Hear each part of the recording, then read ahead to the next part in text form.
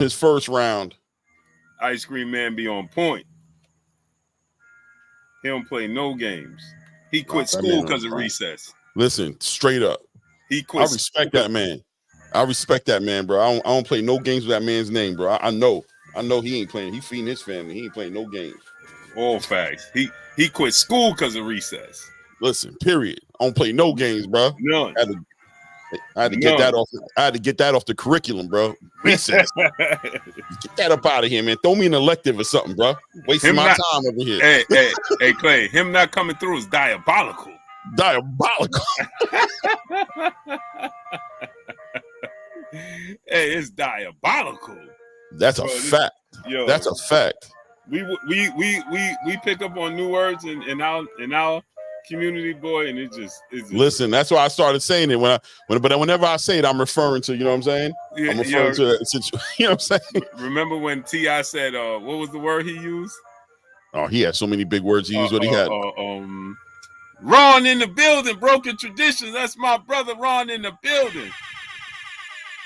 What's up, Ron? Salute to my brother, broken tradition. My brother Ron in the building. JJ Short Deuce, Philly Miz 215. Chris, Bobby Collins, 818. What's up, family? Go subscribe to my brother Claymore Rain. Link is in the chat. Rude Exposure, Mr. Ja Da Da. What's up, family? What's up? What we doing today? Dennis Marshall, what's up, family? We got a lot going on today, man. Hey, listen, man. We're going to get into this, right? Me and my brother Clay. DeMarcus Martin, what's up? Dennis Marshall, what's up? Luis Rivera, Grimmy Taylor, what's up? The Future, what's up? We was going to have two special guests, but we had to postpone it. It's going to come. Tommy Hunt, what's up, family? Yeah, Ron, I've been on the porch because we got this nice New York got that fall breeze coming through, man. It feels good, man. It's good outside. It is nice outside. It's real nice. Yeah, it's not super hot. It's not muggy. It's not humid. You know what I'm saying? Right. So the sun is not beaming on you. Yeah. I'm just trying to take advantage of this good old weather. Expeditiously. 808. That's what it was. Yeah. Expeditiously. You know what I'm saying? I had to look that one up when he said that one. I'm like, he making words up, bro. He making up stuff. You know what I'm saying? He making words up, man. All them, what is that? 3-syllable expeditiously. Jesus, on 4 syllables. Expeditiously. Shout out to to T.I., man. Man, so this just won't go away, huh? This Tank Davis, Shakur Stevenson, they won't let it go away. They won't let it rest. They won't. Who's they? Our fellow content creators. Is it the content creators that we got to point our fingers at in this one?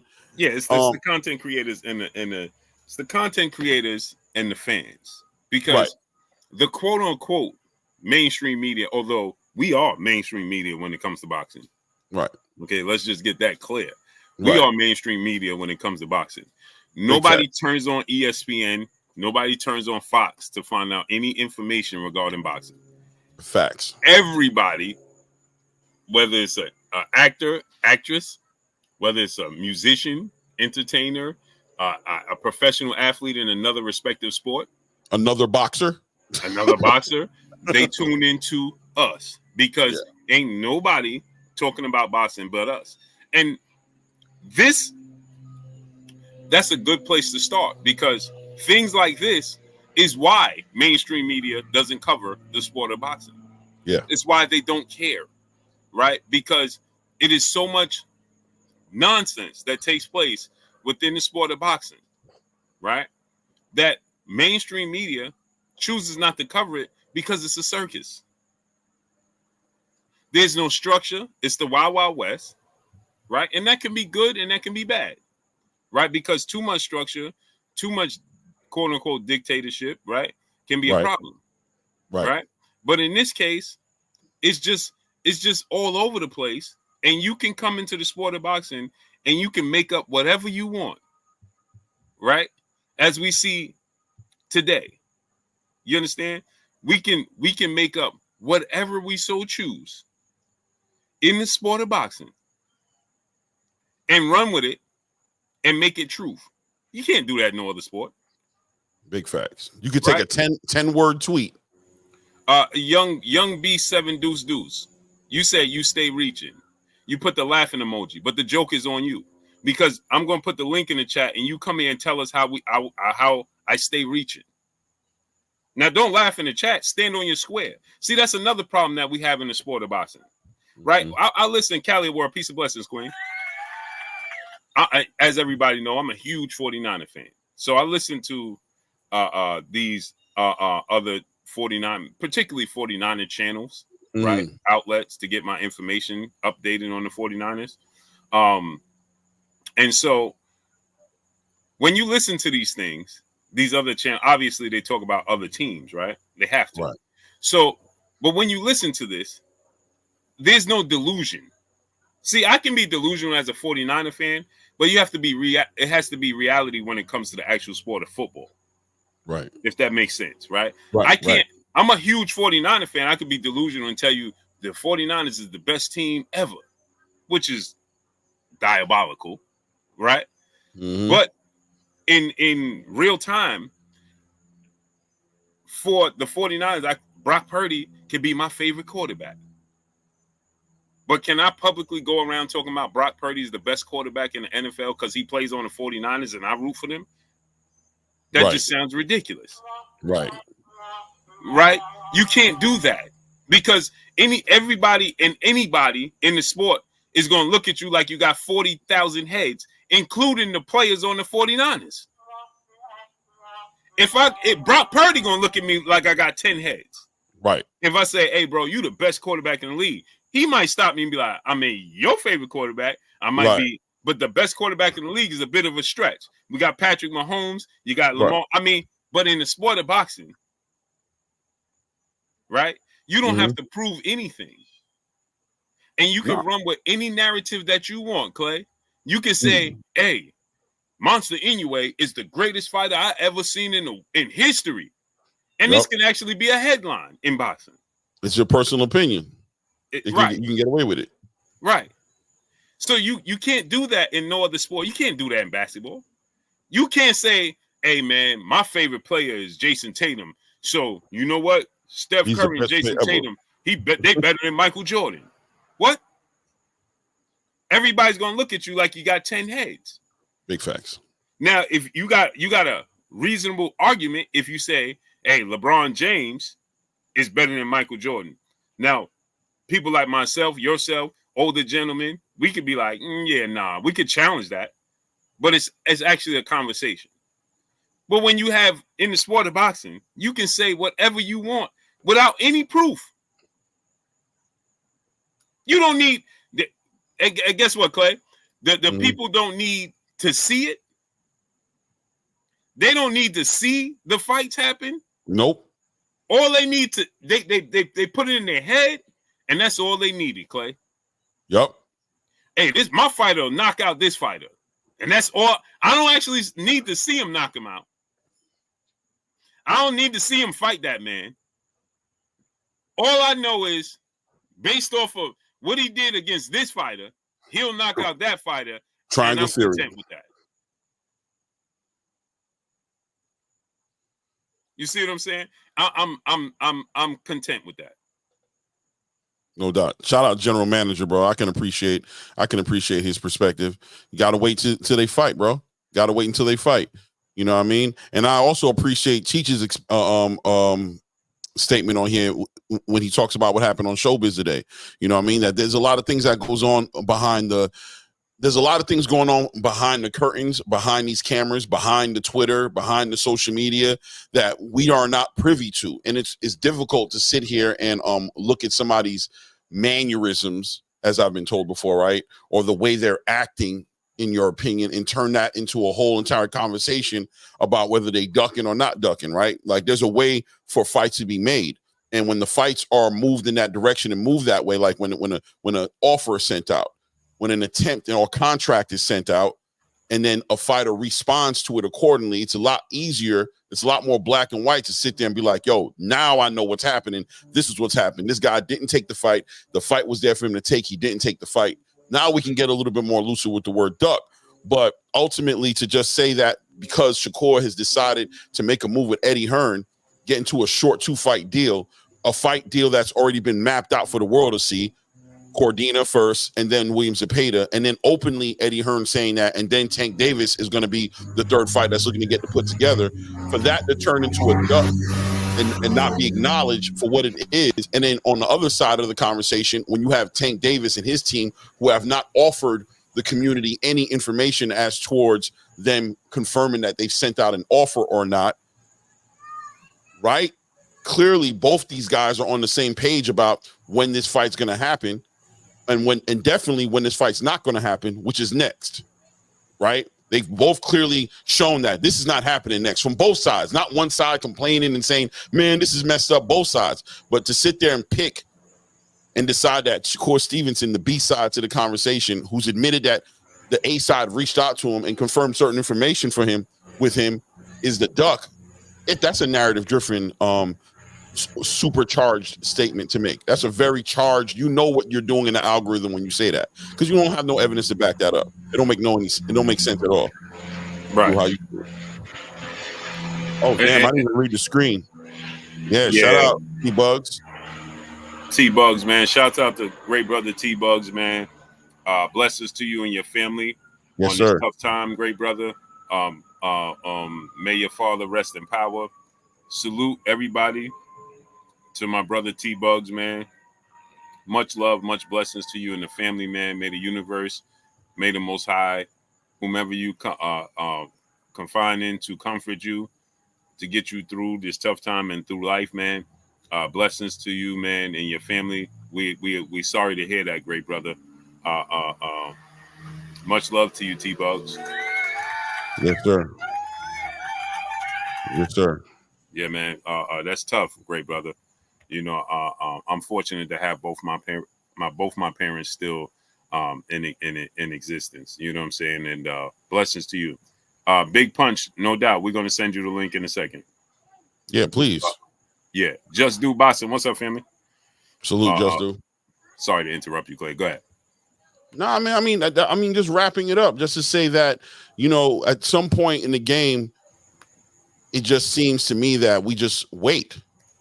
We just wait. Some parts of the game, you know, in trucking, we got a saying, we got to learn to hurry up and wait. You know what I'm saying? Sometimes we just got to wait because there's not enough information. You know what I'm saying? There's not enough information. And, you know, you start putting words in people's mouth and, you know what I'm saying, and adding context to something they're saying that doesn't have any one point of direction or doesn't, and start to put these words out there. It's just, I mean, from a fan, fine, carry it how you feel like carrying it, but from a content creator space, I'm talking about, from the content creator, be more responsible. That's how I feel about it. That's what I'm saying. Like, it's irresponsible. Ray Davis, my brother in the building. Salute, Ray. A.K. Crowder. So that's the thing. You know, it's irresponsible. That's why I say what I say. When I say, you know, that Tank is a duck. Mm-hmm. And the reason I say that, you know, is because people refuse to acknowledge the fact is he's in a position of power. Right. I don't care about nothing else. He's in a position of power.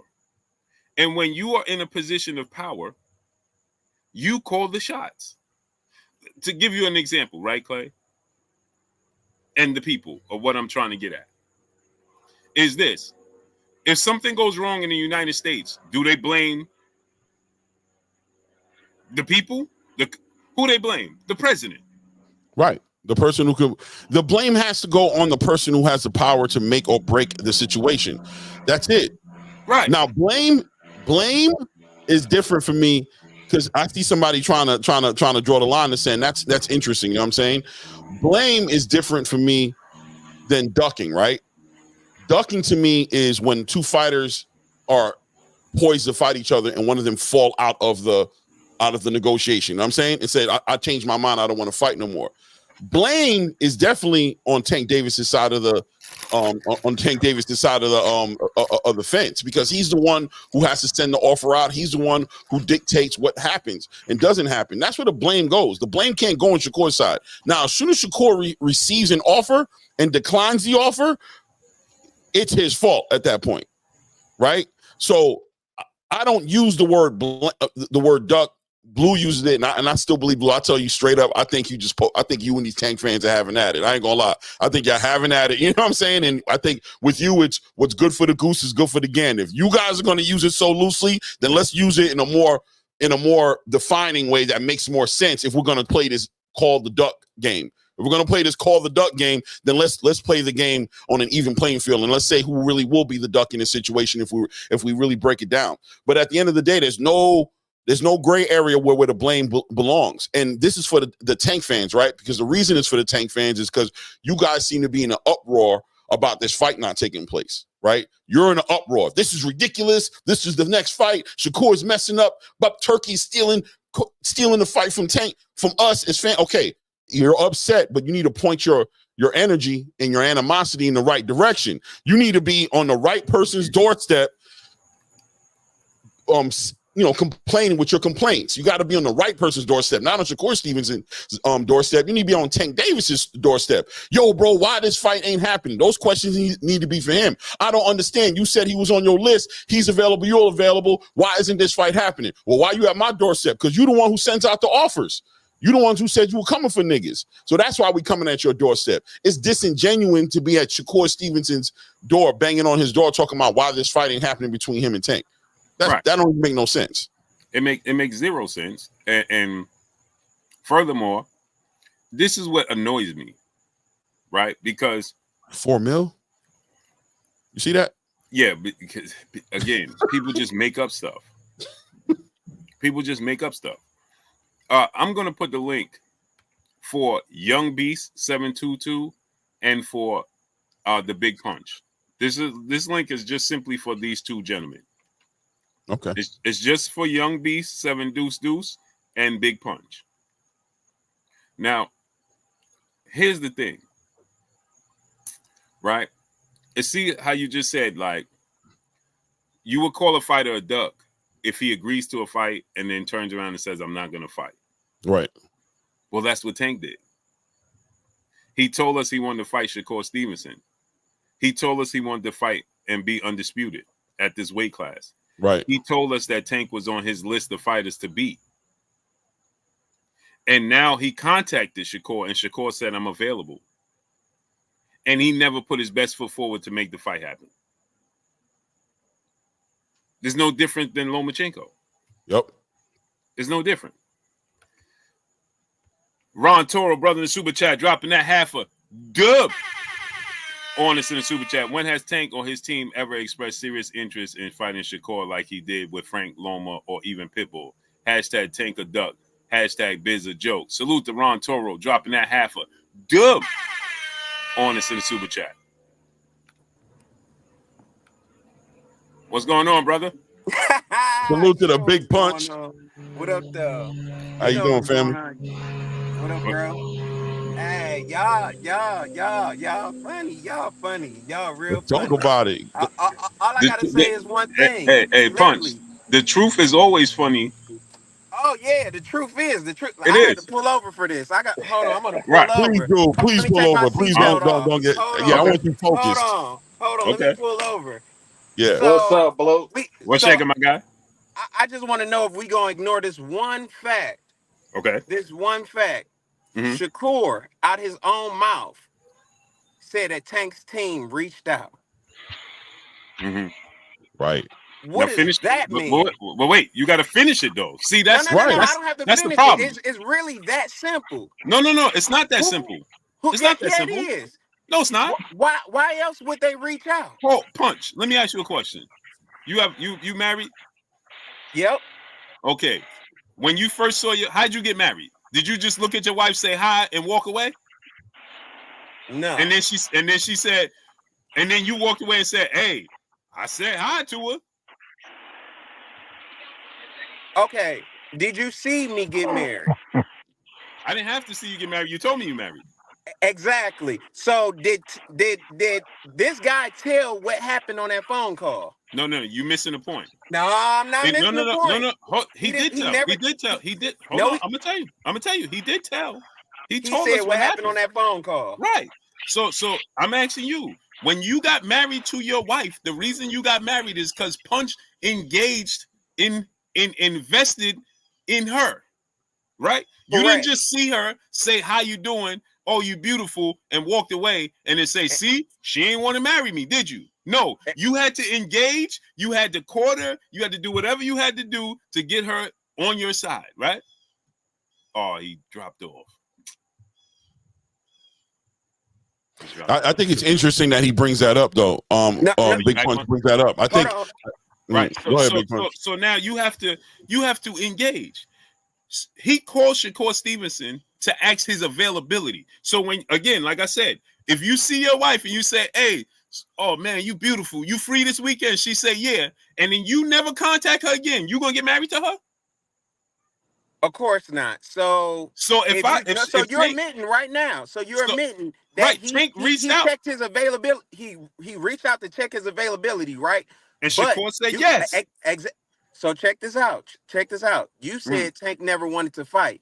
Tank ain't never reached out to Shakur before until now. So he had no reason. Hold on. So he had no reason to actually call him and hit him up for anything other than a fight. But he had to. Exactly. So, but you were on your your you other hear me. saying that he was never trying to fight him. Punch, you didn't hear what I just said. You didn't hear what I just said. Tank had to reach out. You know why? He had to do his due diligence because the whole world was watching, because Shakur's a free agent. He's a network promotional free agent, and Tank ain't got no fight. So and Shakur's on his list of fighters that he want, a short list. So he had to kick that stone.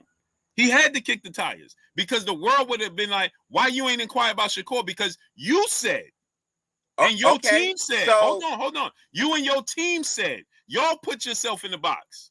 You said that I got a short list of fighters. You said I'm not comfortable fighting at 140. You said you wanted to be undisputed at 135 pounds. You put yourself in that box. So you limit the pool of fighters that you can fight. So if Lomachenko is not going to accept the fight, then the obvious is who? Shakur Stevenson. So and that's why he called him, right? And that's why he called him, right? Yeah. So that's why he called him. So if he called him, how can we say that he's avoiding the fight? How does that make sense? Punch, you smarter than that. Exactly, I am smarter than that. How is he calling? So he called that man. Damn. Why people keep calling me?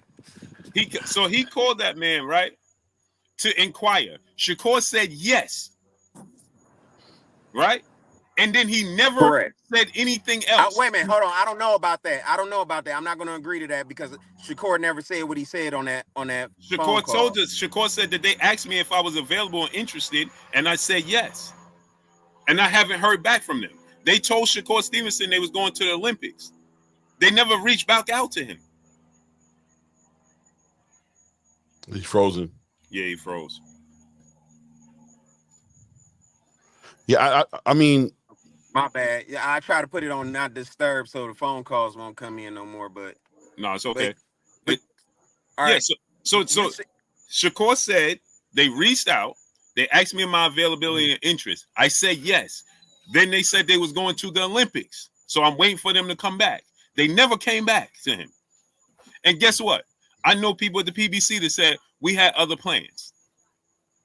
That's a fact. So they never reached back out to Shakur Stevenson.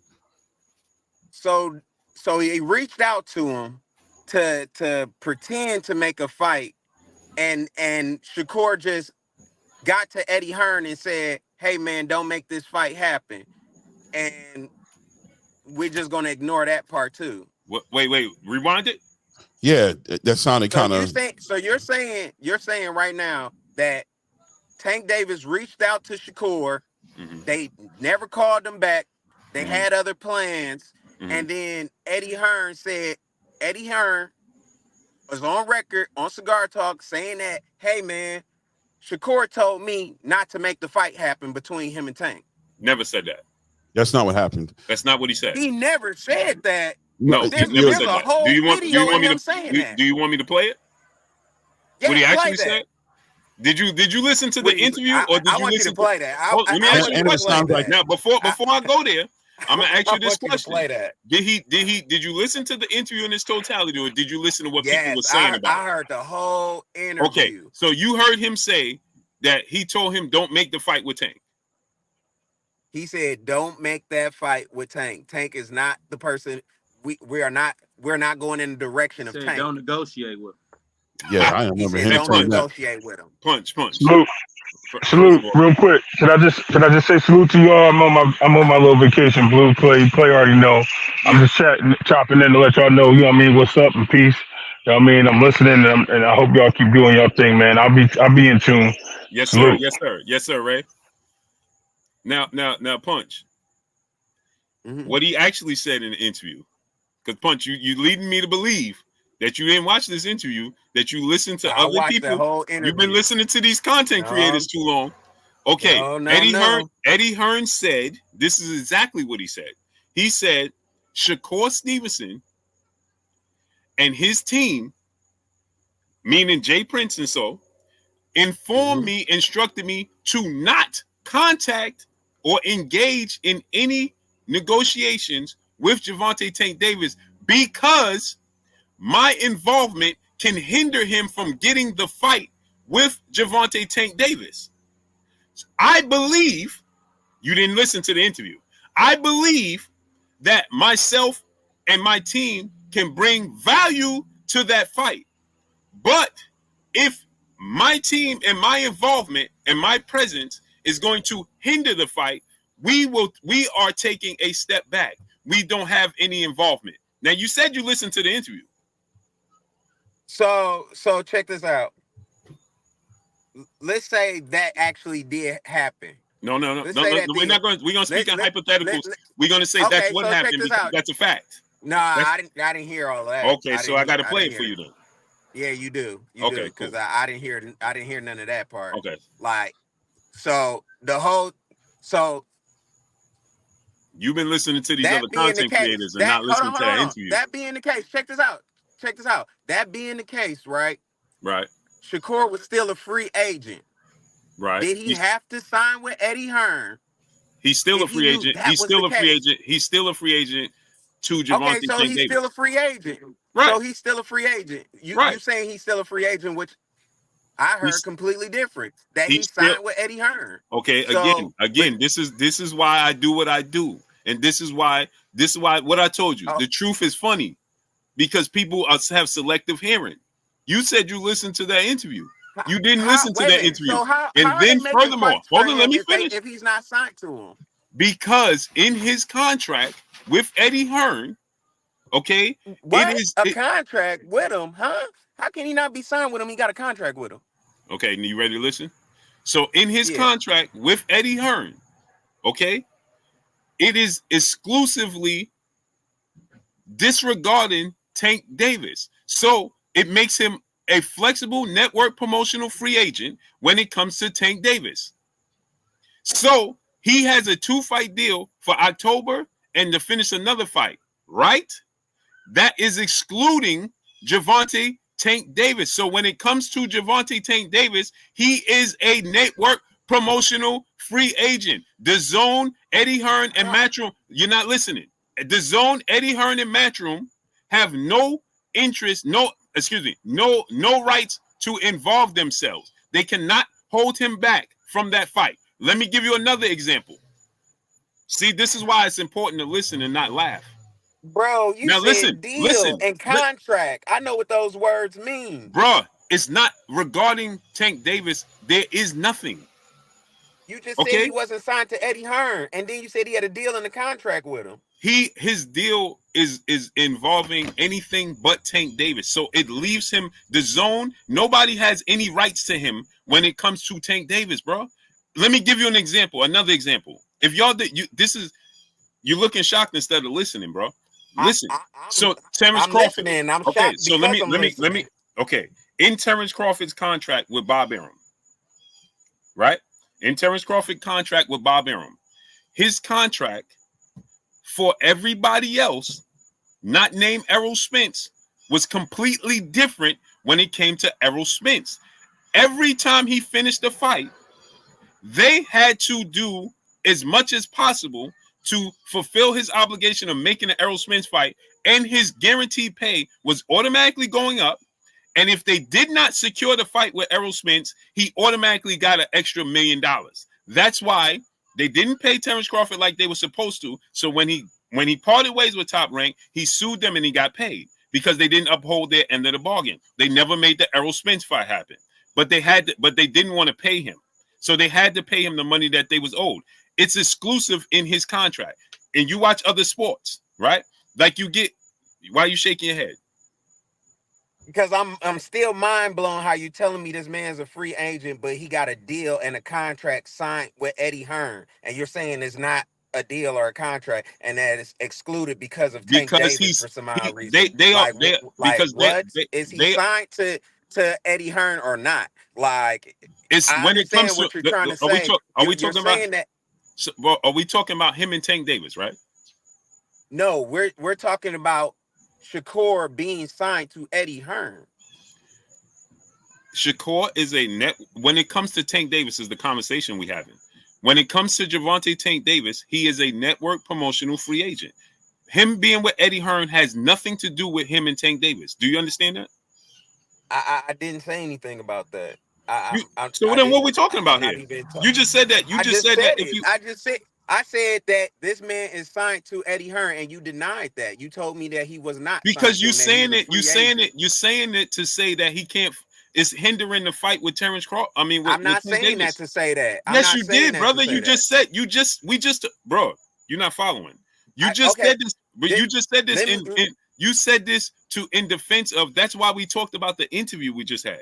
What they had, because you said in the interview, Eddie Hearn said that Shakur didn't want to make the fight with Tank Davis.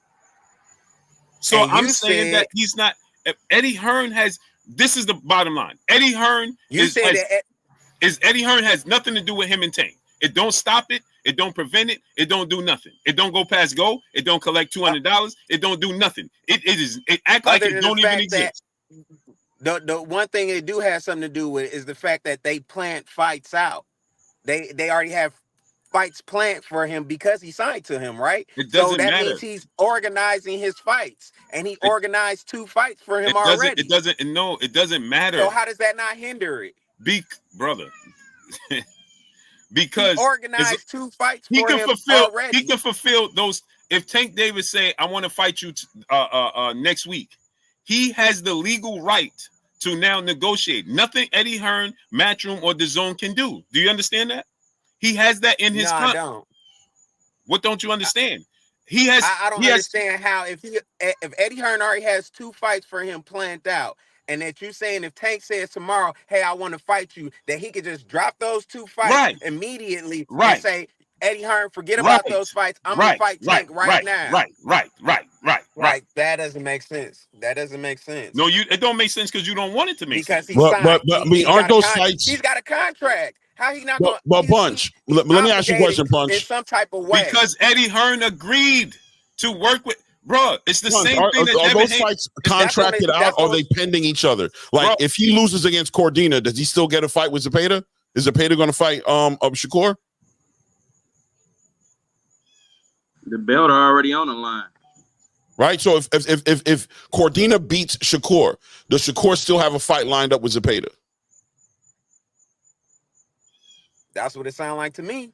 Why? Why would Zepeda fight a loser? Why wouldn't he fight Cordina, the champion? That fight is not on ink like that. It's the plan, but it's not contracted that those 2 fights are going to happen no matter what. Those fights are all pending each other, right? They're pending off each other. The Zepeda's going to the fight on October 12th to scout because he knows he's fighting the winner between Shakur and Cordina. Now we all assuming and we all favoring Shakur to win, right? Because he's having a baby, right? Who's and Zepeda? That's why he pulled. Yes, Zepeda. He's having a baby. That's why he pulled out of the original fight date because he was supposed to fight before this Cordina dude, and then he said, "Oh, I can't fight at this time. So then they pushed the fight back and put another fight in place. So of course he's going to fight him regardless afterwards. Okay. No, That is other guy- Zepeda that- not? Is that Zepeda was not the- trying to that get a was the title or original not? plan. Is Zepeda not trying to get a? Is Zepeda trying to get a title, or is he not trying to get a title? Is he number one in the WBC? Is he a mandatory for the WBC belt or not? He's mandatory for all. Yes.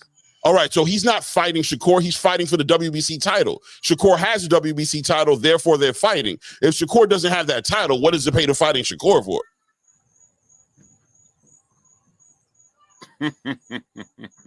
So, okay, all I'm trying to say, right, is this is not set. This is not set in stone, right? If Tank were to say, listen, I want to fight Shakur on this day, and he sent an offer to Shakur. For as an example, Eddie Hearn and Devin Haney's relationship, did not Eddie Hearn get out of the way and allow Eddie Hearn get out the way and allow Devin Haney to make a move to top rank to fight George Kambosos to become an undisputed champion twice, as well as fight Lomachenko on the top rank card. Did he step out the way for that? Yes. Okay, did he step out the way for Devin Haney to get in a fight with Ryan Garcia with Golden Boy Promotions and remove himself from that situation? Yes. So why is it hard to believe that he wouldn't just as easily step out the way for Shakur Stevenson and Gervonta Tank Davis to fight as soon as Gervonta sent an offer to Shakur Stevenson? Why is that hindering? Why is his relationship with Eddie Hearn hindering?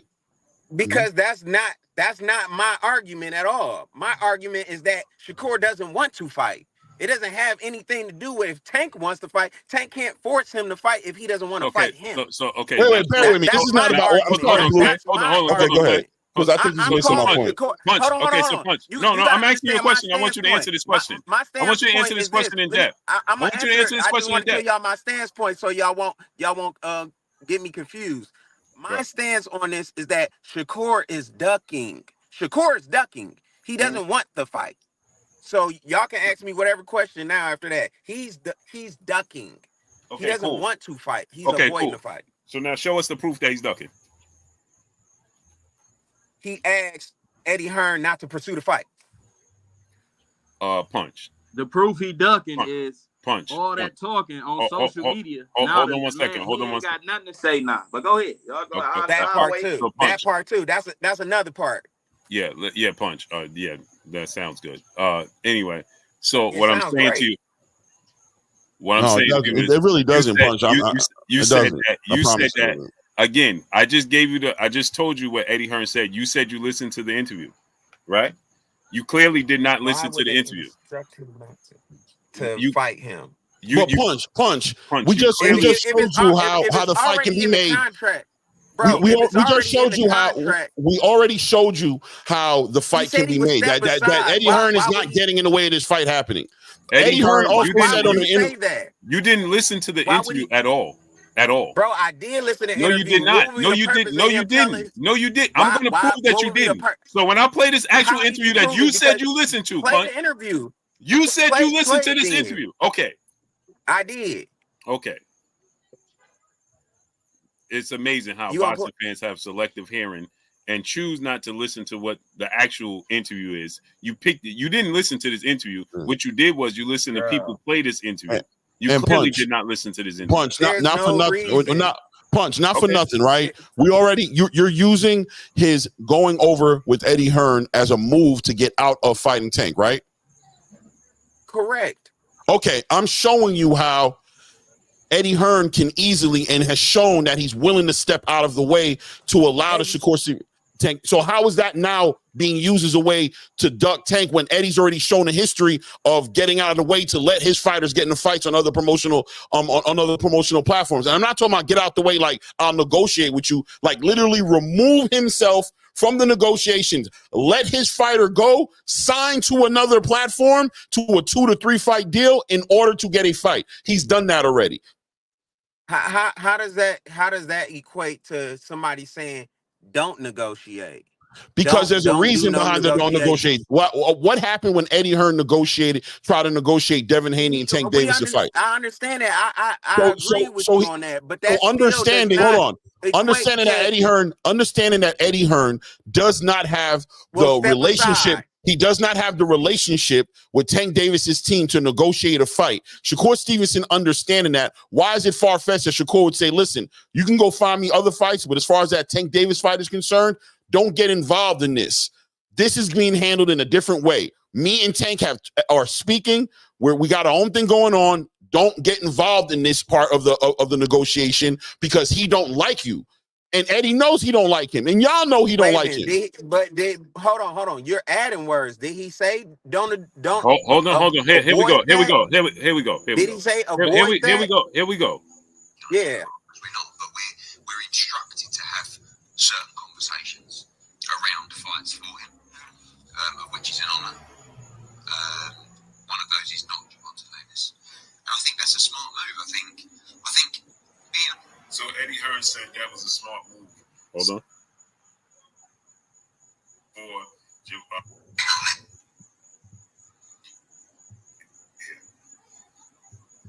Conversations. We're not in those conversations. I think we could add huge value even in that fight for Javante, but maybe our involvement would stop a deal. So we're happy to sit back.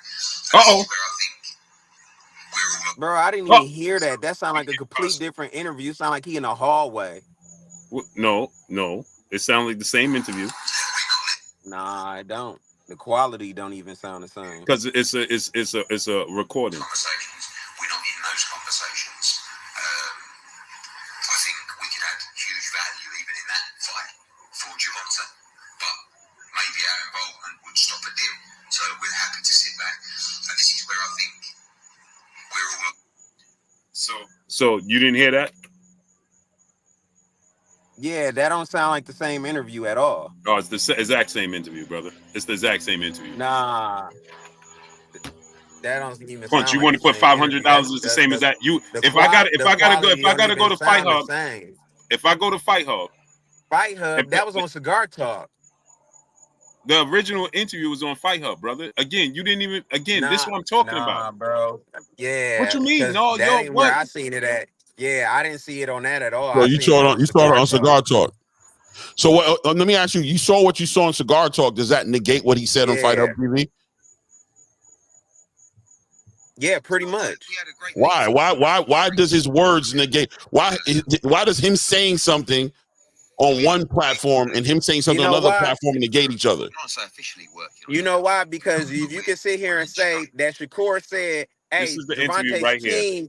This is the interview right here. Sat here and hit me up," but that means that they're trying to avoid me, and you can negate that. Then I can negate this too, right? Because that's your same principle. This is you're saying that Shakur out his own mouth. You making me lose brain cells now, bro. Shakur out his own mouth said, "Hey man, Tank's team hit me up," but y'all can say that, "Oh nah, man, he ain't trying to fight him for real." What are you talking about, bro? This is a silly conversation. Who's not trying to fight him for real? Exactly. He hit him up. I just gave you. Bro. Stop. Bro, we gotta stop. We gotta stop with this, man. You said Tank is a duck, right? Punch. You said that out your own mouth. Punch. Please stop. You said he was ducking him. Please but stop. He hit him up. Bro, he hit him up to inquire if he was available. About a fight. Okay. About a fight. He inquired about his availability, right? He also inquired, right? Bro, are you gonna listen? He also inquired about El Rayo fighting. To Shakur? No, Tank Davis, bro. Tank Davis reached out to El Rayo to see if his availability to fight as well. They told him they would not be able to fight because they suspended until September 17th, so they can't fight in November. Okay? So what does that mean? So he's just doing his due diligence. He's just searching, bro. He's not engaging with Shakur Stevenson. I love how you're trying to avoid the fact that he's calling these people to fight, but you're trying to make it seem like he's just calling them for the hell of it. He want to hear their voice. Like, "Hey man, what's up? I haven't heard from you today. I just want to talk to you. How you doing? You doing good? All right, goodbye." He only got one reason to call these people. Please stop. He only got one reason to call these people. Please stop, bro. For a fight. Please stop. Like, it doesn't make sense. Bro, let me ask you a question. In any other sport, if you're an NFL free agent, right? Multiple teams are going to reach out. But there's going to be some teams that's going to show actual real interest in signing you, right? Does that mean because everybody reached out, they really truly wanted to sign you? Or they was just asking availability? Right now in other sports, right? You can have teams reach out to other teams, right? And they'll ask the availability of said player. What would it cost? What would it be to get this player over here? They could just be kicking the tires, bro. So yes, he reached out to ask the availability. The problem that you're trying to ignore is that Shakur said, yes, I'm available, and it didn't go no further than that, bro. He never even said he said yes. So what did Shakur say, bro? Now we're just going to sit here and lie? He said, they asked me if I was available. I said yes. Okay, they asked the man what? So if he didn't say yes, then what did he say? No? There are only two damn things he never said what he said. He said they never called me back. That's the only thing he said after he said he reached out. Well, clearly, in order for them to call him back is because he said yes. Bro, we don't know what he said. This is all assuming. Bro, it's not assuming. Please stop. We can use common sense, man. Boxing fans' IQ is not this low. We can use our common sense. Nah, we can't use common sense when it comes to a phone call. Bro, if they reached out to that man and they said he's waiting for them to call him back, then he only said yes or no. So if he said no, why the hell would he be waiting? If he said no, why would he be waiting for them to call him back? How do we know that he said that? If he said no, why would he be waiting for them to call him back, bro? If he said no, he could say that to make him not look like a duck.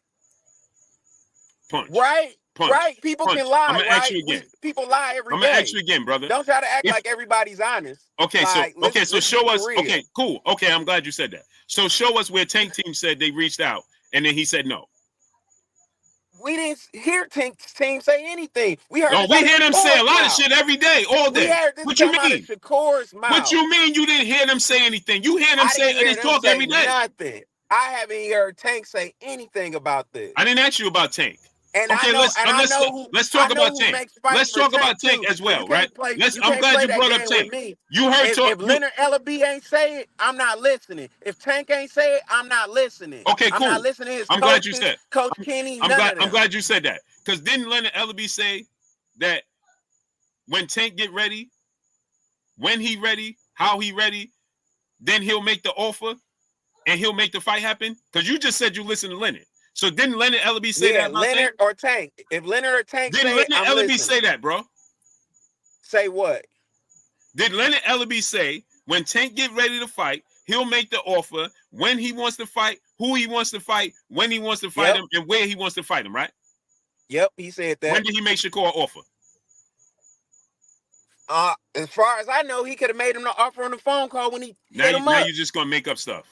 I'm gonna ask you again, brother. How am I making stuff up? Now I'm gonna ask because this is a silly conversation. How am I making stuff up? All we know is that team reached out. Bro, I'm asking you a question. I'm asking you a question. Did it go past? So did you obviously know, right? Because this is now you're just playing games. So I'm asking you a question. I'm not playing no games. Okay, so you think he reached out to him and they had this extensive conversation, right? They could have. Why not? I wasn't on the phone call. Okay, all right, Punch. You think it was a 3-second conversation? Punch, I'm not gonna play that game with you. I'm not gonna play. That's and that was it. Bro, Punch, that's game. You want me to assume what happened on the phone call? You don't have to assume. You can use your common sense, bro. My common sense is telling me that he asked for a fight. That's what my common sense is telling me. He asked for a fight. Then he sent him an offer. Yeah, why not? Okay, so he sent him an offer. That's why he would call him, right? And he went, but he told the world when he sent Frank Martin an offer, right? He told the world we knew about him sending Lomachenko an offer. You knew when he wanted to fight Conor Benn, right? So I'm asking you, where's the proof that he sent Shakur Stevenson an offer?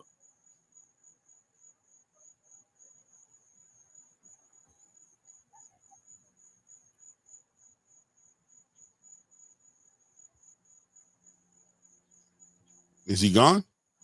Yeah, his somebody must have called him. 6, go ahead, great brother. I just want to say I don't know why we rushing the greatness. Why we rushing this fight? It's not even a big fight right now. It's like, look at the Errol Spence fight. Everybody rushed that fight. You was the same person say Bud ducking. Bud never was ducking. You just had to let the fight marinate. It's gonna happen. Bud was never scared. But back to the point. Tank sitting back chilling, enjoying life. I never said Bud was ducking, and I never said Bud was scared. You always were saying I was be in the chat talking crazy on that too. Okay, cool. You want to put $500 on that? I ain't putting nothing on nothing. Okay, but you said hold on, time out. Don't put a jacket on me that don't fit. Don't put a jacket on me. Don't put a jacket on me that don't fit. I never said Bud was scared. I never said he was ducking. What I said was, right, is that he put himself in a position when he re-signed with Top Rank that he knew that Top Rank wasn't going to put their best foot forward. Hence the reason why he had these incentives in his contract to try to assure that they put their best foot forward to make the Errol Spence fight happen. So what I said was there was nobody to blame for him not getting the Errol Spence fight, but himself. Because you put that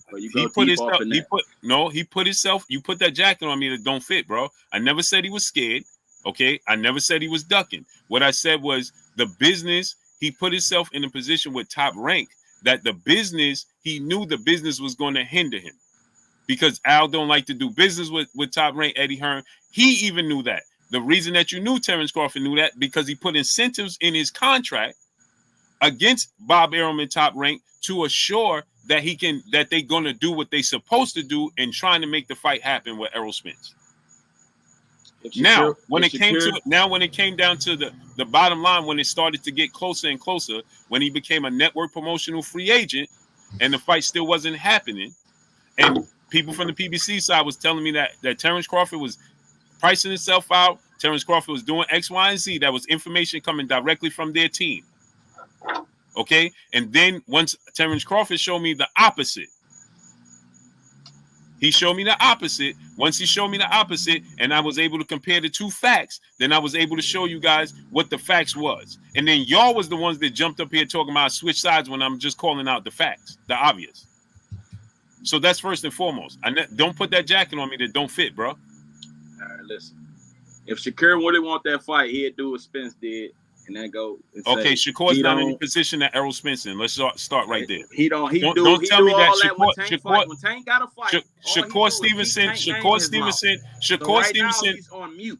He's on mute, and all you talking about is Tank. Talk about the man that's on mute. Tank ain't never said nothing about none of these fighters. It's always been you, and that's your last hope. You already said I was in that. You said now you just stand here lying. You said Tank. Now you're lying. You said Tank. You said Tank ain't never mentioned these fights. Tank said that he got a short list of fighters that he wants to. Yeah, and you're steady rushing it. You're rushing. What do you mean I'm rushing it? Hold on, stop. 6 to 7 fights. Bro, stop. Tank said that he got 6 fights left. And you're rushing the Shakur fight. Tank said that he got 6, bro. That's all I'm saying. Okay, so answer this question, right? Answer this question. Did Tank say that he was going to want to be undisputed at 135? Yes or no? Yes or no? Yes, yes. Okay. Did Tank say he only fighting the fighters that's on his list of fighters? Yes or no? Biggest fight was Loma. That's what I didn't ask you that question. That's not the question I asked you. I said, did Tank say he was fighting the fighters on his list? Clearly, we all know that. I didn't ask you that. Did Tank say that he's going to fight? Did he mention any other fighters? When it came to T.O. and fighters not on his list, what did he say? He have no interest in fighting them, right? Yeah. Correct? So that means he's only fighting the fighters on his list, right? Yeah. Okay. Now, he said he's going to be undisputed. Did Tank Davis say fighting at 140 pounds, he wasn't comfortable, he's not going to 140? Yes or no? Yeah. Okay. So let me ask you a question. How many fighters at 135 have belts and is on his list? 3 of them. Name the 3. All the ones who got a belt. If the man, I didn't ask you that. I said name the 3. You got what? Barichik, whatever his name is. Barichik is on his list? That's a lie. You just lied again. You just lied again. You said that Dennis Barichik. You said that Dennis. Go ahead. You said that Dennis Barichik was on his list. He's not on his list. He just upset Emmanuel Navarrete and became a champion, right? So I guess he jumped on the list by being a champion, correct? Who on the list then? I'm asking you, brother. You said I'm rushing the fight. I'm asking you, brother. You said You said I'm rushing the fight. You rushing your last. I'm not rushing anything. It's called process by elimination. It's called common sense. It's called common sense, right? So now let me ask you a question. If he's not comfortable fighting at 140, then that means he ain't going to 140, correct? And he can do whatever he feels. I didn't ask you what he could do, what he feel like doing. No matter what he told you. I'm asking you what he said. Did he say he don't want to go to 140 and fight? Yes or no? Tank can go to 130. I didn't ask you what he can do. I'm asking you based off of what he said. Did he say he don't want to fight at 140? Hey, I don't know. That's what he said. That's what he said. You don't know, or did he say it? I don't know if he said that or not. You don't know it now. But just 2 seconds ago, you said that's what he said. Hey, if he said it, he said it. Now you're not aware of what he said. Studying weight classes. Okay, cool. Okay, cool. Okay, cool. We're talking about Shakur. Okay, pay attention. Listen. That's what you listen. said. Okay, so if you listen to what I'm saying and pay attention to what I'm saying, then you will understand and take your fan hat off. It ain't I'm a fan of boxing. You ain't a fan of boxing. You're a fan of Tank Davis, bro. No, I'm a fan of boxing. Okay, so I'm asking you, process by elimination. If he don't want to go to 140, he got a short list of fighters, and he want to be undisputed at 135. Why did you just say I'm rushing the fight when Lomachenko just ducked him? So there's only 3 fighters he can fight at 135, correct? Hey, he got the other guy. What up? I just said 3 fighters: Dennis Valente, Shakur, and Lomachenko. Lomachenko said he don't want to fight. He just ducked Tank. Are we agreeing with that? We got Shakur. He done jumped in 2 fights. Okay, so you got Shakur. You got Shakur. Who not saying nothing. Ryan Garcia got the fight from talking so much smack. Go keep continuously talking your smack. Okay, so let me ask you a question. Come on, bro, let me ask you a question. Shakur Stevenson didn't talk smack? He didn't call out Tank? Not that Tank is free. He ain't call out Tank? He ain't saying nothing. He ain't call out Tank? He over there doing interviews. Did he call out Tank? Did he call out Tank, bro? He ain't saying nothing. Did he call out Tank? He's not saying nothing. Bro, Conor Ben called him out? Conor Ben? Yeah, Conor Ben. You know who that is. You a fan of boxing. Conor Ben always talking junk. I didn't ask you what he's talking junk. I didn't ask you was Conor Ben talking junk. I said, did Conor Ben call out Tank? Conor Ben always calling out I didn't ask you what junk he talked. I said, did he call out? He always call out Tank. Did he call out Tank? I said he always call out Tank. When did Conor Ben call out Tank? He always talking about Tank. Whenever they bring him up. When? Whenever they bring him up in the interviews.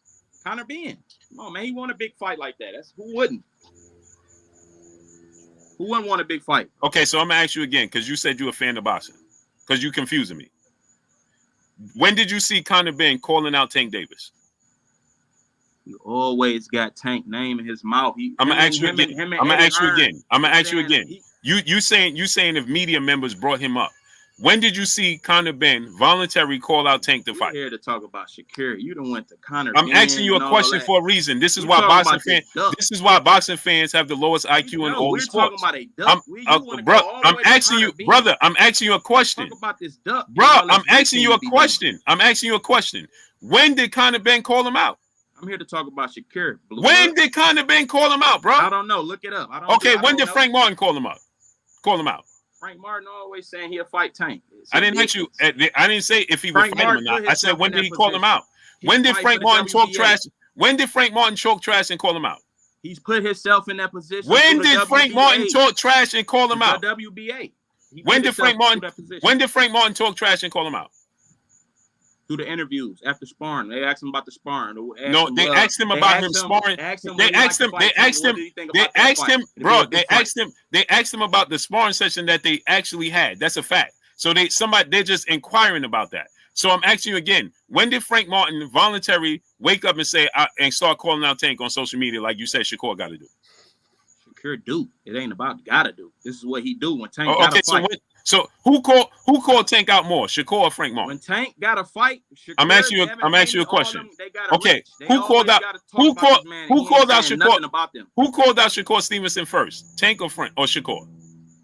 Who called each other out first? Who called out who? Who first? Yeah, who called out who first? You say who called out Tank first or Frank? Who called out who first? Shakur called out Tank or Tank called out Shakur first? Shakur always had Tank name in his mouth when he was at 130. Hey, bro, I'm going to ask you again. Who called out who? Did Shakur call out Tank or did Tank call out Shakur first? Shakur called out Tank. Oh, he did? Yeah. I'm confused because when Shakur was looking to fight and be undisputed at 130, Tank was the one that called out Shakur and said, listen, I might go down to 130 and beat Shakur Stevenson. Bro, listen. You was in that podcast. Bro, listen to what? Bro, listen to what? The only I'm asking you a fighters question. you see beating Tank is these. I didn't ask you who I think beat him. Bro, I didn't ask you. Haney. See, this is why I talk. This is your last hope. So that's why you. This is what we talk about in the sport of boxing. This is the epitome of the fans in the sport of boxing that can't help themselves. They pretend to be boxing fans, and they're not. I'm asking you a simple question, and you keep bouncing around to any and everything other than what I'm asking you. You said that Shakur Stevenson got to call out Tank Davis, but nobody else had to do it. But when Shakur did call him out, people like yourself was claiming that Shakur Stevenson is clout chasing and looking just to get a bag. Right, now Shakur Stevenson, it came down to the obvious, where Shakur shouldn't have to call him out because he's on Tank list, he's on Tank radar, and Tank and his team said that Shakur was next after Lomachenko. So it's simple mathematics. If Lomachenko dropped off, then Shakur should be next on deck. But you said that I'm rushing a fight. Tank Davis is 30 years old and said he got 6 fights left. You said Tank Davis said he wanted to be undisputed at 135, excuse me. So it's just simple mathematics, brother. If Lomachenko ducked him, because you ain't never came here and defended Lomachenko when I said Lomachenko ducked him, I ain't never seen you show up in here talking about, hey man, you rushing the fight with Lomachenko. Why you ain't do that? Because Lomachenko, Lomachenko, everything was out for that. We saw clearly that he ducked. We don't see Tank saying nothing. Yeah, you know, see you posting these crazy. Yeah, you see pictures. Me posting it because guess what? I'm not afraid to hold him accountable, bro. You are. I ain't afraid. He can do him. He his own man. I'm sure he could. I'm pretty sure he could. He making hell of money. He could get the bag and all that. I don't care what you do. You still are what you are. I don't care what you do. I don't care what you do. The fact remains is that this, right? You got a right to your opinion. You said that it was out there with Lomachenko. Did you hear Lomachenko say it? That it was out for Lomachenko. Yeah, you said it was out there for Lomachenko. Did you hear Lomachenko say it? Did you hear Lomachenko say it? Did you hear? Let me ask you a question. Did you hear Tank say anything about Lomachenko?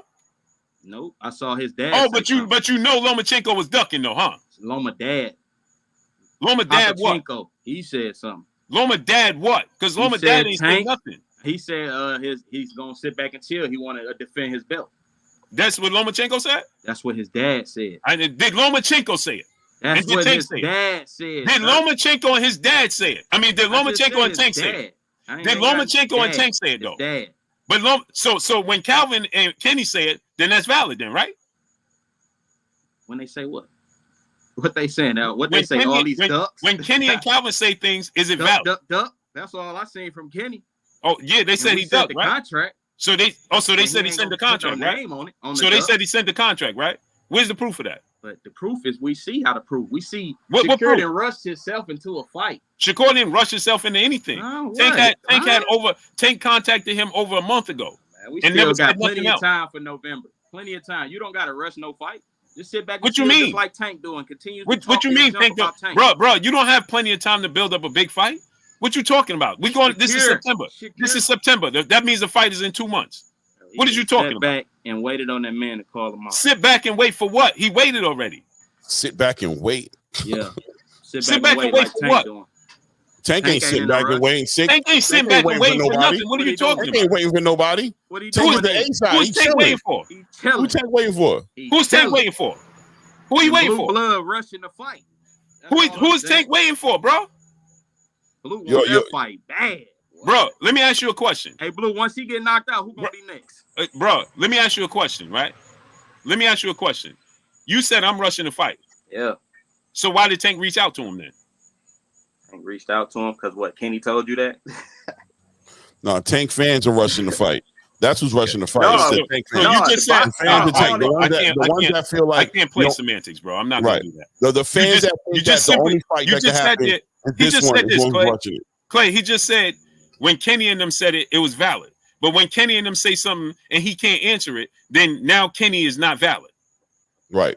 Oh, we heard that a little earlier today too. I just said, so when Kenny and them say it, he said, yeah. They said he was ducking. They said he sent the contract. So that's valid. But then when I say, well, they said this, then he like, man, who is Kenny? They can't now speak Kenny ain't valid.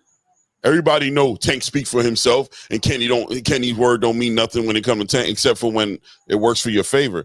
My thing is, you guys are trying to put this jacket on us that we're rushing the fight, right? This is a response. This what's going on with salute the realists. What's going on here is a response to the pushback at this fight not happening now from the Tank fans. The Tank fans are saying this fight needs to happen next. And Shakur has a lot more to do than he's already tried to do in order to make this fight happen. I'm not rushing the fight. Listen, I'm the one sitting here saying you guys straight up. Tank and Shakur spoke. Whatever that conversation came to is that we not fighting right now. We gonna fight. Don't worry about it. Shakur came out and said, listen, me and Tank gonna fight no matter what. We already spoke.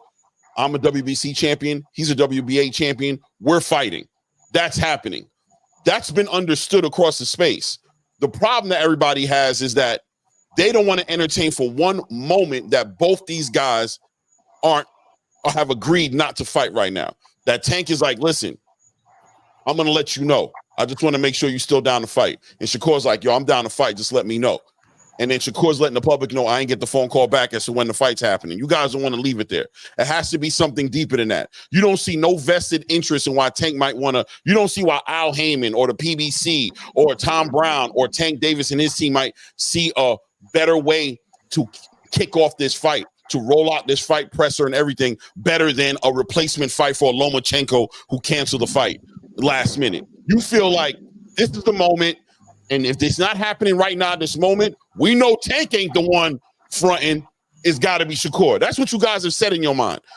And Tank hasn't said nothing to confirm nothing that you guys are saying. Shakur is the only person who's actually been involved in a conversation with that team who's communicated anything, but I get it. He's a liar. What he says doesn't count. So we're going to listen to Calvin and Kenny, who don't even say that the fight was put into motion yet, but you guys will put words in their mouth as well. And then you'll add words that Tank never said and turn it into now we don't even know, as far as we know, an offer was sent to Shakur and he refused to offer and priced himself out. 4 million, 3 million, 30 million. I done heard it all, bro. I done heard it all. And then you come up here and you try to say, and then you come up here and you try to say, yeah, you guys are just being impatient and you're not waiting for the fight. Really? But Clay, check this out though, Clay.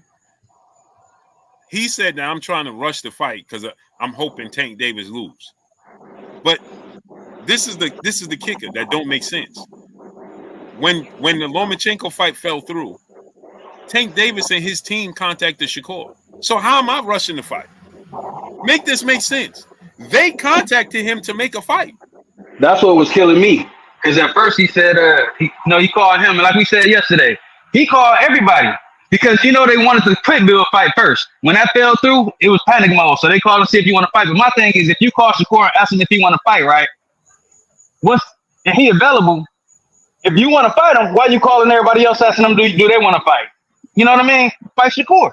Ain't nothing stopping him. He a free agent. Then what the other guy said, he couldn't understand that Shakur got a structured contract. He purposely structured his contract to where he can fight Tank without Eddie Hearns being involved.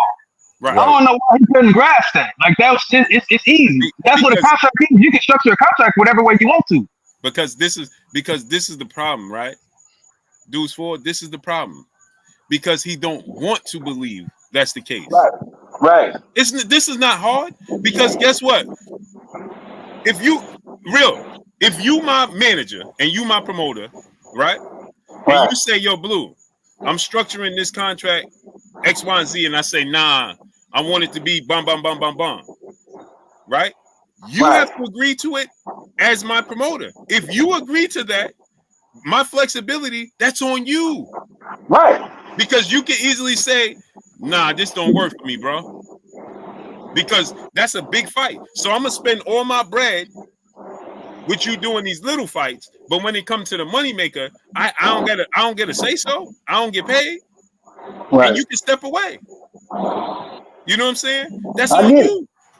So you can't say, now, if me and you have that agreement, we can't sit here and be like, I can't believe Real did that deal.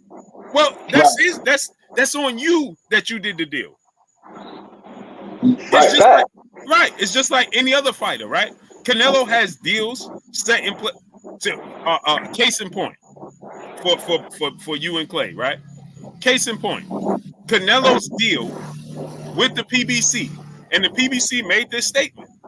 His deal with the PBC has everybody in it except for David Benavidez. That's a real gut right there. Remember, they came out and put the statement, and that's when I said, why would the PBC, if David Benavidez is their fighter, why would they agree to sign Canelo Alvarez, knowing that this is the money fight for him, right, in that division, and the fighter he's trying to fight, and accept Canelo Alvarez coming over to them and excluding him because that's what they did. Right. That's because he didn't want to fight him. But you know, Canelo, he a big dog, so they willing to take that loss because they gonna win on other fronts. But Shakur purposely showed them that I want to fight Tank, so I'm not gonna kill myself before the fight even happened. Right. You know what I mean? He made sure he kept that door open. Right. And go back to what I'm saying, like with Shakur. So fighters can have in their contract excluding a fighter, or in this case, Shakur put in his contract to exclude the zone and the promoter. Yeah. He excluded the promoter instead of the fighter. Instead of the fighter. Right. And the thing is, Eddie Hearn's most definitely. I don't understand how everybody taking his words and twisting them. You can clearly hear, if you can comprehend, you can hear the man saying that he ain't saying that he ain't gonna fight. He ain't gonna let him fight him. He's saying he ain't got nothing to do with that fight. He gonna step aside and let them take care of their business. Right. That's literally what that man's saying. He tried to make it that Eddie Hearn said, don't make a fight with Tank Davis. That's not what he said. And then when I played the interview, then he like, no, I heard a different interview on Cigar Talk. Bro, I don't the interview that everybody's talking about that went viral was the interview between Eddie Hearn and Marcos Villegas in Fight Hub. Right. And I mean, of course, everybody copied and pasted it, but the interview was the interview at the end of the day. Right. He ain't say something different depending on where you heard it from. The interview.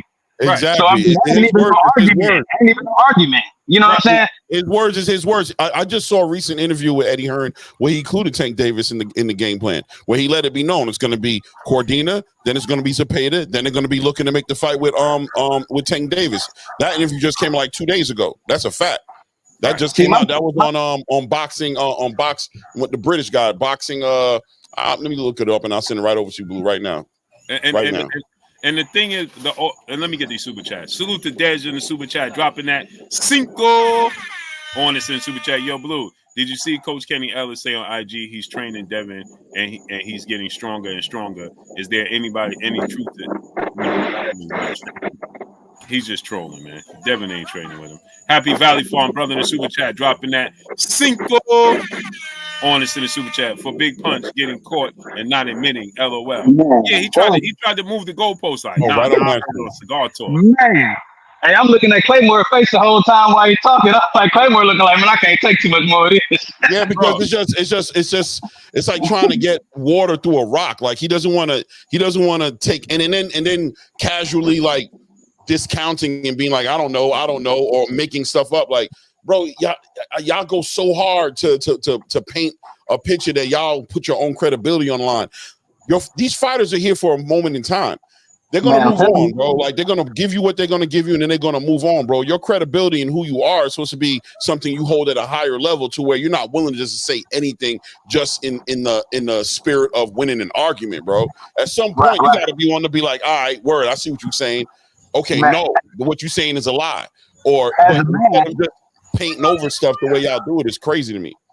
As a man, though, I think you need to, if you're wrong, man, it's okay. You know what I'm saying? We make mistakes. You wrong. Ain't nothing wrong with being wrong. But the thing is, as a man, you should be able to own up to it, man, and not try to hide behind a lie. Like for what? Yeah, ain't nobody gonna come spank you. Ain't nobody gonna come whoop you or nothing, man. You wrong. You feel me? Knockout said, what big fights did Eddie Hearn get Devin and Andre? It don't matter.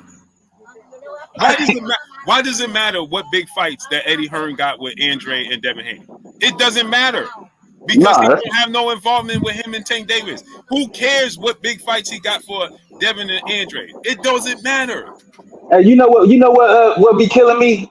yesterday I heard a cat saying he was talking to me in the chat while we was on live yesterday, and he gonna say, Darius, who Shakur fought? Bro, don't nobody want to fight the man. How you gonna put somebody on his resume when everybody ducking him? But real. What does it matter? Why does it matter? It don't matter. It got a belt. You trying to be undisputed? Make it happen. Right. You know what I'm saying? At the end of the day, I don't care who he fought and didn't fight. I don't care what fights Eddie Hearn got this fighter and didn't get this fighter. I could care less. At the end of the day, I want to see, and we want to see Shakur versus Devin and versus Tank. And at the end of the day, like I said, right? Who on Tank Davis' resume is better than Shakur Stevenson? Who can he fight right now that's better than Shakur Stevenson? Man, ain't nobody, man. Ain't nobody. I mean, that's the fight. But and that's the thing. Like, I look at it like this, man. I ain't gonna say nobody ducking.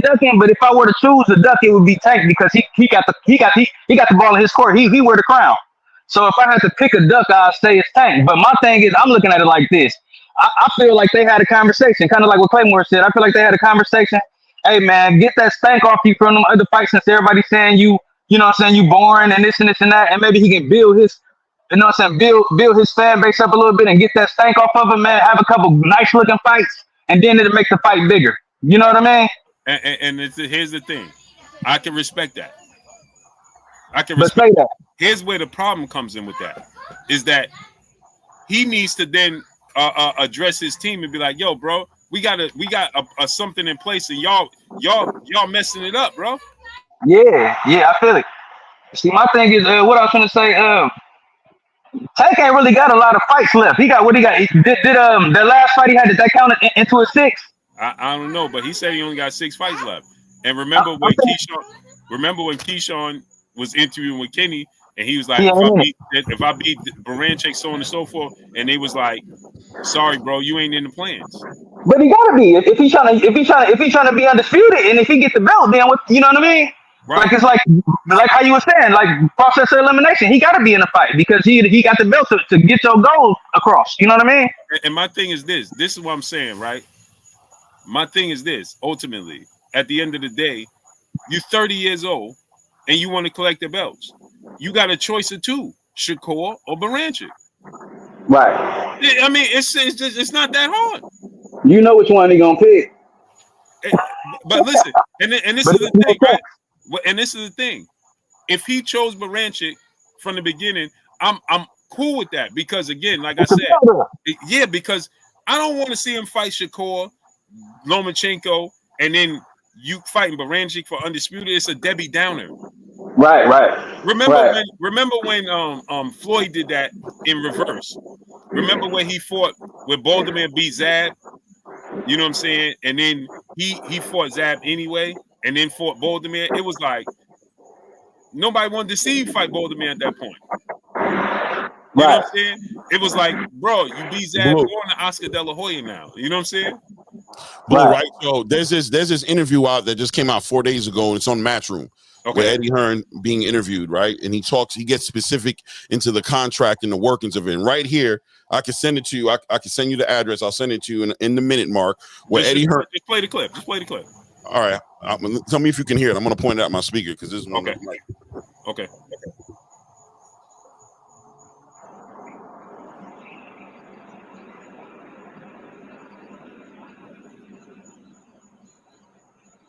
Hold on. Can you hear it?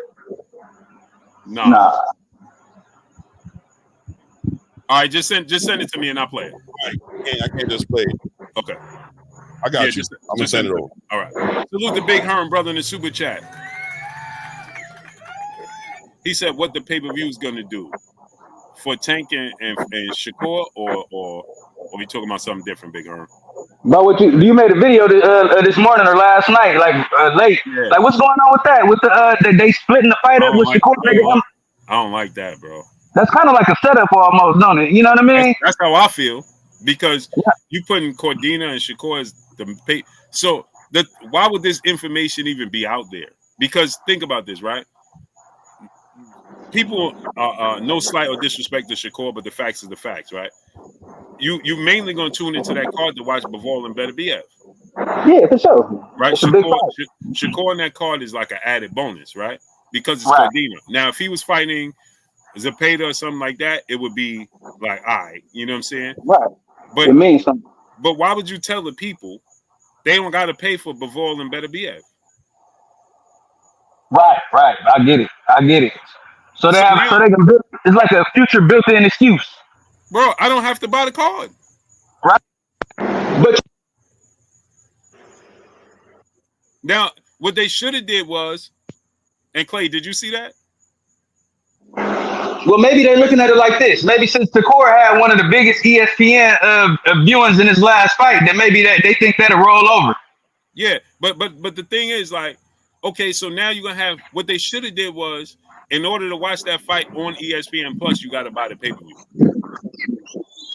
Right. Yeah. True. Because at the end of the day, Bivol is still a matchroom fighter. So that Right. doesn't even make sense. So it's not like it's two ESPN fighters and top ranked fighters.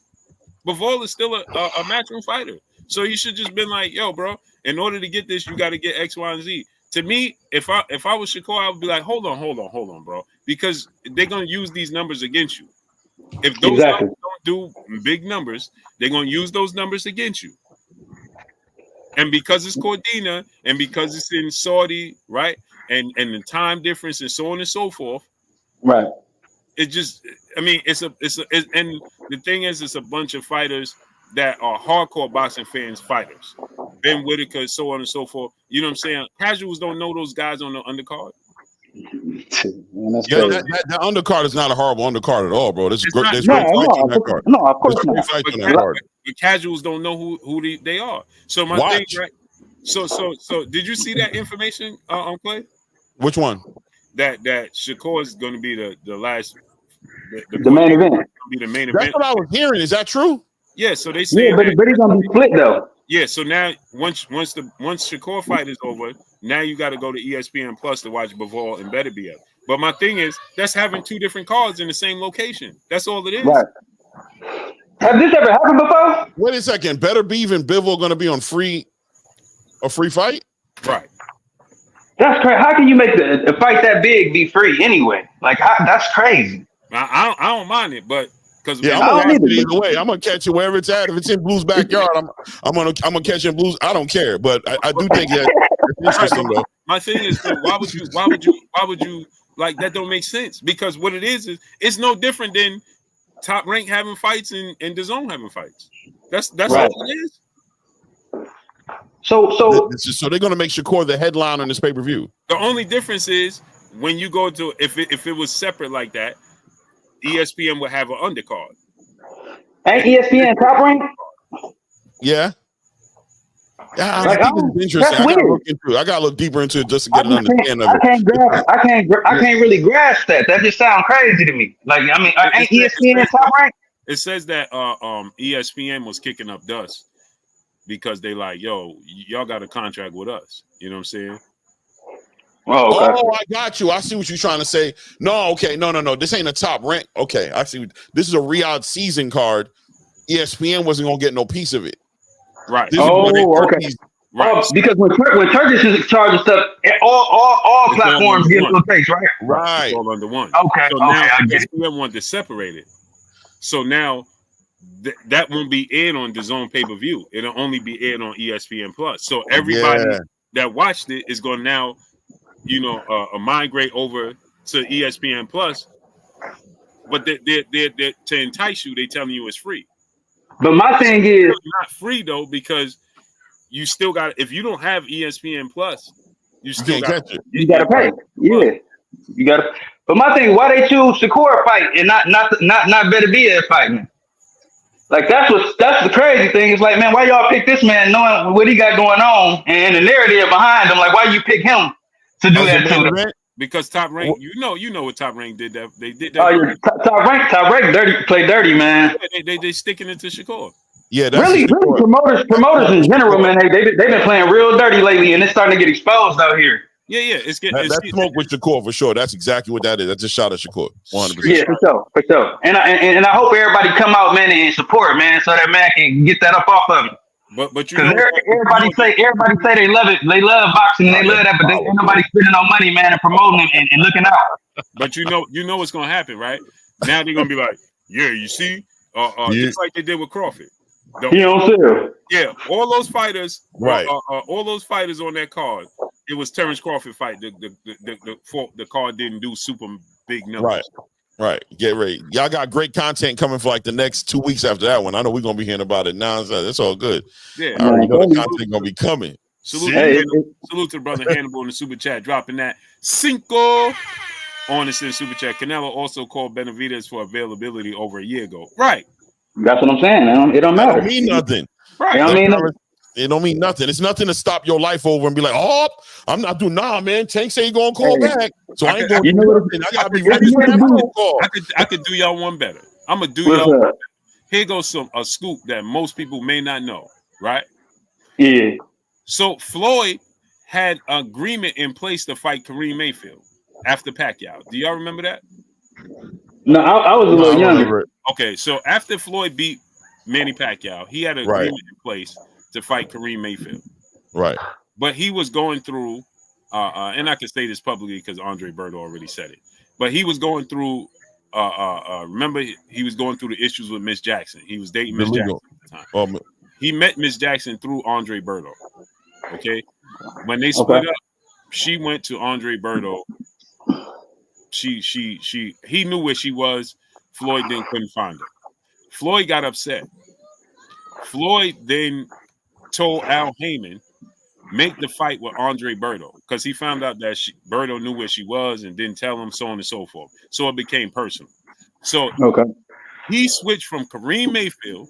Kareem Mayfield was already preparing to fight Floyd, and Andre Berto had a fight already signed up. Al Haymon called Andre Berto and told him, yo, you fighting Floyd. And Andre Berto, y'all can see this interview. So this is I knew this behind the scenes, but Andre Berto already put it out there. So Andre Berto was like, yo, listen, I'm like telling Al, like, wait, what? I got a fight coming up, and he got a fight, and he just finished. He didn't even celebrate the Pacquiao win. And he like, yo, he want to fight you. So Andre Berto was like, all right, whatever. And then obviously we saw Berto and Floyd fight. Now, if y'all remember, during that fight, just to show proof that I'm not lying, remember during the fight, Floyd kept looking at Berto's wife and everything and licking his tongue out at them and taunting them, the people in the crowd, Andre Berto people. Right? Dirty word. Right, nasty word. So what I'm saying is he kicked the tires on Mayfield, but he ain't never fight him. Yeah, that's crazy. So just because you inquire don't mean you gotta actually push through with the fight. Right.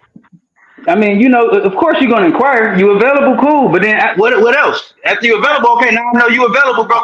Send a contract. Let's talk about the numbers.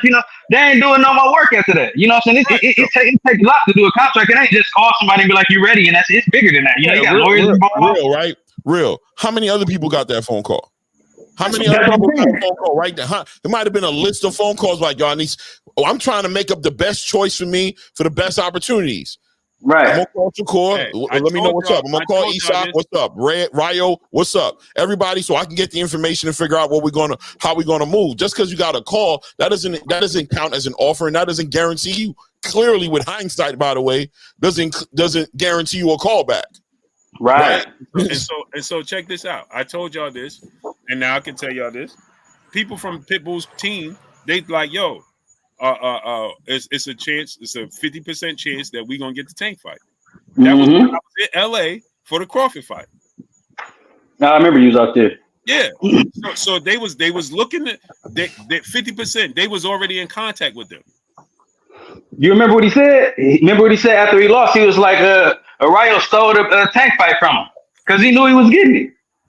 Then you think about it, ain't nobody else getting no calls until after he lost because it got real quiet after that loss. Right, because the plans got messed up.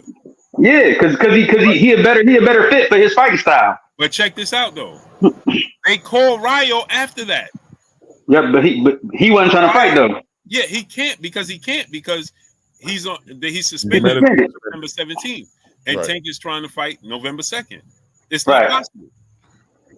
So they. But Shakur supposed to be next. And remember, Robert Garcia said it. In the interview, I think he said it on Ellie Setback or something like that. He was like, they contacted us, but I told them that we can't. We're not going to be ready. You remember Tank said He gonna fight. What's my boy? My boy from Ukraine. He was gonna fight Loma. He was gonna fight Loma, and then he said Shakur was next. Right. If Shakur next and Loma jumped up off the fight, it should have been automatic that Shakur supposed to jump in. Like that shouldn't even been. We shouldn't even be doing all this talk. It should never been. We shouldn't even have these thousands of videos talking about this, man. This fight's supposed to be already secured. And then, like the man said, we got time, bro. It's 2 months. Then these cats got to train and everything. Like, man, what's going on? What we doing? You think all these fighters don't be ready like that? The only fighter that probably can be ready like is probably Shakur. The rest of these other fighters don't be in the gym like that. You got to get ready for them fights. They walk around weight right now. But Clay, I want y'all to think about this. I'm getting ready to fight Canelo, but I got to fight him on short notice because I got to do it when he ready. Man, listen, that's a setup. And like you said, there's pegs, right? Mm-hmm. If one peg drop off, the other one should automatically fall in place. That's why they did. That's what it's supposed to be. That's how it's supposed to be. Right. So if you tell me that Shakur's next, and then Lomachenko falls off, well then Shakur automatically is the. If it went like this now, and he waiting for you, and he's a network promotional free agent. There's no reason. But the brother talking about, man, you rushing the fight. How am I rushing the fight when he inquired about it, brother? What are you talking about? And he only got 6 fights left. I mean, it's crunch time. He's been fighting buns, you know what I'm saying, for the whole time he's been fighting. It's time to fight these real fighters now. Right, you got 6 fights left. Yeah, but then he still got time. Time for what? What are you talking about? Why do I don't get it? But okay, take your time. Take your time, Shakur Duck. Take your time. Fine. He don't. So what you're saying when you saying they need more time or we're rushing it is that the fight don't got to happen right now. So why is Shakur Stevenson? He ain't ducking then. Yeah. You got to kick your poison. He's saying, okay, we're not rushing it. Shakur is waiting on Tank. No rush on Tank. I don't see Shakur putting pressure on Tank, even though y'all calling him out saying he's supposed to be calling Tank out and putting pressure on him. Shakur, he don't want to lose the fight. They always say that somebody said read his mannerisms. You know what his mannerisms are to me? Everything's all good. We know exactly what we're doing. That's the mannerism Shakur is giving me. Shakur is giving me the mannerisms of everything's on point. I know when that fight is happening. I know what I'm doing with Eddie Hearn and how our relationship's going to work. I know what my schedule is for the next year. I'm good. I'm busier than I've ever been, and I got bag after bag after bag coming to me. I'm good money. Let's go. That's what I see. But you guys see, he's trying to duck. He's trying to get under a rock. He's trying to jump behind the bush. He's trying to move away from these shots. I don't see that. And you know what I see Tank doing to y'all? Nothing. He chilling. Tank out he letting y'all think what y'all want to think. Football at the crib, like they still talking. That's why they don't talk to y'all, because y'all do this. No, he ain't got to talk because he know they going to talk for him. Exactly. He ain't saying nothing. He chilling. He by the pool, waiting on whoever he's waiting on to sign they half of the offer he just sent out so we can hit training camp and get ready for this fight on November 2nd, bro. Or 9th, whichever date it is. Man, listen, man. The thing is this, right? What's up? Here's why it's crunch time for me with Tank. Because we had all types of excuses, and I was one that backed it. It was Floyd Mayweather that stopped him from fighting all these guys. That's what I thought. And now remember this now. See, remember when he first left Floyd Mayweather, and remember when Devin Haney said, what's the point in him leaving Floyd if he still ain't going to pursue the big fights? Remember he said that? Yeah, I remember that. And then Devin said he might as well stay with Floyd there. And was that the Regis? Huh? Was that the Regis pressure where he said that? Or was that when did he say that? The Cambosos. That was around the Cambosos time. Okay. Right? Because that was when Tank was fighting Rolly. That was 2022. Right. So remember, Tank immediately got offended, and Tank said, "What did he say? I'm free, you free. I'm fighting you next." That's what he said. Remember? I remember. It just be funny how Tank be getting off sometimes when he get pissed off. Right?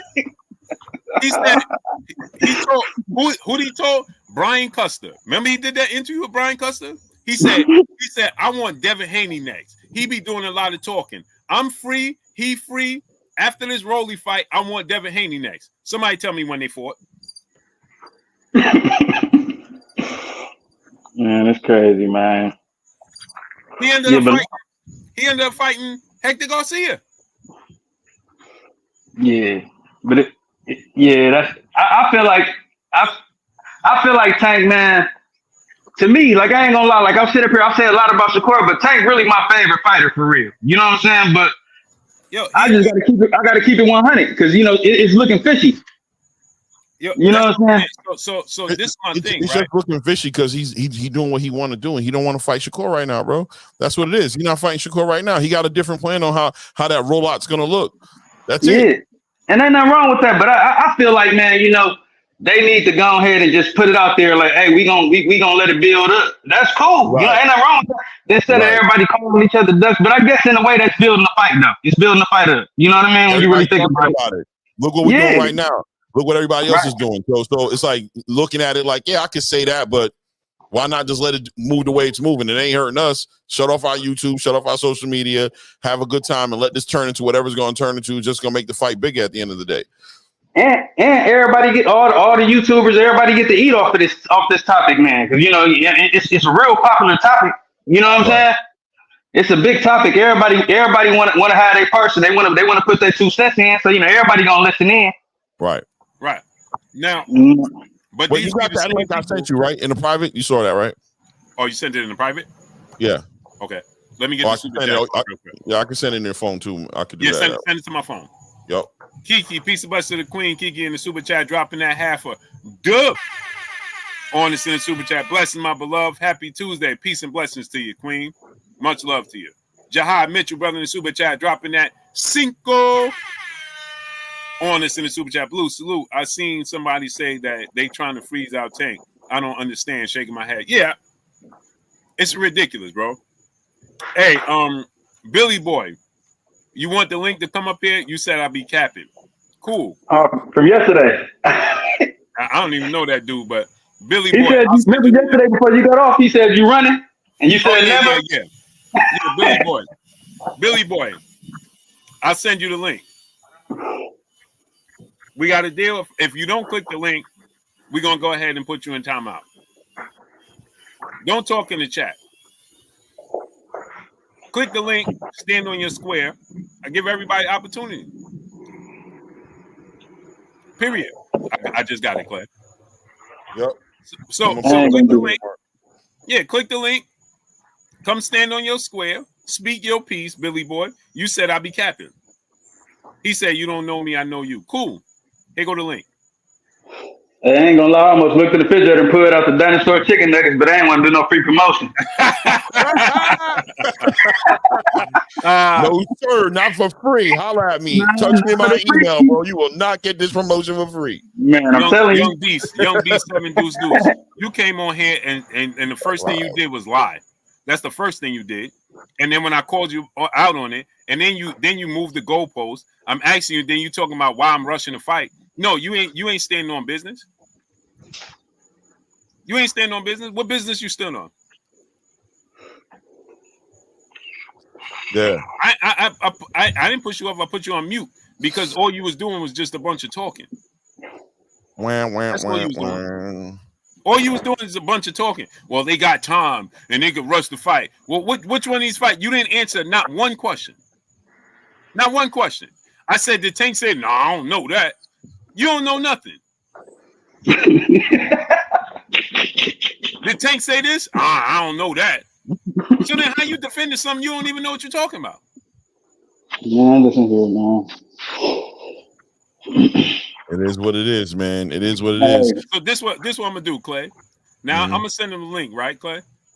And let him talk to you because he said that I'm over talking. All right, let me talk to him. Let's talk. Let's talk about it. I ain't gonna say a word, Clay.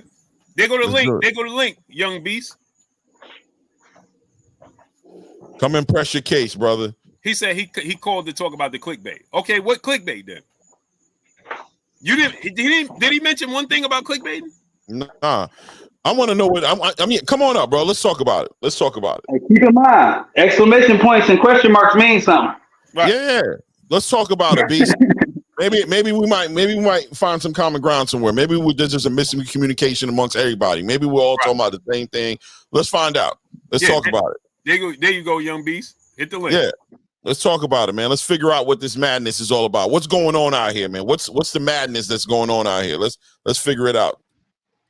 Two adult minds can come together and come to a conclusion. We can find some common ground, brother. Let's see what happens. I'm good. Okay, I got you. I got you, Bees. That's what's up. All right, brother. All right, he said he good. He in a text. I'm good. I'm a text in the chat. My daughter's asleep. I got you. Don't want to yell in the house, man.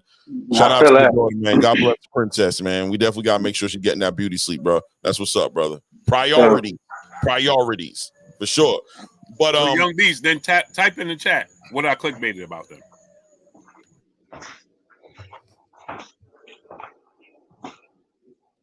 That's a good father. Young Beast is a good dad, bro. Yeah, that's love right there, man. That's a good father right there, bro. There's a lot of fathers be out there barking in the room, talking, screaming over that baby trying to sleep, man, trying to make a point. All facts. Listen, if my kids was here, I'd be outside in the car. Exactly. I ain't gonna lie, my kids is older. I'm telling them to get the hell out the room. Yo, will y'all get the hell up out of here, bro? I'm giving it to them, bro. I don't care. I'm doing y'all grown. Go to y'all rooms, bro. Yeah, they at their open house right now taking their little pictures. I would have went with them, but I had got off of work right when they was going, so I couldn't even get in. Right. Yeah. I got that early schedule, you already man. know, young beast. You already know. We that's the best part about here, man. We could come up here, yell, kick, scream. We ain't disrespecting nothing. We could get loud, whatever. Yeah. That's what we supposed to do. That's fun. Respect first, man. It ain't personal, man. Unless they make it personal. Yeah, sometimes exactly. Let's keep it real. Y'all getting y'all feelings sometimes, but there's always love though. But y'all be in y'all feelings. Let's not act like y'all don't. Peace bless the queen, K different breed. She in the building. Salute. Yeah, Blue, I ain't gonna lie, man. It's an interest. It's another interest. What's it? Salute Lamar Grayson in the building.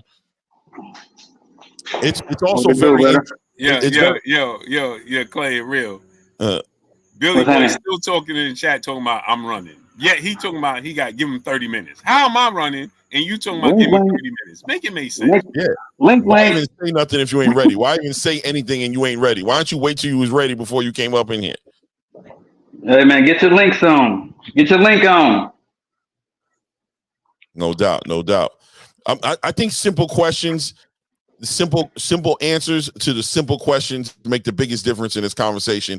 There's a whole lot of adding and taking away and reading mannerisms and reading tonality and voices and wrinkles in foreheads, and you know what I'm saying? Everybody look how his left eye get a little smaller when he said that part. I told you he was lying.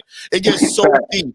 It gets so deep where you just sitting here where you got to do like this while he talking like, oh wow, well, I ain't gonna lie, I didn't know it can go that deep. For me, it's like, how does the fight get made?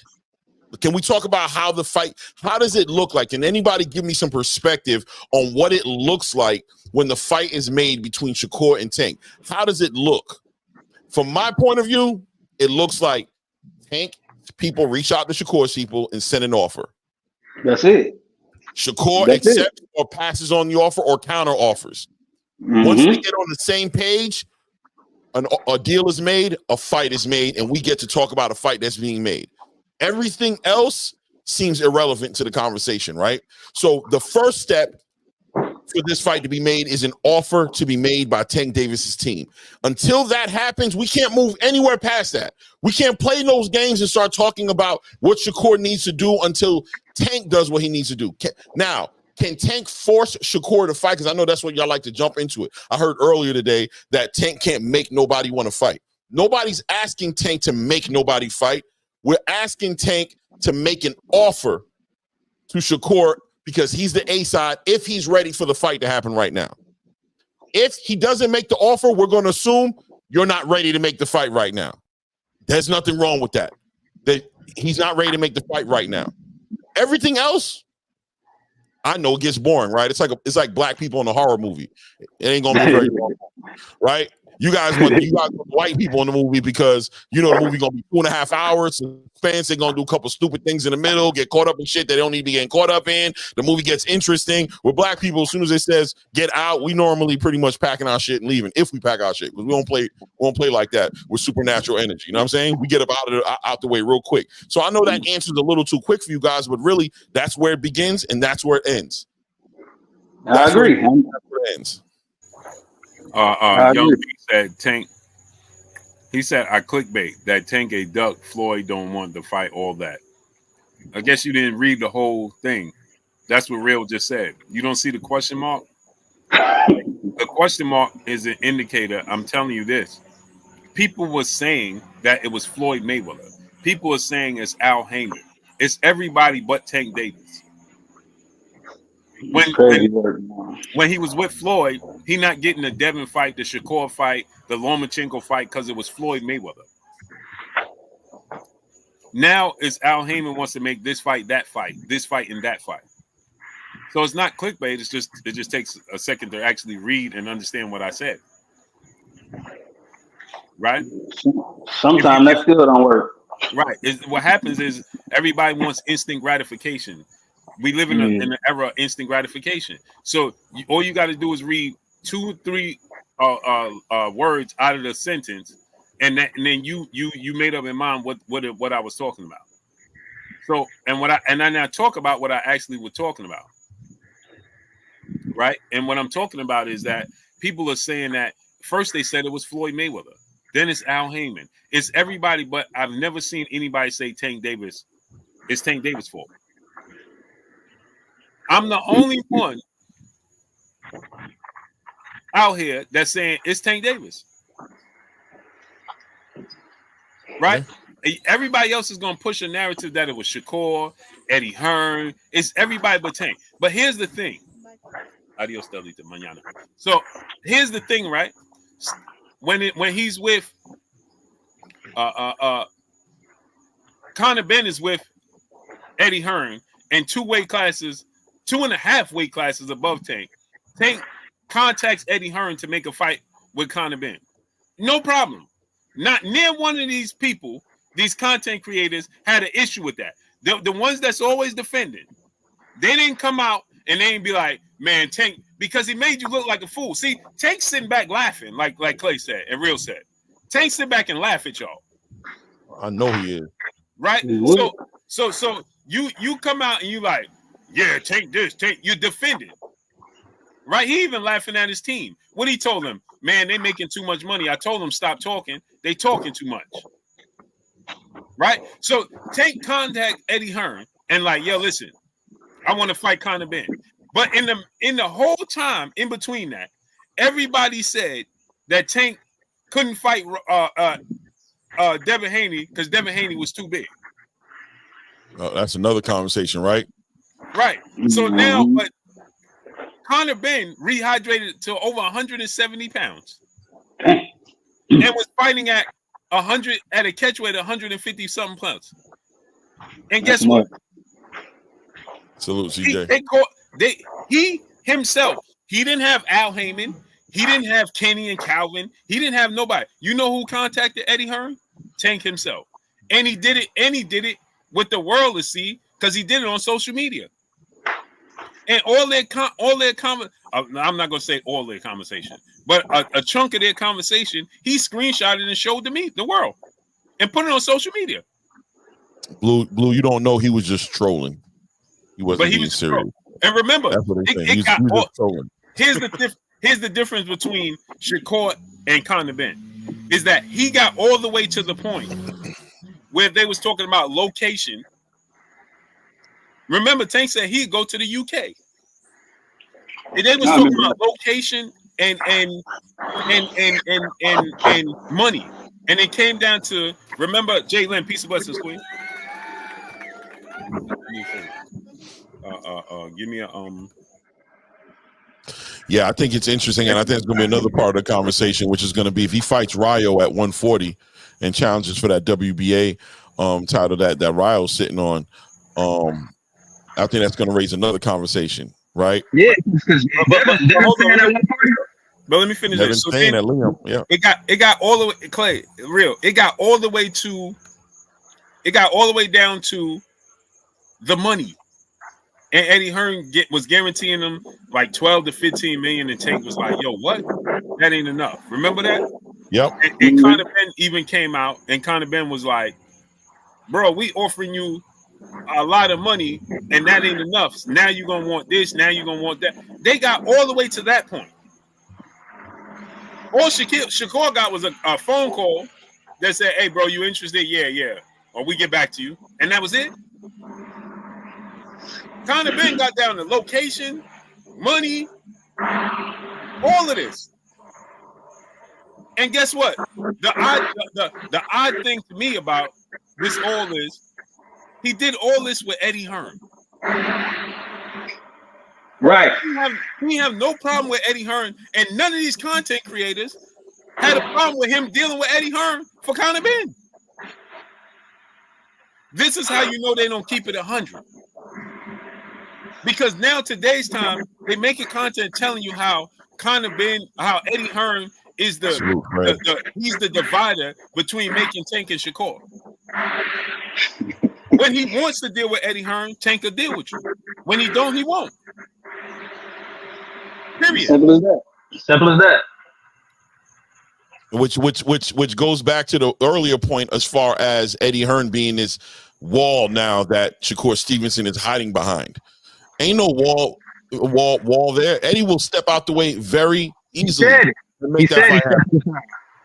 Young Beast I just sent you a link to the video where he's literally saying that. Right. He said, Blue, why is Shakur to fight not good fighters and fighters of Tank caliber? Because heavy is the head that bear the crown, brother. Floyd Mayweather and Keith Thurman, two different fighters. The caliber of fighters that Floyd fighting at that level and Canelo is fighting at that level, or then you got to say Tank ain't on that level. Period. See, y'all want it like y'all can't have it both ways.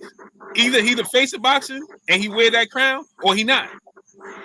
Because ain't nobody trying to see Canelo. See, here's the thing, right? Because Beast, I ain't never seen you come here talking about Canelo's defending Canelo. Because Canelo out here fighting Edgar Berlanga, and I don't see nobody in the boxing space saying that's okay. Everybody's complaining about it. But you just numb to that. You don't know about that. He's fighting Berlanga, and people is complaining everywhere. They're like, bro, what? Even on ESPN, it went all the way to Stephen A. Smith on ESPN, and he's like, bro, why is this dude fighting Edgar Berlanga? Facts. Everybody's complaining about it, but you only focusing on why can't Tank do it? But you said you're a boxing fan. Because if you're truly a real boxing fan, then you want to see the best fight the best, especially when they're in a position of power. When Floyd Mayweather got in position of power, you hold them accountable. Hey, bro, we want to see you fight fighter X, Y, and Z. I don't want to see Floyd Mayweather fighting. It got down to this, and y'all both know this. After he beat Pacquiao, he was like, yo, I'm fighting who I want now. Period. I'm fighting Andre Burke. And people complain, man, fight Keith Thurman. Fight this person. Rematch Canelo. I remember that. Remember this? Yeah, I remember that. He should fight Triple G. Why isn't he fighting Sergio Martinez? Mm-hmm. I remember Sergio for sure. Yeah, nobody's giving Floyd a pass. See, the thing is, Shakur, man, he been trying to fight all the top fighters. Nobody want to fight him. Shout out to Ryan up north, Ryan Frazier, who said that. That's a fact. Shakur been trying to fight the best ever since he got up there. He been checking out for Zepeda. He been checking for Isaac Cruz. He been checking for Frank Martin. He been trying to make these fights happen. The only thing I was against Shakur with, he ain't take that 25. I get it. You want to get the most money you can, but I would have took that 25% and fuck Devin.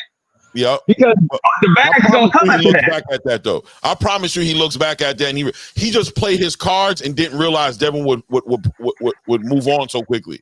He was in shock when Devin was like, "All right, straight, I'm gonna put this fight together with Regis." He was like, "Yo, what?" Bro, we was talking about making a deal. Nah, bro, I gave you what I was gonna give you, bro. You ain't want to take it. I'm on to the next one. He was like, damn, you gonna play like that, bro? I thought we was gonna hit another level in the negotiation where we was gonna try something else. And I think he played himself. I agree with you 100%. He messed up. He dropped the ball on that, bro. And salute General Manager Shakur can send him in an offer. A General Manager, are you new to the sport of boxing? You gotta be. You gotta be. Go ahead, Clay. That's crazy. Bruh, that is, come on, we're talking about first grade. We're talking about 1+1 right here. That's basic. You need to go back to the basic. That's like fundamentals. That's like a 1-2, 1-2-3, 1. Hey. You know what I mean? That's like Shakur don't send nobody. Did you not see Leonard Ellaby speak on this? Didn't you not see the big uproar that was made when Devin tried to get Tank? Listen, I know y'all gonna try to crucify me when Eddie Hearn and Turkey Al-Sheikh came together and tried to put $20 million guaranteed in front of Tank Davis and just wanted him to answer the phone call, and they shitted all over him and they said, you can't offer us nothing. You got nothing to bring to the table to us, bro. Stay in your lane. That's when I got educated, by the way. I ain't gonna lie, that situation educated me about A-side, B-side for real. Like, I thought I knew about A-side, B-side, but that let me know to chill. That's when I'm telling you, from that moment on, from now on, when it comes time to Tank to make a fight, he has to send the offer.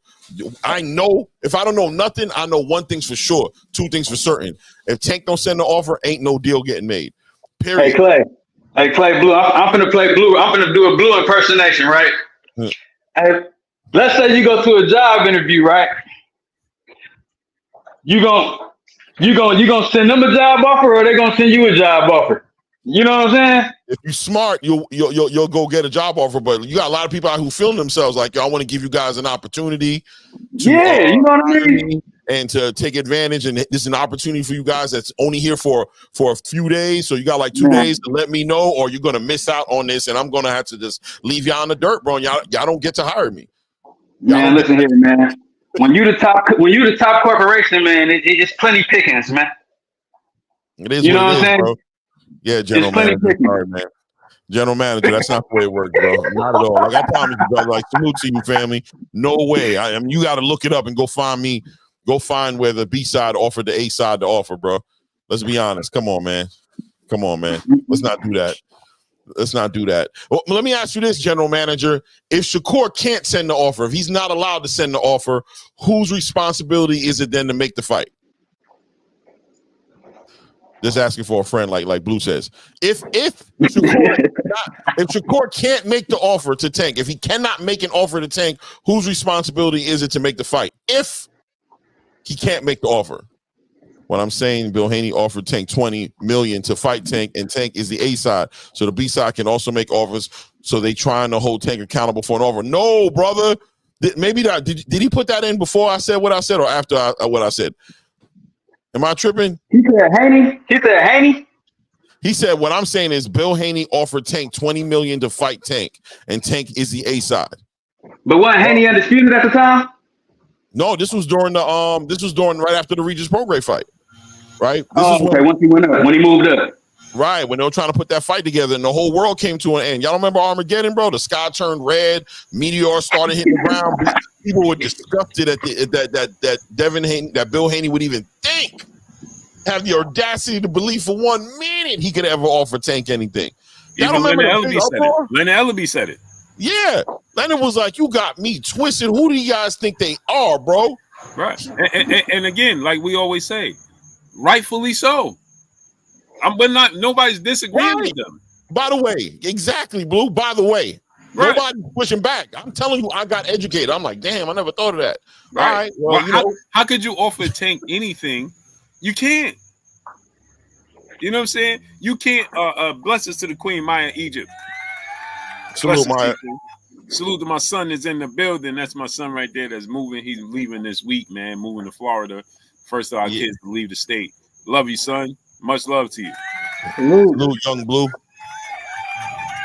Love you, son. Is that really his ferret? He got a ferret? Yeah. I believe that ferret passed away yesterday or day before. Oh, damn. Oh, man. Condolences to the ferret. I know how to pick the conversation points, huh? Yeah. I'm good at that. Yeah, but he has a few, though. Tramel Brown and brother in the super chat dropping that half. Good.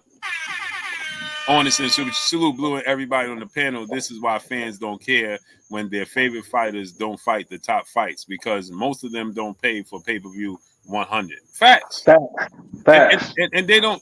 Here's the thing, right? And salute to Tremel Brown and back in the super chat, dropping another Cinco. Honest in the super chat. He said the people that can actually show receipts of merchandise and email receipts of fights that was bought pay-per-view wise, we care about the top fights 100. Facts, because at the end of the day, it's our money. The lifestyle they live, bro. Let me just say this to y'all. I don't know if y'all realize this, and maybe we don't even take it into true consideration.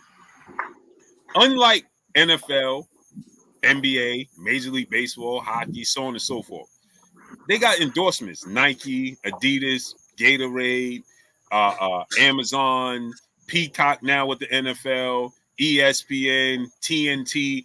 Those networks pay for those fighters, those athletes, right? And then what we do is just add bonus with the merchandise, right?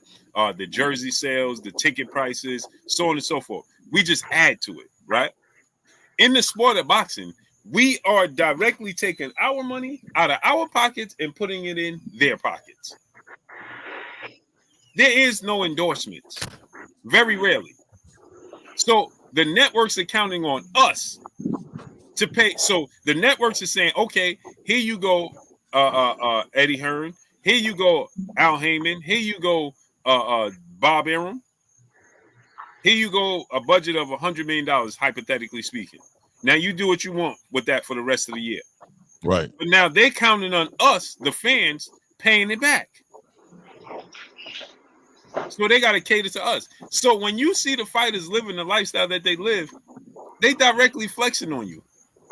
Because it's your money they flexing with. And they don't even got to fight nobody to get that money from you. And you don't even get, that's why I always say this, right? How are you comfortable going to McDonald's and getting a Whopper? You went to McDonald's for a Big Mac. You ain't going to McDonald's for a Whopper. Facts. But you okay with them giving you a Whopper and crinkle cut Nathan fries? I came here for the shoestring fries and the Big Mac. But the fans with the Mac sauce on it. If you ain't got the Mac sauce on it, don't call it a Big Mac. Like, right. I'm paying for this, bro. You can't just give me whatever you want to get me, because I don't care about McDonald's like that. I came in here for a damn Big Mac. If you ain't got the Big Mac the way the Big Mac's supposed to be, I'm gonna say something about it. What y'all will do is the opposite. Y'all will go up in there and be like, I don't care. You know, McDonald's always like, you know, we love McDonald's. McDonald's is our favorite, so they cannot put the Mac sauce on it. Right. Today, it's all good. I'm gonna eat it anyway. That's what I'm saying, because I'm just gonna eat it anyway, because it is still Big Mac, bro. What are you talking about? Cold, but usually they got. That's why we don't get the fight. That's why we don't get the fight on. And then guess what? And I know y'all been through this, and I'm a stickler for my condiments. But you know, when you go in McDonald's or any store and they don't got it, and you be like, bro, let me get X, Y, and Z, and then you get an attitude, and then people around you like, can't believe you acting like that. No, I just want what I paid for. Here, bro, I just went through that the other day with a fish sandwich. Right. No tartar sauce on it. I came back like, ain't no tartar sauce on here. They go, oh, we ran out of tartar sauce. So what you selling a fish sandwich for? Right. You ain't gonna tell me? What else gonna do? Just eat a dry ass fish sandwich with no tartar sauce on it? I got no tartar sauce in my sandwich. You're telling me with an attitude, oh, we ran out of tartar sauce. It's like here in New York. Yeah, I know this. Real, where you from? I'm from Milwaukee. Okay, you from Milwaukee, right? So you know, in New York, I don't know how it is out there in the P, but here we go. Clay is from New York with me, and we go to Chinese restaurant. They don't want to give you duck sauce. Hey, bro, let me get some duck sauce. They'll tell you, man, have some ketchup. Hey, bro, I just bought 2 quarts of rice. Let me get some duck sauce. 2, 3, 4. Bro, let me get the duck sauce. Right. No, they give it up here. They give it up here. Don't put like 4 or 5 duck sauce. Not here, bro. They'll give you 15 soy sauce and 4 duck sauce. That duck sauce is exclusive. Right, bro. Give me the duck sauce. No, they don't want to give it to you. Bro, okay, so I'm paying for this. You know what I'm saying? I want what I paid for. You can't tell me what to eat on it. You change my whole meal up if I can't get my sauce. That's the taste. That give me the taste I'm looking for. You ain't got my sauce, you just threw my whole meal off. I don't even want it. Yeah, why'd you even sell me this meal, bro? You just wasted my whole night. You just wasted everything. Right. You finna give me a refund for real. Exactly. And that's what I'm saying. Like, so this is what happens for us. Real boxing fans that tell the truth. Because we are demanding our soy sauce. Right. Straight up. Rice. Period. But because everybody else is content with just eating the rice how it comes, we supposed to be content, and they looking at us, can't believe y'all acting like that. It's crazy work, man.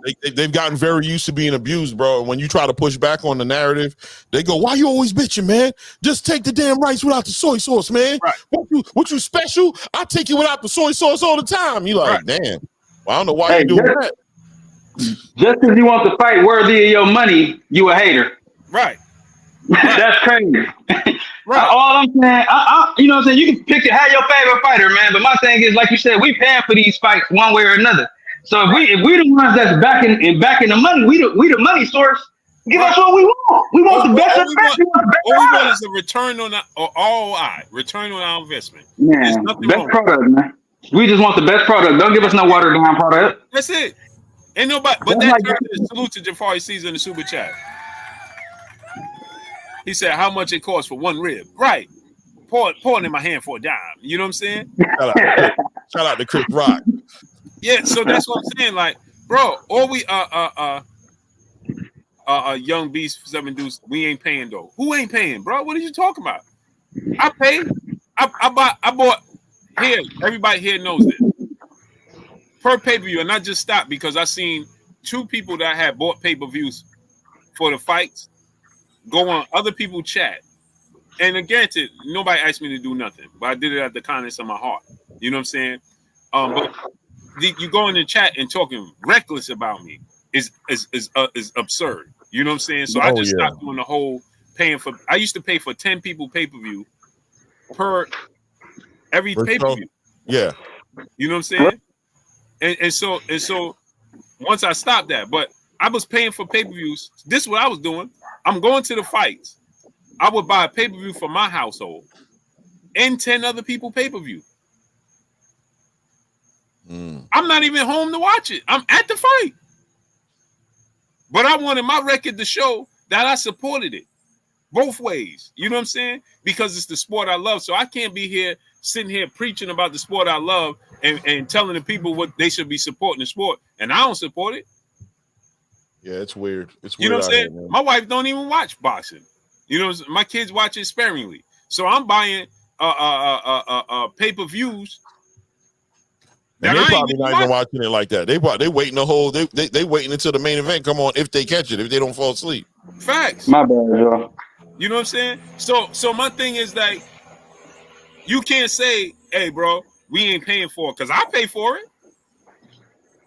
I definitely pay for it like that. Just because you don't pay for it, don't mean we all got to struggle with you, P. You know what I'm saying? Like, bro, I definitely pay for it. Yo, listen, when in it, y'all know this. I ain't gonna lie, that Canelo one got me weighing it out though. I ain't gonna hold you. I'm weighing it out. And I'm gonna pay for it because it's just boxing. I love the sport. So here's the thing, right? It's like this: is that we support the sport. I pay for the pay-per-view. At least give me something that I'm looking for. We paying and they dictating everything. All the way across the board. And if you're doing it, we know this in any walk of life. If you're doing it at the top, it's going to trickle down. Yeah. If you playing games with the people at the top, it's going to trickle down, man. You see general manager? I understand where you're coming from, a general manager. He says, as far as I know, it's always a challenger, which is the B side, always trying to fight the champion, which is the A side. And he says, man, you guys are confusing. I understand where you're coming from. The challenger does want, like Shakur does want the fight with Tank. He's already spoke on this, that he does want the fight, but he acknowledges his position in the negotiation process. He acknowledges his position in the making the fight part of the process. He acknowledges that it's on Tank. You can look in interviews where Shakur spoke on it already and said, yeah, I want the fight, man. But, you know, I know who he is. He the A side, and he got to make the fight, man. So I'm waiting on him. You know what I mean? Expressing you want the fight doesn't have to be a whole bunch of shit talking on Twitter and mud getting thrown and crazy confrontations outside the building where Tank is working out at or going up. You know what I mean? It doesn't always look like that. Sometimes what it looks like is, I want that fight next. And then when the fight and when Tank confirms and says, I'm coming for ninjas, and he puts his name on the list and he lets you know that Shakur is one of those fights. Boom. Be ready. Be ready. We good then. I'm waiting on you, man. I'm getting ready. Yeah. Ain't no more calling you out. Call you out for what? You already done told me the fight is up. We doing it. He already said where he's staying. You know what I'm saying? We know where Shakur is staying, man. Shakur been talking, calling that man out for 2-3 years, man. We know what it is already. He shouldn't have to say nothing else. That's it. And he got a belt, so I mean, you ain't got no choice but to really stop and see him. Right, and exactly, and that's my thing. Is like it goes back to this, right? It's like, bro, you picking and choosing when you want to do it. Just give us the fights. So it's like, yeah, like Clay said, bro, I'm coming for y'all. When? I knew you was going to say that. Yeah, because at the end of the day, the truth of the matter is this. You said that you're 30 years old and you've given us none of those fights. Still. We have gotten none of those fights. Outside of the maybe the fight that you say, the Ryan Garcia fight, but we weren't calling for that fight. We didn't mind it, but we wasn't calling for it. I sure didn't think he was going to follow through. Be honest with you. So out of all the fights that's available to that we want to see, you're not fighting those fighters. Time is of the essence. And I understand we gotta be patient, so on and so forth. But bro, eventually patience run thin. Like, bro, how long I gotta wait for you to give us just one of those fights, bro? So then my thing is this. Let's say you give us a Shakur fight. You win that fight. Or no, the Loma fight. Now I gotta wait 3 more fights till you give me the Shakur fight. Now I gotta wait 3 more fights till like, bro, what are we doing? Dwayne Joseph, what demands? What demands? Huh? He said Dwayne Joseph said B-side also have to be realistic in their demands. What demands? What demands did Shakur make? What demands are... He can't make no demands because he all he can do is counter offer. He can't make no demand. Right. We can put more pressure on Tank for the fight. Salute, Jaleel. What's up, brother? What's up, brother? Salute, Blue. Salute to the panel. Salute, family. I think Shakur can definitely put more pressure on Tank for the fight, but Blue, you definitely speaking facts for sure. Yeah, and the thing is this, right? Like as far as that goes, right? You gotta be careful when dealing with the fighters at the top. We're putting that pressure on too, because they get to a point where they like, yo, like Canelo. You know what? You want a payday? I'm never fighting you. No, he ducking David for sure. Yeah. Never gave us Andre fight. Never gave us a Benavidez fight. Just never did it, bro, because he got annoyed at how they was approaching him. That's correct. You know what I'm saying? So you got to be careful not to push the food off your table. You know what I'm saying? Yeah. You got Shakur already did it multiple times. He got his attention. You know what I'm saying? I'm on your radar. I got your attention. What we doing? You know what I'm saying? He did the interview. Remember when he had the no shirt on with the shades on, and everybody said, "Man, he being a clown and he clout chasing, and every time he got a fight, he calling out Tank." Hey, now everybody's saying that Shakur got different energy, but y'all got to keep in mind that Eddie Hearn said he was gonna get Shakur off of being on Twitter so much. You know what I'm saying? And focus on his craft. So because you ain't seeing him on here, don't mean he don't want no smoke. You know what I mean? Right. And the thing is, everybody looking at it like, oh, he got different energy. But the he thing can't win is, for losing. He can't lose to winning. If he's saying too much, he clout chasing. If he don't say nothing, you see, he ain't saying nothing. He don't want it. It is what it is. Right. And the thing is this, right? You got to look at it from this standpoint. Maybe he just like, yo, listen, all right, man. He's to me, I'm taking like he's being cautious because he's telling Eddie Hearn, bro, don't overstep. You know what I'm saying? He's being cautious with it. You know what I'm saying? So to say he's not talking, bro, Frank Martin ain't do no talking, and he got the fight. Yo, I ain't gonna hold you. Jaleel, man, get a shirt, bro. It's all good, bro. We'll wait for you. Yo, I ain't gonna hold you, bro. I'm trying to. Now you want. I don't know what's coming next, bro. I don't know what's coming next, bro. It's getting crazy. Where you going? What's going on? Go ahead, bro. It's all good, bro. But, it's just awkward. It's getting a little awkward. I know. It's getting a little awkward. Just a little bit. Not too much. Just a little awkward. I don't know. Whatever. I don't know. It's just me, probably. I know everybody else is good, but I thought I'd say something. F it. Hey, fellas, hey, let me get up out of here, man. I'm gonna get up with y'all, man. My kids just got home. I gotta show them some love. Love, man. See, you done piece realist off. Realist said I can't do this. I can't No, participate my in this kids just behavior. said. No, the wife, participate in this behavior, bro. wife and the kids just came on, man. I gotta show them some work. Blessings to the Love, family. fellas. Well, I'm gonna get up. We gonna rock again for sure. Yeah, for sure. Love. Yes, sir. Yeah. Yeah, no, but you know what I'm saying, Clay? It's just like, why? What? You know what I'm saying? People create these things. Frank Martin didn't have to do that. Hector Garcia didn't do it. He didn't even know he was getting the fight. And when the fight happened with Shakur, he ain't gonna have to do it. Right. He ain't gonna do it. Yo, but look, Ryo didn't say nothing. He ain't say a word about him. No, he just beat out Cruz. That's why he said something to Ryo. Nick said y'all got to start screening folks before they let them up. Jaleel, she getting on you for no shit, bro. He said respectfully. I'm in Florida, man. Forgive me. No doubt. What part of Florida you in? I'm in Port Richey, close to Clearwater, Tampa. That area. Right. You're on the West Coast. Yep. Sir. Man, that Florida weather get different, bro. Yeah, man, bro. They get different down there, bro. No, I know how that bro, goes. I was there. Yo, I know this off subject real quick, but bro, when I go to Florida, I can't stand it, bro. The internet is terrible. Bro, and maybe because I be in Orlando and I be in Orlando and then like Jacksonville or Miami, Fort Lauderdale. Kissimmee. Yeah, bro. I be one. Last time this was right before when Earl was getting ready to fight. The last time I've been to Florida, I think was when Earl was supposed to fight Pacquiao and then it got pulled around that time. Bro, I was sitting at Starbucks at 2 a.m. trying to get the Wi-Fi. Yeah, bro. Real talk. A homeless dude, me and the wife sitting there having a little toast because she just sitting keeping my company.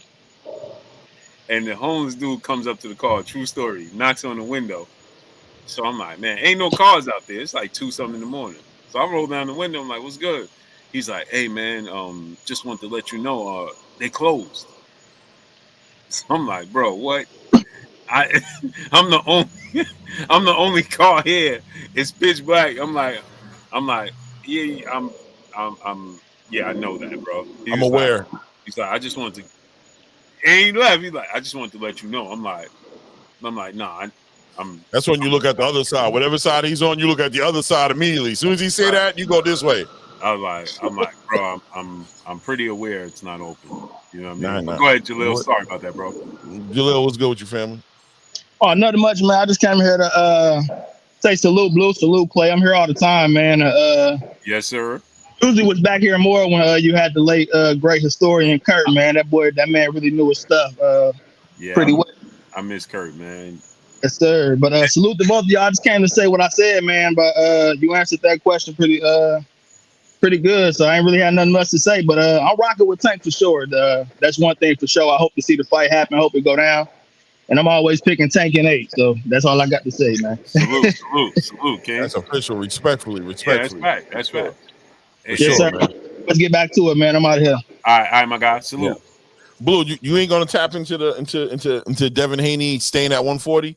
Then that yeah. Oh yeah, we're gonna get a little into bit. that. What do you think? Yeah, we're gonna get into that and that Crawford retiring because people was just continuing to ask me about that. James T, brother. Did he retire? Is it official or is this just a rumor? No, it's just salute James T in the super chat. Much love, family. No, so Bernie did a live stream yesterday. Right. And he was like, he had said something like, man, don't do it. Like, don't retire. This, and this. It's too early in career. But then at the same time, he was saying like he don't know what Crawford gonna do. So people obviously, like we do with anything, they clip that and they like Crawford told Burns his team. But I mean, first and foremost, he's been saying that it's a conversation, right? Bro, 37. You know what I'm saying? Like, you're 37 years old. You know what I'm saying? So it's an option. You know what I mean?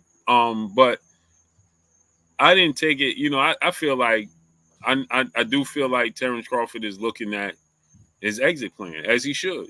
You know what I'm saying? 100%. And if he gonna the Canelo fight, he put, and it's funny, right? Because like an hour later, because Bernie was saying something about him with Canelo not giving him, saying he won't get no credit, no respect, so on and so forth, blah, blah, blah. You know what I mean? Right. And he was like, man, you'll get credit, you beat Bud, this, and this. And then like an hour later, Bud had put on social media, man, I just want to show the world I want to be great, how great I am, something like that. Right. And you know, I think that's just a testament to him wanting to fight Canelo. And maybe he looks at it, he fight Canelo, he get up out of there. I truly believe that they disrupted his plans on purpose, bro. Now, I'm going to ask you this question. Sure. Black Mac 1978, what's up? I want to ask you this question, right, Clay? I truly believe it was an opportunity, but at the same time, it was known that they was disrupting his plans. Because 100%. if he would have got the remember, everything was falling in place, right? Fighting Errol Spence, Jamel was going to fight Tim Tszyu. I believe he would have beat Tim Tszyu. Jamal was going to fight Canelo. Canelo was up there, 68, obviously. And I think that they knew that Terence Crawford was going to go from Errol to Jamel, be undisputed. You understand what I'm saying? Yes, sir. And the boat got rocked, right? You know, I always say the Sonic the Hedgehog effect. You jump up in the air, them coins go, ding, ling, ling, ling. And that's what happened, right? And now it's like the coins went everywhere, bro. And I think I truly believe in my heart of hearts that he's like, all right, man. His plans got derailed. Right. Because if he would have beat Errol, been undisputed in 2 separate weight classes, got the Jamel Charlo fight, if he would have beat him, he would have been undisputed in 3 separate weight classes without having to go through Tim Tszyu, Fundora, Israel Majimov. You know what I'm saying? Like, the unnecessary fights. Because really him fighting them is just padding the stats. Really, he's in a lose-lose situation. I agree with you 100%. Right? Is it me, Clay, or I just feel like anybody he fights not named Errol in a rematch or Jamel Charlo at 154, it's just padding the stats, and he's in a lose-lose situation. It's just looking to see him look bad. You know what I'm saying? Yeah, it's just putting a lot of risk for no reward for him, because at the end of the day, what is he really fighting for? And I definitely feel you on the fact that, you know, he had a game plan and what he thought he was going to be able to pull off. And, you know, as soon as you get, even with Turkey saying, well, let's do a Virgil Ortiz fight, I'm even hearing rumors of a catchweight David Benavidez fight. And it's like all these fights that he's just like, I never asked for none of these fights. You know what I'm saying? These fights weren't fights that wasn't part of the deal. You know what I'm saying? Like, that wasn't part of the understanding. So it's getting to a point where in everybody's career, and I mean, this could extend into others. Like, I kind of have the same feeling towards Ron Boots. And it's not as far as like him retiring, but just when you realize what you want just ain't going to work in the situation you in, you have to make another game plan. And if that game plan is to retire because you don't want to go ahead and pursue these other fights because it's just becoming just stupid at this point, then yeah, retirement becomes something realistic to entertain. You know what I'm saying? Boots. The reason I bring Boots up is to say, look, 147 is looking difficult. I just don't see you becoming undisputed down there.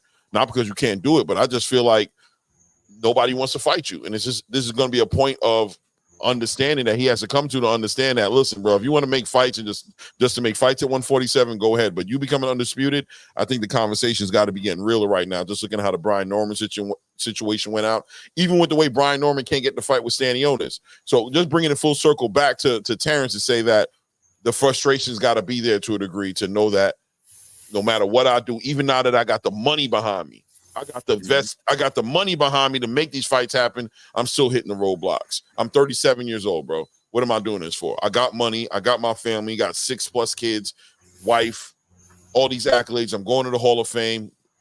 What's driving me to continue to compete on this level and put myself at risk and my health at risk? Right. And that's my thing. It's like, at this point, it's like he's just in a lose-lose situation. If he beats, it's all a spectacle to me, if that makes sense. Like, he beats Sebastian Fundora, it's like you just want to see him fight a guy that's so tall and so, and with Tim Tszyu, it's like he's a big guy that's skilled. They're getting at me. To the chocolate drop, 50% of the queens of the ring. Nick J, she's in the building. Blessings, Queen. I just feel like it's all a spectacle. You know what I'm saying? Just to see, now you're just throwing objects at him just to see if he, and rightfully so, because, he has a plan. His reward is to attempt to become undisputed there. But it's just like, it's like, man, like, I wish there was a quicker way to just collect the belts, because beating all those guys too doesn't really add to his legacy. The belts add to his legacy, if that makes sense. No, 100% makes sense. Yeah. Him beating them is not adding to him. Beating Majimov didn't add to his legacy, but the fact that it was for the belt, that's what added to the legacy. Right. Him beating Fundora, it's a spectacle. 6'6" dude. You beat him. That's saying a lot. You know what I'm saying? And it's for a belt. Okay, cool. You know what I'm saying? The fight is Jermell Charlo, man, and Jermell Charlo don't have a belt. Yeah. If he would have been able to get the Jermell Charlo fight for undisputed, because Jermell Charlo, no doubt, was the best 154-pounder in the world. So you get to beat the best fighter at 154, the best fighter at 147, and for undisputed. That means a lot. So I just think that's a little bit of anti-climaxing for him in his career. And I think that he's at a point where it's just like, he really want the Canelo fight. That's the motivation. If not, it's like, take it or leave it. You know what I'm saying? Right. I definitely understand. Salute to Blood 91, brother, in the super chat, dropping that cinco on us in the super chat. He said Claymore looked like the driving instructor at the bank on Don't Be a Menace from driving. Oh, you remember that movie, Clay? Yeah, I know exactly what they're talking about. Hey. Yeah.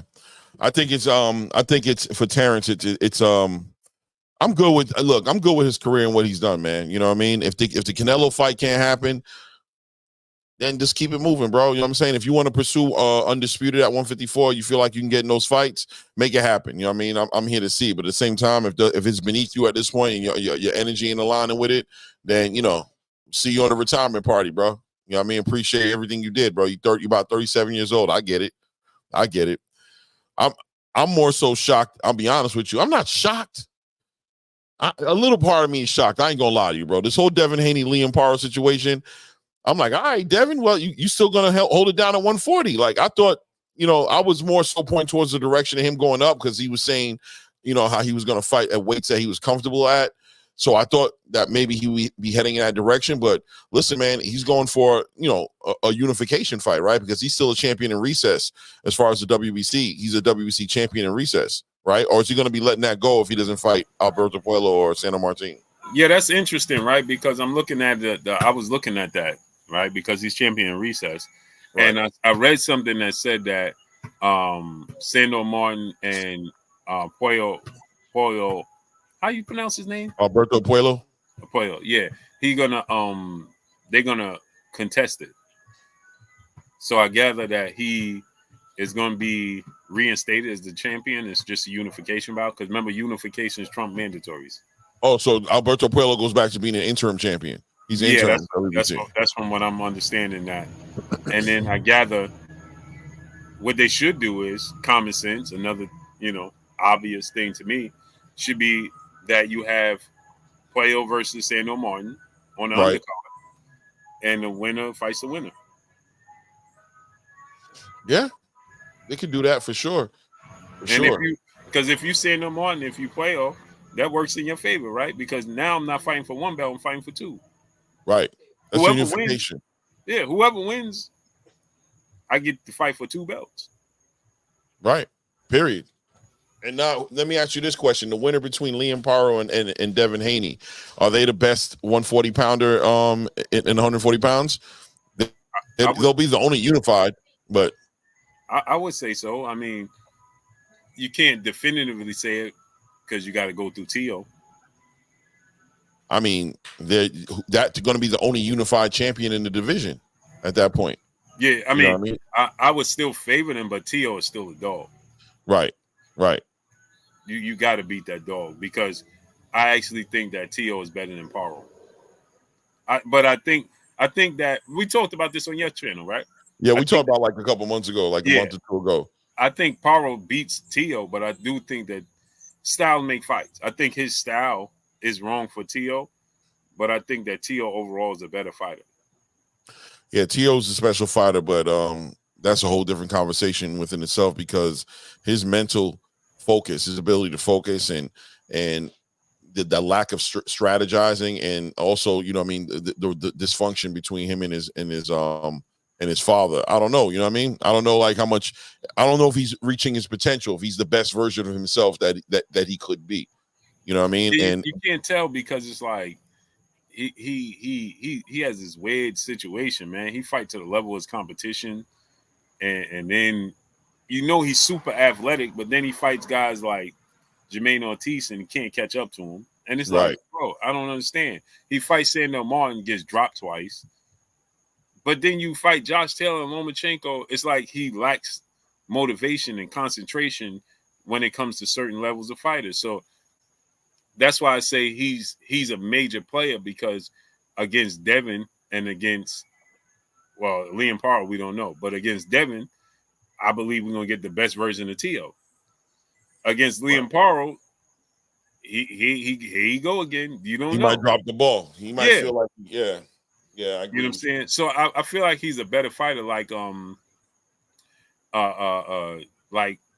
Vernon Forrest was all around a better fighter than Ricardo Mayorga, but he couldn't beat Mayorga. Just styles. 100%. Right, 100%. Like overall, Roy Jones is better than Tarver, but he can't beat Tarver. Right. You know what I'm saying? So I think style that Jones has was, stylistically it was bad because Jones took a lot of chances and really fundamentally did things that most fighters couldn't do because of his athleticism. But Tarver was able to capitalize on those mistakes. Like, you can't do that with me. I'm going to come straight down the middle. I'm not going to, you know what I mean? I'm going to take advantage of those weaknesses. Liam brings that to the table too, right? Like the way Liam fought Subriel, he showed you that I can make a strategy for what you do and take advantage of your weaknesses. You know what I mean? I'm going to smother those punches that everybody's scared about. I'm going to put that pressure on you that everybody's so we can neutralize all that pressure that you bring. And you're going to have to jump into your bag and show me the different facets that you have. And it turned out Subriel was a one-trick pony, at least for that night. Right? Sage 2740 said if he can't beat him, he's not better. That's not true. Style matchup. I mean, I agree to a degree what he's saying, to a degree. Like, the winner is the winner, right? I get it. But I do think, like, skill set wise, a fighter can lose to a fighter but be skillfully better than another fighter still, even in the loss. We can all know that. That's what I'm saying. Like, overall, this fighter gonna have a better career than this fighter. Roy Jones had a better career than Tarver. Right. When you think of the greatest in history, you don't think of Antonio Tarver, no disrespect. No, respectfully. You think about Roy Jones. Big facts. There's just some people like Sugar Ray Robinson had problems with Jake LaMotta, right? But ain't nobody saying that Jake LaMotta was a better fighter than Sugar Ray Robinson. Exactly. 100%. 100%. It's just styles make fights. Some people, like Cinnamon Savage said, salute. Yep. Manny Pacquiao, Marquez. We know Manny better than Marquez, but Marquez clipped him. Manny beat Tim Bradley 3 times. Tim Bradley outclassed Marquez. Yeah. So it's just the matchup. I like it. He said that's like saying Eli better than Brady. I think that's a great example. Right. You know what I mean? Even though it's a team sport, but yeah. Right. We know who Brady is, but Eli got that win. Right. Like that happens. Yeah. It's just some people. It's just, you know what I'm saying. 30 or 100 Ernesto. It's got Eli beat him twice, and the best team that was arguably in NFL history was that Patriots team.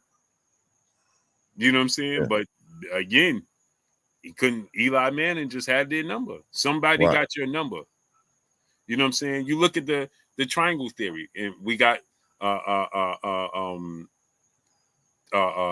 Shane Mosley knocks out Vernon Forrest twice. Vernon Forrest knocks out beats Shane Mosley twice. Shane Mosley knocks out Mayorga twice. Mayorga beats Vernon Forrest twice. It's just wow. Like, but Shane Mosley can't beat Vernon Forrest to save his life. Couldn't beat him in the amateurs. Couldn't beat him in the pros. You know what I'm saying? And then Vernon Forrest can't beat Mayorga. And then Shane knocks him out twice. So it's just some again, like Floyd always said, the toughest fights he had in his career was Emmanuel Augustus. Right. That was the toughest fight in his career. And he said the second toughest fight in his career was the Cotto fight. Right. But they ain't better than Manny Pacquiao and Canelo Alvarez. Right. Or Diego Corrales. You know what I'm saying? Right. Diego Corrales knocks out Castillo. Floyd struggled with Castillo. You know what I'm saying? Like it just is what it is. Styles make fights, Blue. 100%, bro. Styles make fights. So you know what I'm saying? Like, so that's what's weird about it. And I don't know if it's just Corks is just motivation. What is it? You know what I'm saying? Man, I just think, you know what I mean, stylistically, all fighters get comfortable and they have ways of doing things that other fighters can't afford to do what they do, right? Like even with Tank can afford, he knows how to, like what he did with Frank Martin. Not everybody could do that with Frank Martin. Walk him down that way, set him up that way, put that plan together to catch him, because you saw him working on the way he knocked him out in the back room right before he came out. Right? Not too many fighters can just execute that, just know what it takes and execute that. Somebody else tries to do the same thing, they're gonna get clipped. Mm-hmm. You know what I'm saying? It's just everybody has their strengths and everybody has their weaknesses. You have some fighters that are very solid, all around solid, but even they have their weaknesses. But most of these fighters who are at the top of the game, who's doing what they do, have a strength that they're tapped into that nobody's been able to figure out yet. And once you get that person in the ring with them that can neutralize that thing that they do, you'll find out that in other areas they're not as strong, and that's what'll take their losses. That's where the worst things that happen, like Errol and Terence, and that's what people want, the boxes that people want checked with a Tank Davis and a Devin Haney, or Tank Davis and a Shakur Stevenson. They want to see, you know, what that looks like, because they know that these two fighters bring something different to the table than that Tank's not used to seeing yet, or we're not used to seeing Tank dealing with yet, at least. Right. And that's the whole thing. That's why we like to see these fights. 100%. That's the reason. 100%. That's the reason we want to see Shakur and Tank, is because of, like we just said, style matchups. 100%. 100%. Style matchups. You know what I'm saying? For all we know, this fighter might have his style matchup. Blowing down one brother back in the super chat, dropping another cinco on us in the super chat. He said, and you couldn't fight, fight with Mayorga. Forrest tried to fight him, got knocked out, all styles. Right. And you couldn't even imagine that. Remember, Shane said, I'm just too small for Vernon Forrest. And Mayorga, but you knocked out Mayorga. Right. It's just weird like that, bro. Salute to K Different Breed, the queen in the building, in super chat, dropping that cinco on us in the super chat. I won't be surprised if Devin and Tio fight at 147 next year. Tio looking to move up, and Dev is too. Agreed, queen. And you know what, K? That's what shocked me today when this news came out, because I'm like, I expected them to move up. Me too. It threw me. I was like, wow, okay, Devin gonna rock at 140. That's why my question was, I had two questions actually. One of them is, does this man chasing undisputed at 140? And another question is, so hold up, is Eddie Hearn working with Devin Haney on this one? Because this is Eddie Hearn's That's fight. what he said. That's what he said. Yeah, people don't know, man. People don't know. They try to paint, you know what I mean? They try to paint people as snakes and all types of situations. And here goes Eddie putting a fight that he wanted to put together in the first place. He But wanted to get out the Santa Martin fight. It goes back to what I said, what we was talking about last Thursday, right? Mm-hmm. Remember, we was talking about how these dudes have relationships. The promoters, you know what I'm saying? You may think that they don't rock with this, they don't rock with that, they don't rock with this, they don't rock with that. But behind the scenes, they work it out. You know what I'm saying? And here you are on social media fighting their battle that they ain't even fighting. Mm. You see what I'm saying? Yes, sir. You fighting a battle that they ain't even fighting. They go to Ice Cream Man. Go ahead, Clay. Right on time with the Ice Cream Man. Salute, King. I know you out here trying to make it happen.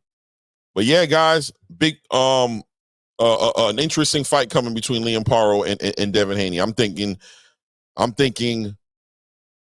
this is going to be a super challenge for Devin. A lot of boxes to get checked. Although Devin didn't legitimately or on paper lose, I think we all can have the consensus that he lost his fight against Ryan Garcia.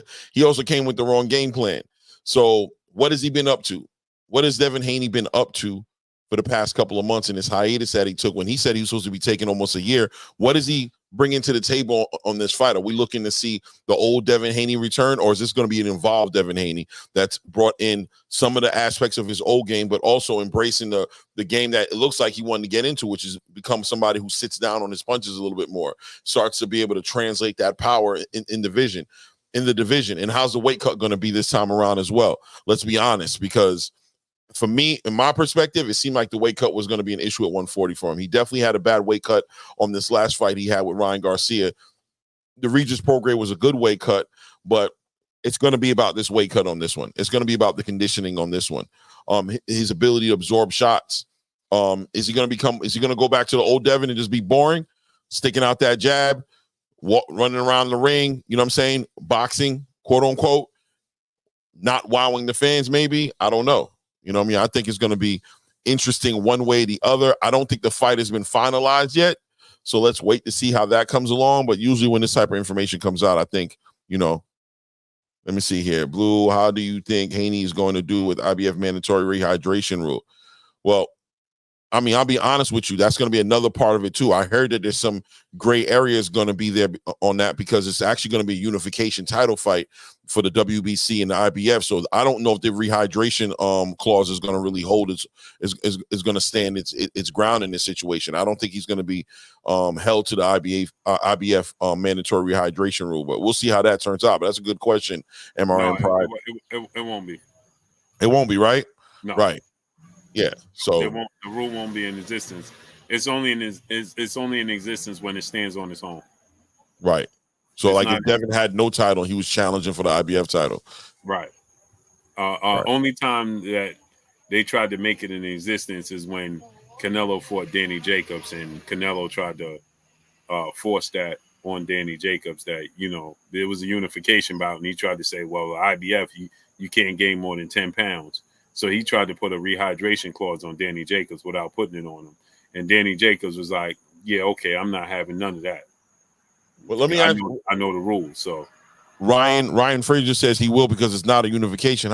Ryan, you sure it's not Dev is a champion. Reed says Puello has the title right now. But it's looking like Devin is going to get his belt back because from what I'm hearing is that, again, Puello and Sandor Martin they're gonna petition it. So, which means that lets me know that the WBC is leaning towards putting Devin Haney back as champion. Right. Exactly. I agree. That's what it sounds like. What are they complaining about? You know what I'm saying? It would be Devin who was petitioning if it was the other way around. Right, because they wouldn't care if Devin is fighting for the non-title. Then what do they care? 100%. 100%. But they petition him because clearly. He must be, the WBC must be giving him, because in reality remember that's the rule. Unifications trump mandatories. So if Devin could say, hey, I know I was in a mandatory position with Sandor Martin, but I'm going into unification bout. You know what I'm saying? Yeah, he's comparing it to the if Jamel came back in a Bud situation, like if Jamel came back and he's supposed to be a champion in recess, I think with the WBC, right? So if he was to come back, or no, he's a champion recess with the WBO. Yeah, but the thing about that is that they fought for the title. They actually hold the title. He's been inactive, you know, beyond that point. You know what I'm saying? Jamel Charlo. He left the division. Is he still? Is he still? He left the division. Champion in recess. Is he like still Devin didn't leave the division. Jamel Right. left the division. Right. Then he vacated the other belts. Then he's saying that he want to jump in this sanction bout. You know what I'm saying? So there's a lot going on with Jamel Charlo. WBA. Okay. Yeah, he wants to jump in the. Remember, he said he wanted to be the WBA mandatory. Then he wanted to be that. So it's unclear his position. Devin didn't leave the division. You know what I'm saying? And Jamel will have to. And again, in this case, Devin is facing another champion. In the case of Jamel, he will have to face another champion that has a whole different belt. And so if he was to be the champion in recess and then fight against, Sando Tim Tszyu for the WBO, you know what I'm saying? Something like that to occur. But again, we nobody knows because these sanction bodies operate how they want to operate. Right. So you know what I'm saying? Let's see how they carry it. What should be, we never know. Because they don't follow their own rules. Yeah. You know what I'm saying? They supposed to, but they don't even follow their own rules. So, especially when you talk about the WBC. They said they was going to enforce David Benavidez and Canelo. Remember when Samson did that, went to the convention and he petitioned and they got upset with Samson, remember? Because Samson was like, I'm just making sure y'all uphold the rules and hold him accountable and make sure we get our opportunity. And they was like, well, yes, we know. We're going to uphold it. And they never did it. Facts. Never did it. You know what I'm saying? So, you know what I mean? Like, the rules is bizarre, man. Just think, Jamal Charlo, he been the WBC champion at middleweight forever and a day. They finally just took it from him like this year. Bro, it just gets ridiculous, bro. It's like, bro, when are you ever going to do something about this? Like, you picking and choosing. Devin coming off of a wild and bizarre situation with Ryan Garcia, and they want to immediately enforce the rules. You know what I'm saying? Canelo, Dave Benavidez has been Canelo's mandatory, and that was his belt. Ryan never even won the belt. Neither did Sando Martin. David Benavidez lost the belt on the scale and do the recreational D-Rugs use. But worked his way back up, became the mandatory, and during a global pandemic, lost the belt, worked his way back up, and still can't get put in the proper position to earn the belt back. So, wow. Mr. M Pride, what's up, family? But yet, when it comes to Devin Haney, they want to uphold the rules. It's bizarre, man. You know what I'm saying? So it's just like we just don't know, man. You ain't lying. You are not lying, sir. That's what's so wild about. So we our expectations and we just on a wild goose hunt, man. That's all we are. We trying to go by what the rule book say. The rule book ain't in our favor. Yeah, it's all about who you know. It's really about that money, though. At the end of the day, you know what I mean. It's really about putting asses in seats and selling tickets and pay-per-views and all that. At the end of the day, because that's who gets the leverage is the people who make these sanctioning bodies the most money. It's not based on any one particular. You can't even say that because remember the WBA stripped Tank. Remember that? Did they? Yeah, they told him he had to make a choice. Remember, and stripped him. But then when they put Maestri, who arguably we know he lost to Michael Fox, and all that in situation with the judge being on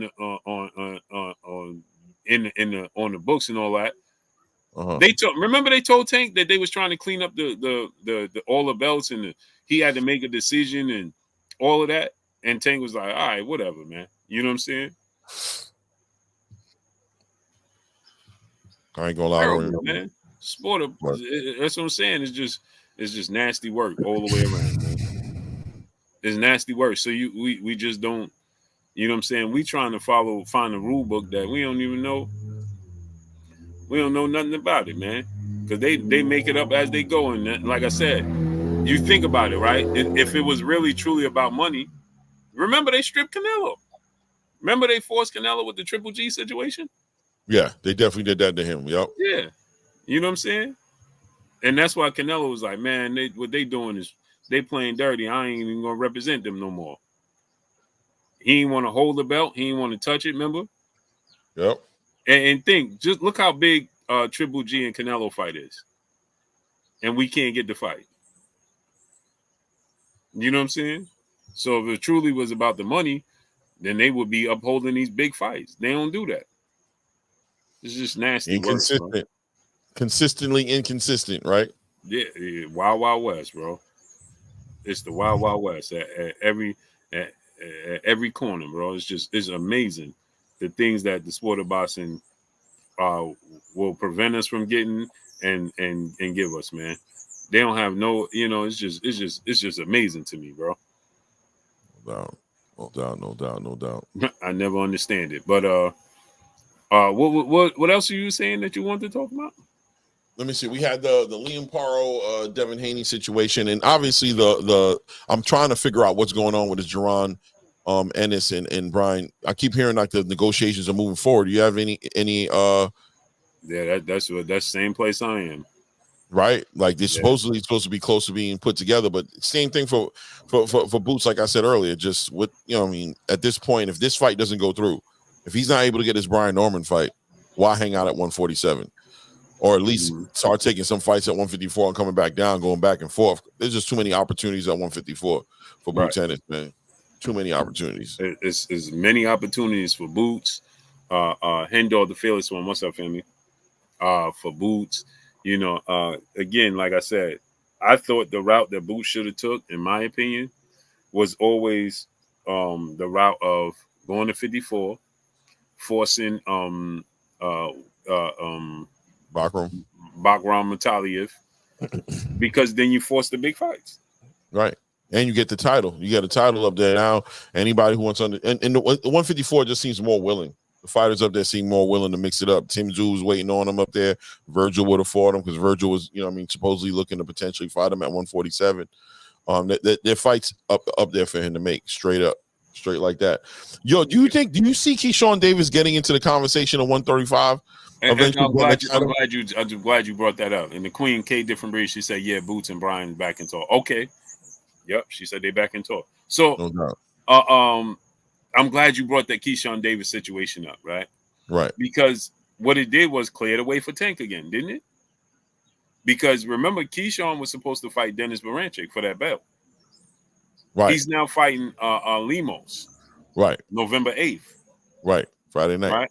So Dennis Baranchyk is available. For Tank. For Tank. It opened the door. Right. Because I heard there was also conversations of what's the guy's name out in England right now?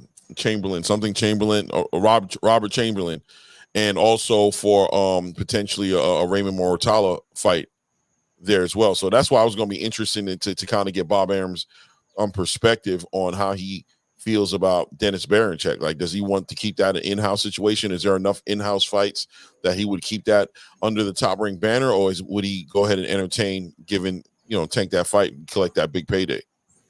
Well, when it comes to Tank, how could you stop Dennis Baranchyk from fighting that fight?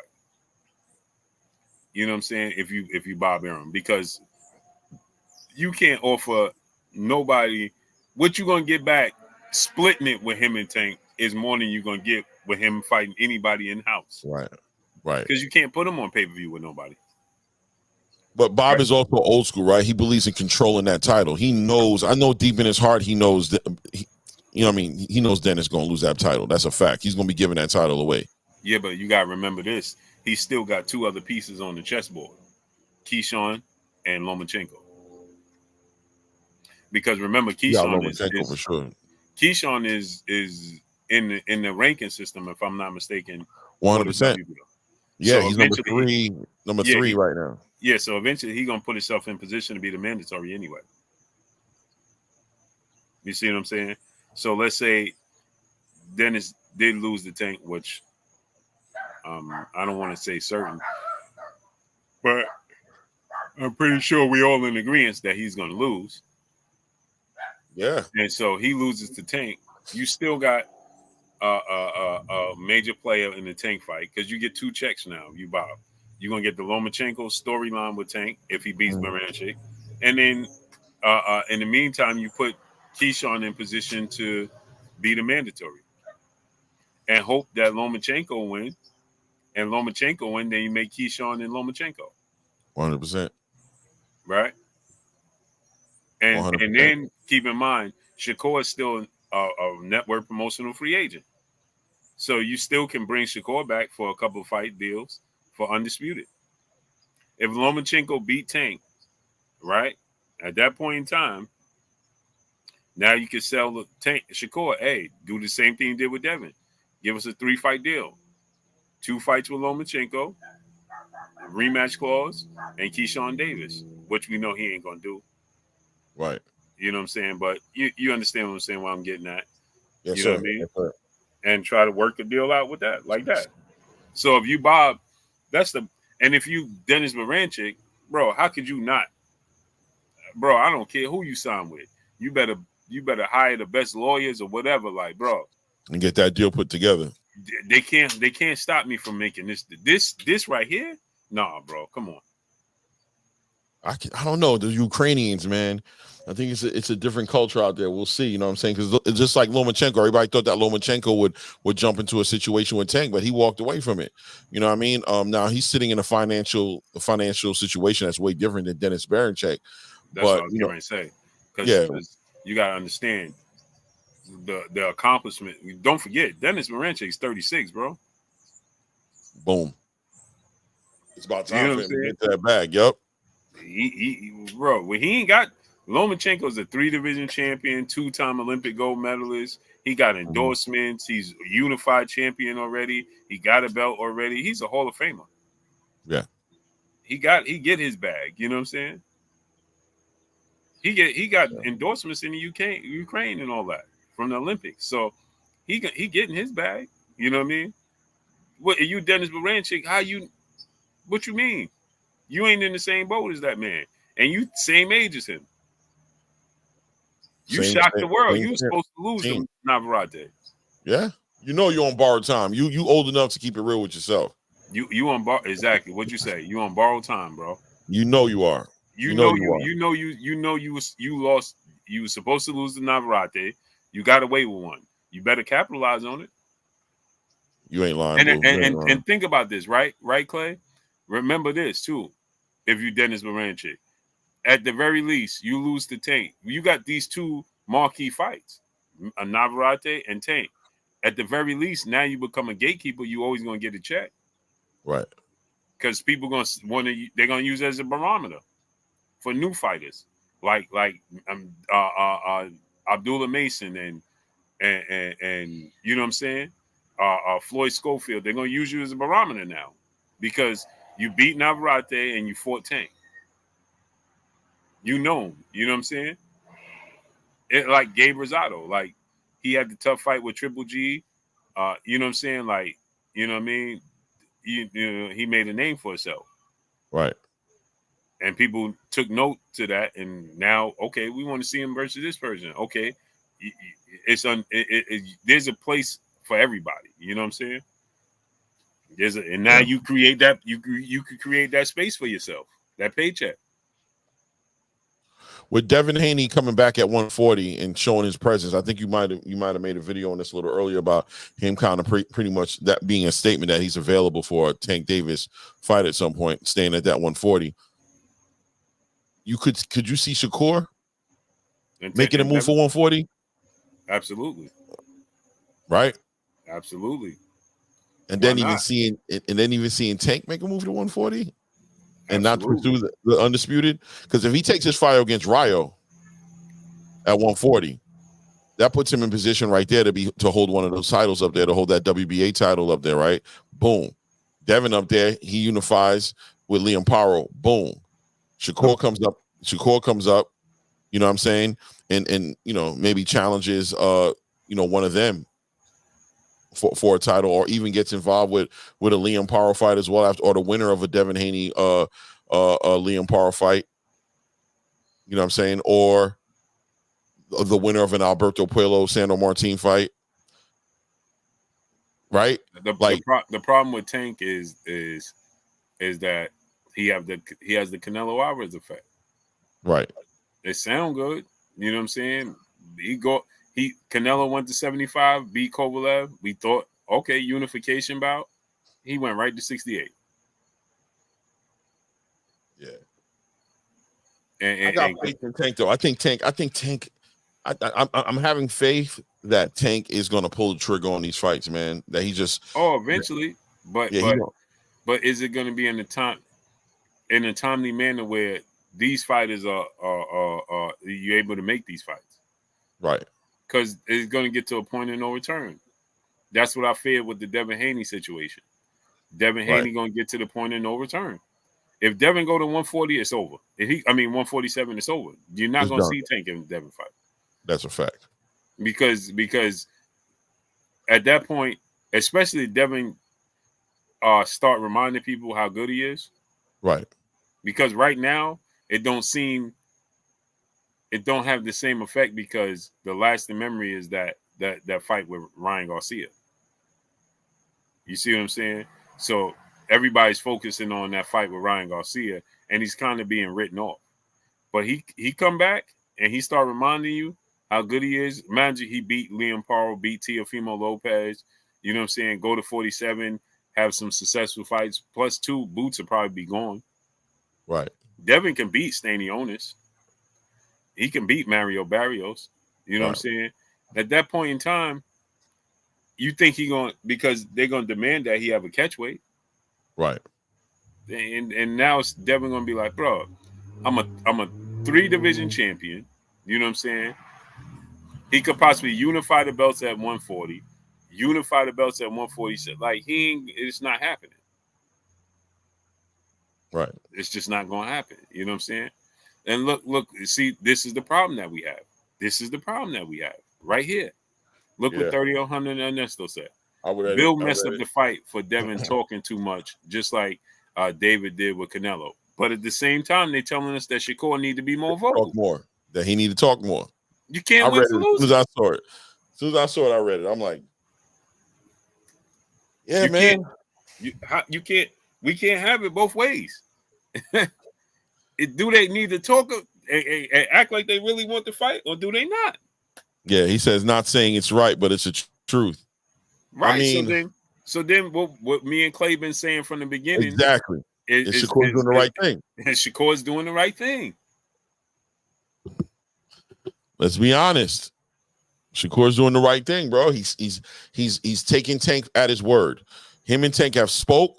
Tank says, I got you. We're going to make this happen. Shakur ain't going to mess it up by throwing shots at Tank and calling him out on social media and making it difficult and making Tank turn into Canelo. Like, I don't like how he disrespected me. I need $200 million now to fight him. You know what I'm saying? I need $200 million, 2 Ferraris, and a pet lion to fight him. See, here's the thing, right? We can't have it both ways where the fighters can demand X, Y, and Z, but then they get in a position of power and they abuse the power in the wrong way. Right. You see what I'm saying? Oh, you better not talk to me. You know, Blade Brown, what's up? I tell people this all the time. The most bizarre thing I ever heard was when Floyd made the deal with Manny Pacquiao. He made them sit on their hands for a week. The fight was done for a week, and Manny Pacquiao couldn't announce the fight. Right. That's, bro, why are you doing that? That's corny to me. Control.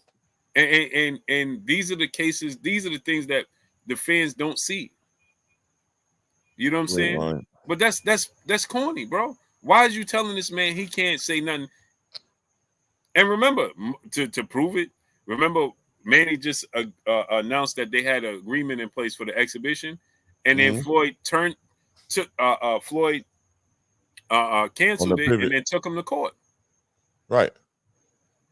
It's corny.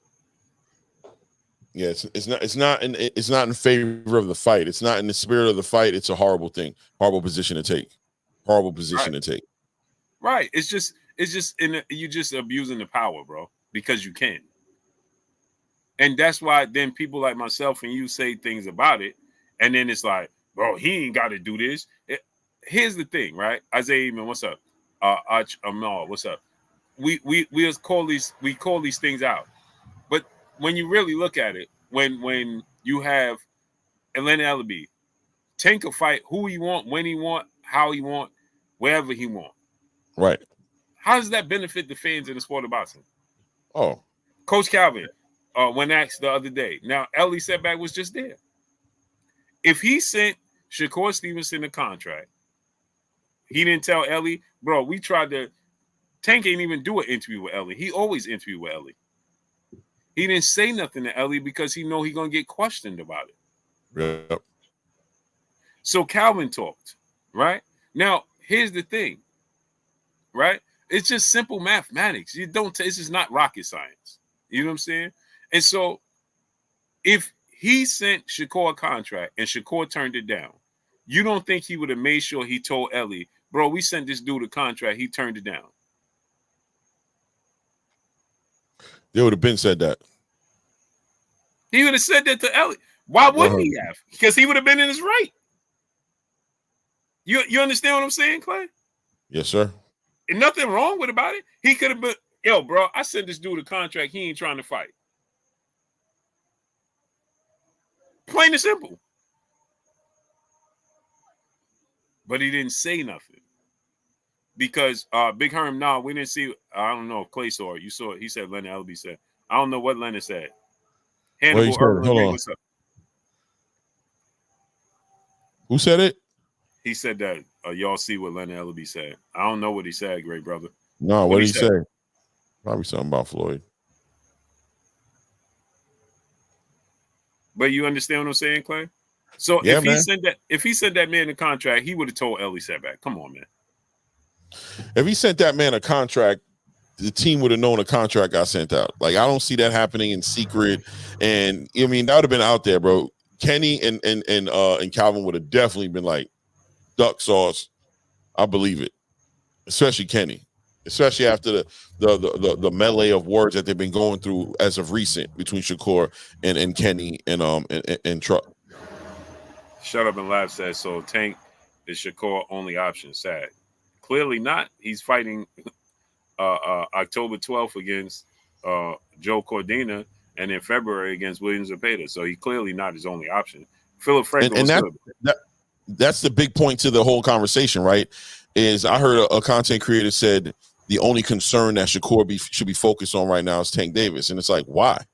Right. Why should that be the only thing he's focused on? Why wouldn't he focus on whatever opportunities are out there for him as a fighter, as a man providing for his family? Why would he just sit there and put all his eggs in a Tank basket? That doesn't make any sense. You know what I'm saying? Especially when when it comes to the Tank Davis conversation, you have no leverage. That's like John Williams. John Williams, I'm tired of you talking in the chat, bro. That's all you do. So John Williams, I'm going to give you an ultimatum now. You can take it or leave it. I don't care what you do with it. I'm going to send you the link, and you come up here and you say what you have to say. If you don't, then I'm going to block you. And I'm not timing you out, not sending you a kiddie table. I'm going to block you, brother. I'm tired of you. The people come here, they talk in the chat. They just spam you all day long, right? They spam you on social media, and then they hide behind, they throw rocks and hide their hand. 100%. So you said I'm hating on Tank. Come tell me what we hating on Tank about. We're having a straight real discussion right now about how this fight gets put together, about Shakur Stevenson's role in this fight, and how this fight gets put up. As soon as you hear us, we've been talking the whole time, you've been quiet. As soon as you hear us bring us Tank, you say we're hating on Tank. Come on, bro. Y'all got to stop. Right. And then he said, then he just flat out lying. Right. That's the thing that gets me. Oh, nobody knew about Tank and Loma. Tank was the one that came out and said that he's fighting Loma before he even fought 100%. Frank Martin. What are you talking about? Dudes, it gets annoying, bro. Even when you giving Tank his flowers, you hating. Even when you give him his flowers and be like, yo, he the A side. You know what I'm saying? We got to respect it. And, you know what I mean? The fight going to get made. Yo, there he goes. There he goes. You know why? Because I'm telling you guys, bro. Listen, bro. I'm telling you guys. Tank fans are the biggest Tank haters, bro. I'm telling you, the Tank fans, because what it is when you hear us say what we're hearing, if what we're saying is correct, you guys think Tank is a duck. You guys think Tank is up. And I heard one of you guys out there say it straight up.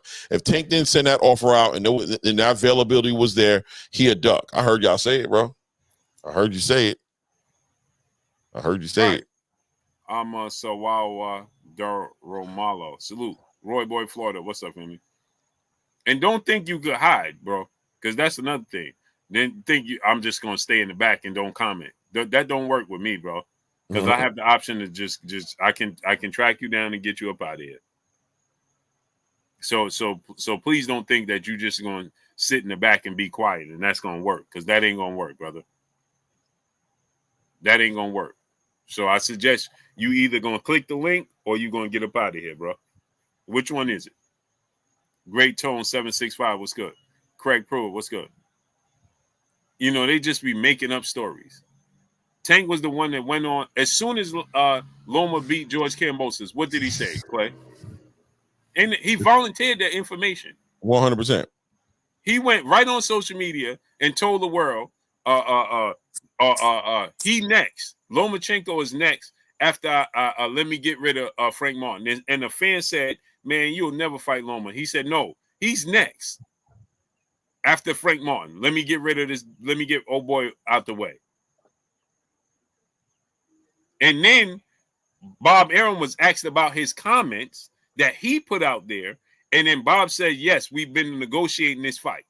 Robert Chandler, what's up? Melvin Everett, what's up?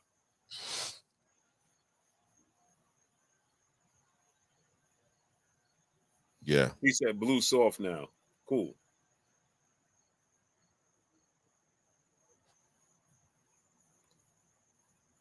He said blue, what happened in his show in many ways.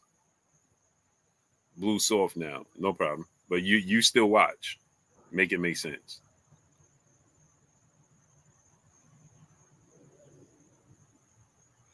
Weird thing is they say also Clay Tank can fight whoever he wants, but Shakur has the guy as to the guy they want. Yeah. Shout out to Ray. Yeah, man. At the end of the day, Shakur's playing his position the way he's supposed to play his position, bro. He doing what he's supposed to do. The only thing people can complain about that Cordina fight if they want, it's all good. I understand. I'm not sitting here saying, yeah, Cordina fight. Like I'm all excited about that fight. I ain't gonna play no games like that. But I am gonna say at the end of the day, I understand the opportunity. Now he's a headliner. You know what I'm saying, of the pay-per-view card. Yeah, bro. That's an opportunity to make the money outside of the pay-per-view sales. You know what I'm saying? He's gonna get paid that remember, money. I said, it's like I said, I would have if I had a choice, I would much rather see him fight Edwin De Los Santos rematch. Yeah. But like he said, in the interview you just sent me, Eddie Hearn said, this is a fight that we wanted, Joe Cordina. His Excellency Turkey Al-Sheikh, Eddie Hearn, they give him a bag to fight Joe Cordina. He like, whatever, man. Y'all want me to fight this dude? I'll handle that right quick. I promise you he got a couple of M's coming his way. And not only that, another thing is you got to take into consideration, this was supposed to be William Zepeda, not Joe Cordina. Right. Yo. What's up, Carl Brown? Yo, I ain't gonna lie. I see why everybody is mad, though, yo. I see why, like, for real. Like, because I ain't gonna front. Like I said, I got mad respect. For real. But y'all can't be supporting this Cordina fight like that. This Cordina fight is really dog. And for us to even have Shakur and Tank, let's take away who ducking who. We just get to this point. Like, to have Shakur and Tank under the same breath or supposed to be on the same level type thing. Like, we gotta look at this fight the same way as if that was Tank going in that ring with Cordina. Like, we can't say Shakur is this, oh, he's doing everything to his, I mean, he wants to fight because it's actually really a lot of our words, I ain't gonna say a lot of people, because I ain't even gonna pinpoint it towards nobody on the panel or nothing. But a lot of people is speaking and saying that Shakur saying this with his actions, Shakur saying that, but really they both not saying nothing, and to be real, this ain't unfamiliar territory when it comes to Tank. In this situation, we barely hear stuff from Tank, and that's 100% true right there. And y'all know that. Like, that's why I said I want to take away the ducking thing, because like, if we gonna look at Tank as we would have beat Tank down if he'd have fought Cordina. And then not just that, like, Shakur is a champion, man. We give him his flowers. He a champion. He a 3-division champion and all that. But for him to be as a champion going into his second fight, fighting a guy that coming off a loss, but not only this one right here, even make it look real bad because this guy coming off a knockout loss. I seen that fight. I looked at that fight. I was mad that Cordina lost. I was going for Cordina. But I seen how it happened. Once he got hurt on that break, you know what I mean? Like, I seen how it played out. But even at the end of the day, but for Shakur's standards, we can't sit here and say like it's okay.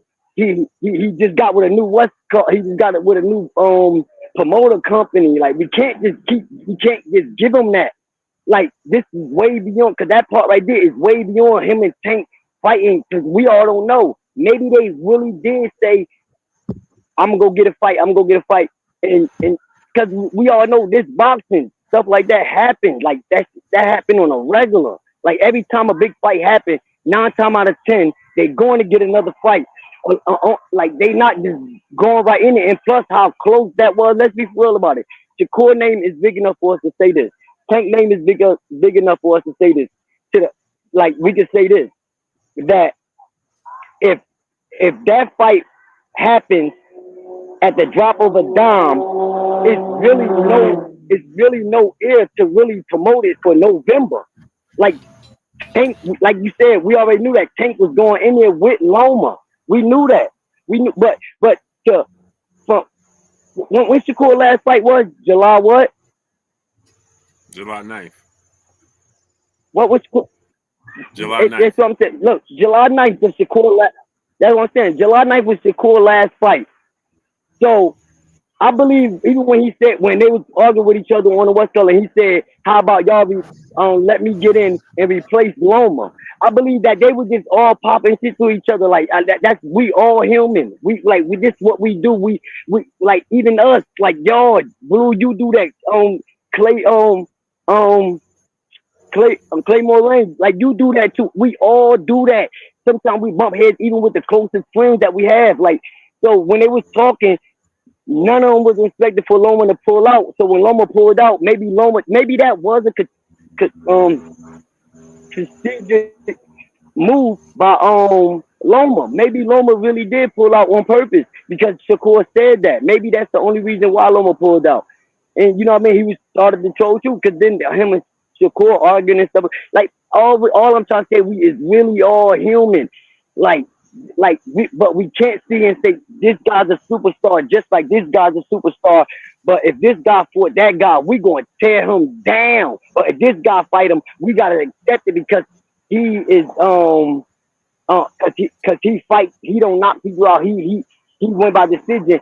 But we gotta stop doing that, man. Like, we gotta stop. Like, if his levels, just say he not on Tank level, but if he beats Tank, then he beyond Tank, and then say that. But because we can't just put him up there and then accept the things that's going on like that. Like, okay, Blue, you was right. But here's the thing, right? This is the thing that you're getting misconstrued. Is nobody said Shakur was on Tank level. Who said that? We all know So he's why? not. He never even fought on pay-per-view. So we don't hold him to the same I standard ain't talking about you that hold. part. See, No, I know, I'm but Blue. See, now addressing, you but I'm feel that addressing, two different parts. but I'm address everything you just said. You said that we All right. can't accept him fighting Cordina, right? But he ain't Tank Davis. He don't hold records at gates. He don't charge you $100 for a fight. Tank do that. Shakur Stevenson floor seat tickets ain't $10,000 like Tank's is. Shakur Stevenson ain't getting paid $30 million. Tank is. So there's a difference when heavy is the head that bears the crown.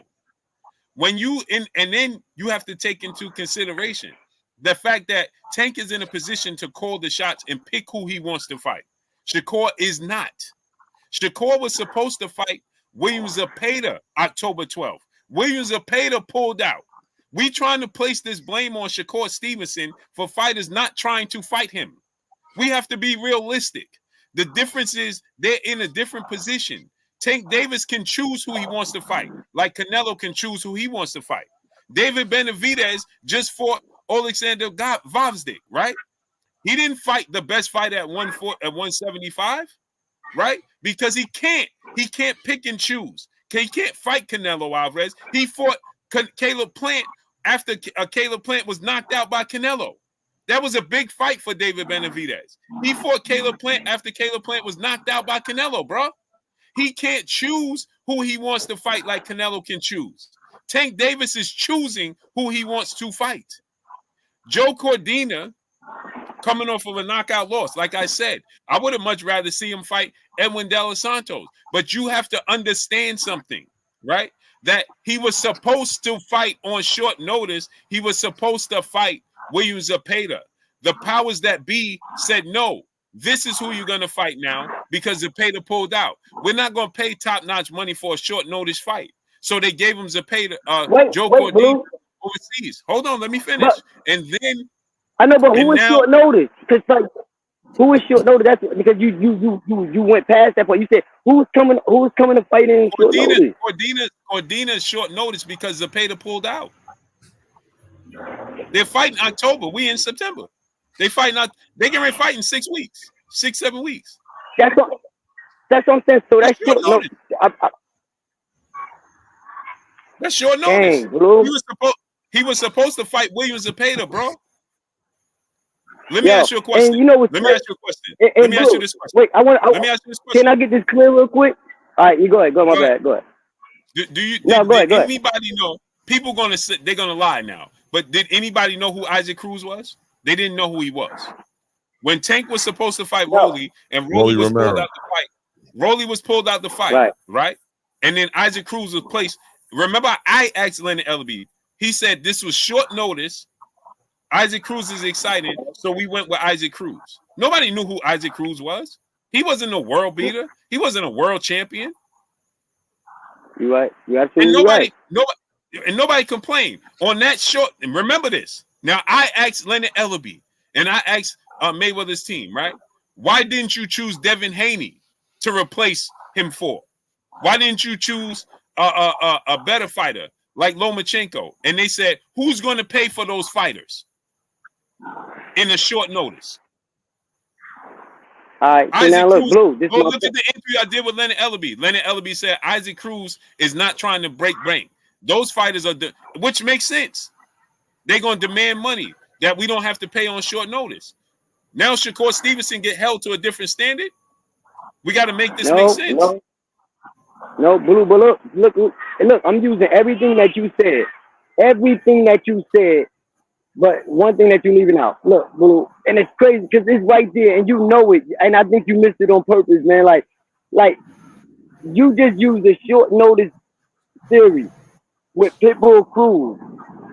But what about the people that just really gonna say this is a whole fact right here, though, Blue? At least it was another 135 pounder. Nobody pulled nobody up. This guy wasn't coming off a loss. Like, what about them people that really can say that, and that's a true fact? Like, I'm glad you said that. You get what I'm saying? How can they get that answer from you? Did you?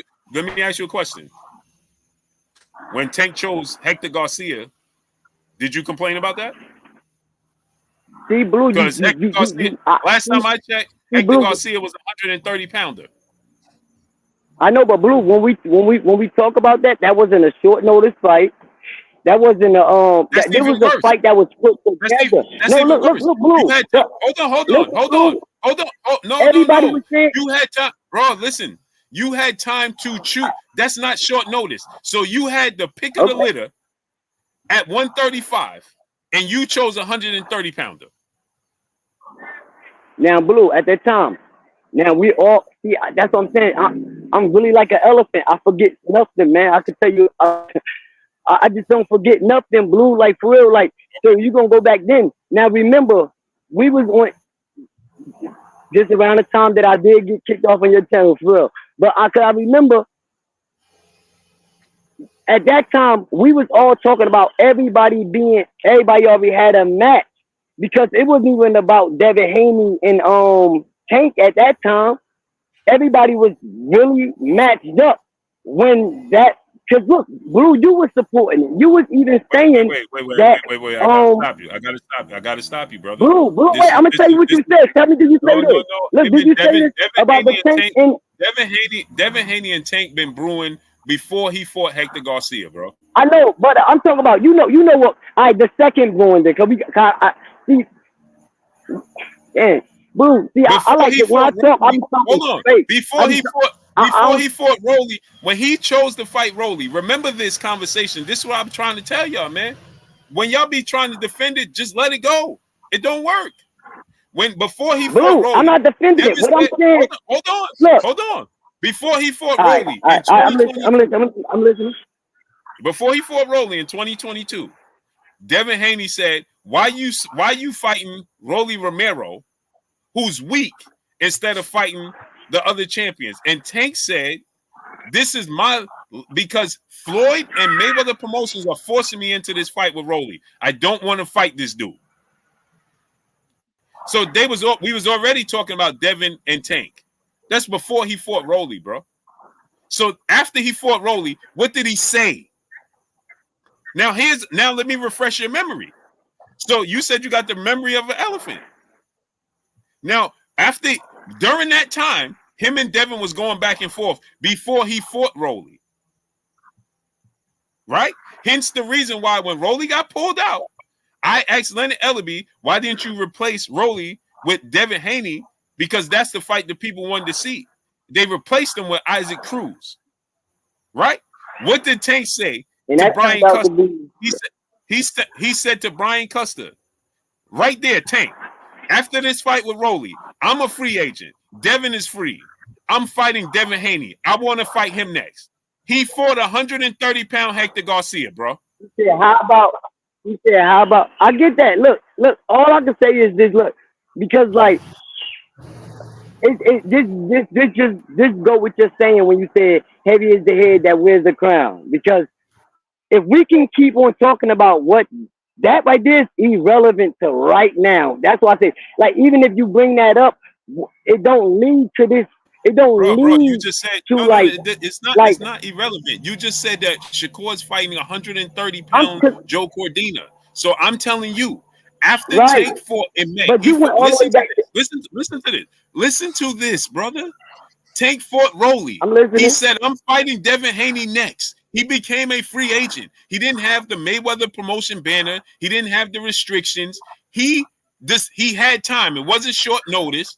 And with time, he chose to fight 130-pound Hector Garcia and fighting the man he told us he was going to fight in Devin Haney, bro.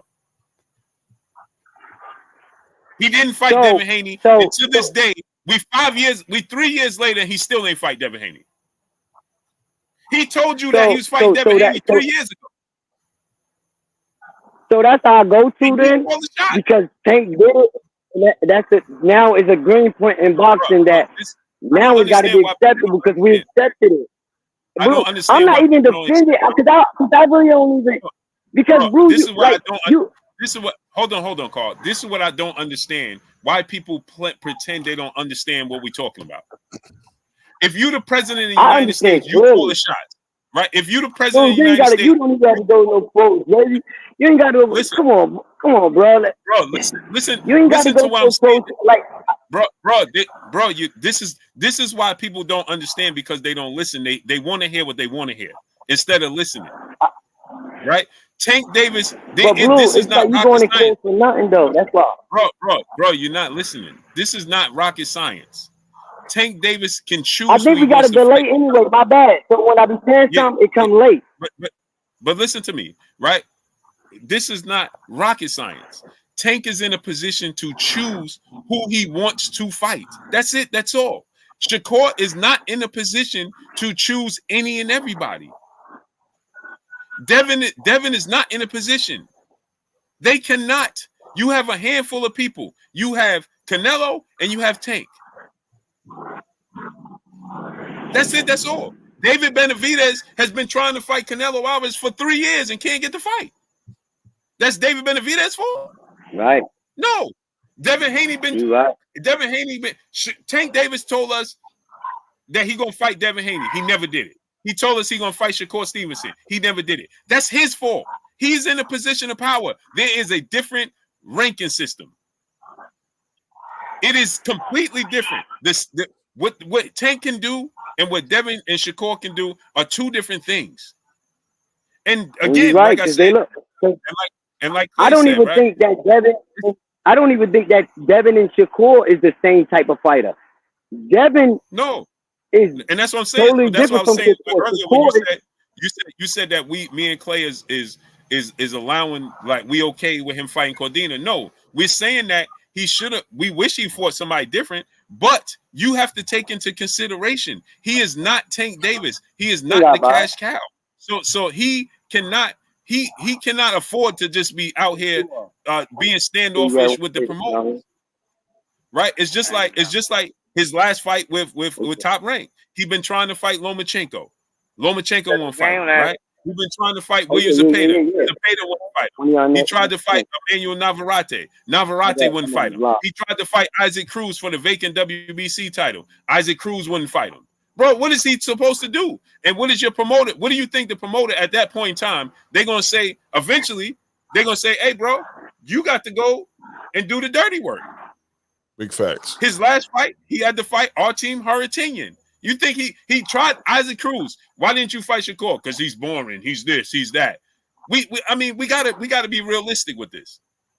And you Turkey out the sheet. You Eddie Hearn. Okay, who are we gonna put this dude in the ring with? He was supposed to fight William Zepeda. Yeah, what you get out of that part when he asked Shakur and about the Tank just recently, and he said that's my NR all. Like he said that's my NR. Like what did you get out of that? That's the fight. That's his. Yeah. And I put it in his terms. That's his Oscar De La Hoya. That's his turning point fight. Right. You know what I'm saying? That's the big fight. That's his biggest fight. That's the fight that he's working. You know, that he plans on. That's going to be the fight of his career. That the big match, the generational talent, who's the best of this generation fight. Right. It goes like this, right? You got to look at this. You got to look at this, right? Right. Floyd was the 4-division world champion. He was a pay-per-view star, and he was a Hall of Famer. Floyd at the time before he fought Oscar. Floyd was the pound-for-pound best fighter in the world. But the turning point for him was Oscar De La Hoya. I hear you. I got you. The turning point fight for Floyd was Oscar De La Hoya. He was already a Hall of Famer, Clay. He was a 4-division champion. He was the pound-for-pound best fighter in the world. But the turning point to make him that crossover mega star was Oscar De La Hoya, who was on it. Keep in mind, Clay, Oscar only fought one time after the Floyd fight. Yeah. He only fought one time. So we know Oscar was on his way out. He fought the Pacquiao fight and then he retired. Yep. Caught that beat. So that's what Shakur is telling you. That's his turning point fight. Right? Some fighters have those fights. They need those fights, Clay. Some fighters don't.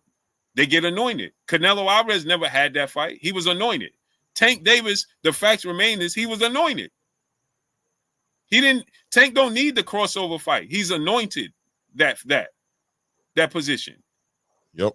You know what I'm saying? Roy Jones was anointed because of his skill set, his talent. You know what I'm saying? Some fighters are just sugar. Why Tommy Hearns? I know you know this. Yeah, I missed Tommy Hearns.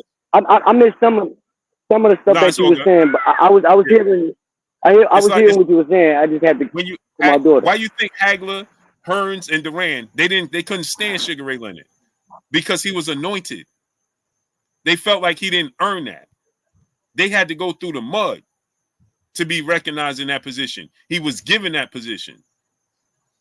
So some fighters are anointed, but some fighters need those fights to have those turning point fights. So when Shakur's saying that Shakur is Tank is his NOBO, that's his turning point fight.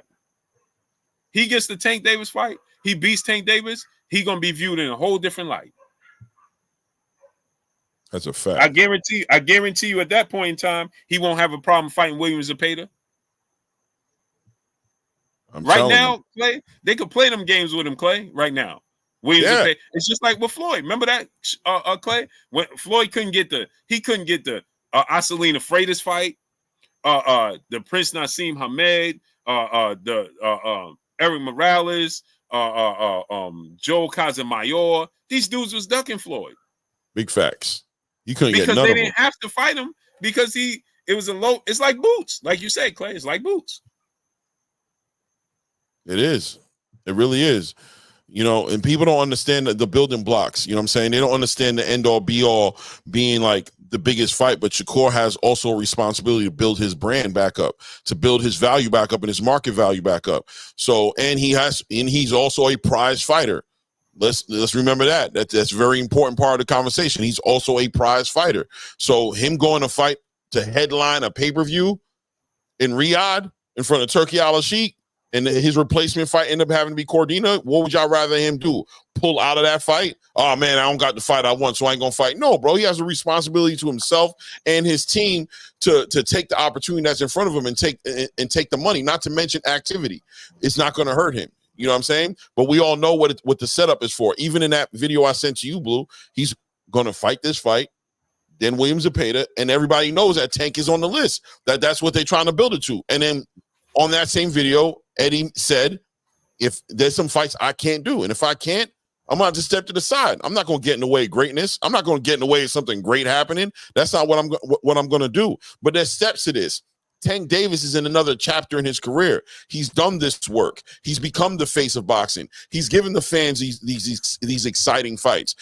He's putting the asses in seats. He's selling the pay-per-views, right? So Tank don't got to do what Shakur got to do, and Shakur can't do what Tank is doing. Shakur got another path. When they meet, hopefully be a perfect storm. You know what I'm saying? Hopefully it'll be a perfect storm, and it'll deliver the way that we're all hoping that it'll deliver. But, you know, everybody's on a different place. Shakur's chapter right now where he's at, make money, stay active, be ready, stay ready, and get ready for when he fights Tank Davis. He got the mute button on. Oh, I don't think he's talking. I think he's just talking to somebody else. Oh, yeah. And he just got the mute button on. Let me get these super chats real quick, Clay. We got Robert Chandler, brother, in the super chat. That's a great question, Clay. We got a great question. He said, are we sure Zepeda is going to fight Cor in February? I would say to answer, if I'm going to answer that question, nothing's ever sure. Nothing's ever a sure thing. But I think ultimately all the vested interest in there. You got the money with Turkey, so it's going to be a big payday for Zepeda. You got the WBC title, which is going to be legacy for Zepeda. And you have Zepeda's team speaking on Coach Panda, speaking about how they've already agreed to make that fight happen. You know, we just got to go at that point. We got to go and hold the man to his word and hold everybody involved in the process to their word. But I think the chances are very high, more than likely that they're going to fight. You know what I'm saying? When they're supposed to fight, as long as Shakur does his job, Zepeda will be there and ready to challenge for that title. If Cordina is a weak fight, would they have the same energy if Tank fought Pitbull again? Yeah, salute. When they be excited. Yo, I don't even want to see that fight. And Blue. Hold on one second. Ray brother. Hold on one second. Salute the realist, Deuce 4. You can Our brother in the super chat dropping that Cinco on the super chat. If Cordina's a weak fight, would they have the same energy if Tank fought Pitbull again? Right. And he was trying to D-Boy Dev, brother in the super chat, dropping that Cinco on the super chat. He said, answer this. if all of the elites don't want to fight Shakur, ducking him, how can he fight the elites? I literally takes two to tango. Right. He can't. Like, he's in a position where, and he's not, again, like we keep saying, he's not a shot caller. So he cannot force the difference between him and Tank is that Tank can call the shots. 100%. So it looks completely different. When Tank is saying you don't want to fight this dude, it's completely different. Shakur is not in that position. Big Hearn brother in the super chat dropping that Cinco on us in the super chat. He said Tank said he wanted Shakur at 130. Tank said he wanted Haney at 135. No contracts ever sent. Tank says there's a list years ago and no bouts with them. Right. That's what I'm saying. So we still waiting. We still waiting for them to him to make these fights. It's on him to make them.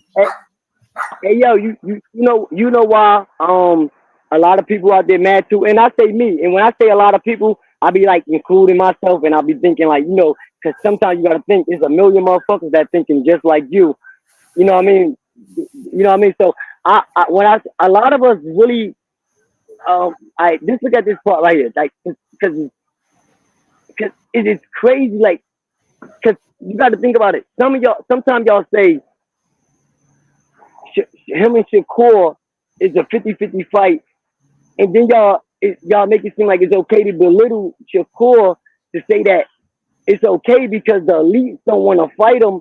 So when he because I don't, matter of fact, before I even go do any of that, like the guys that I see Shakur fighting, I swear to God, bro, them the type of guys that I was like, that's the type of guys that Keyshawn Davis is fighting like on the way coming up.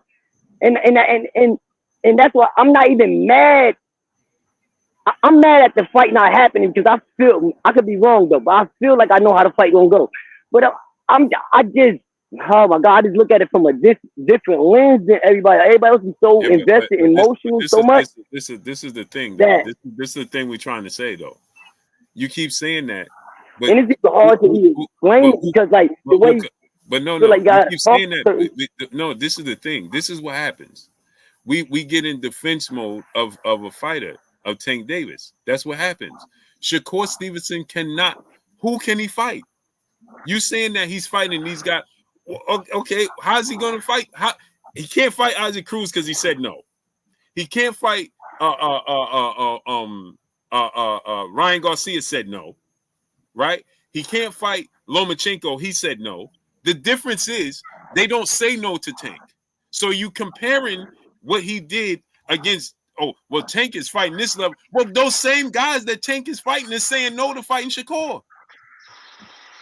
But look, for instance, look how that Frank Martin situation played out. That we can say that fight was almost that fight was close to getting made. No, like, it was even done. Yeah, okay. I get it. And look, and I gotta take my boy Frank Martin for ask what he said. Like he just asked for a little extra because $1 million ain't $1 million. And when you get finished paying everybody, and I understood, and I'm pretty sure everybody that really understand, like they understood where he's coming from. So what's up? What's up? And my thing just off top of that, like. Yeah, he made me miss my train of thought when came in barking like that, man. You said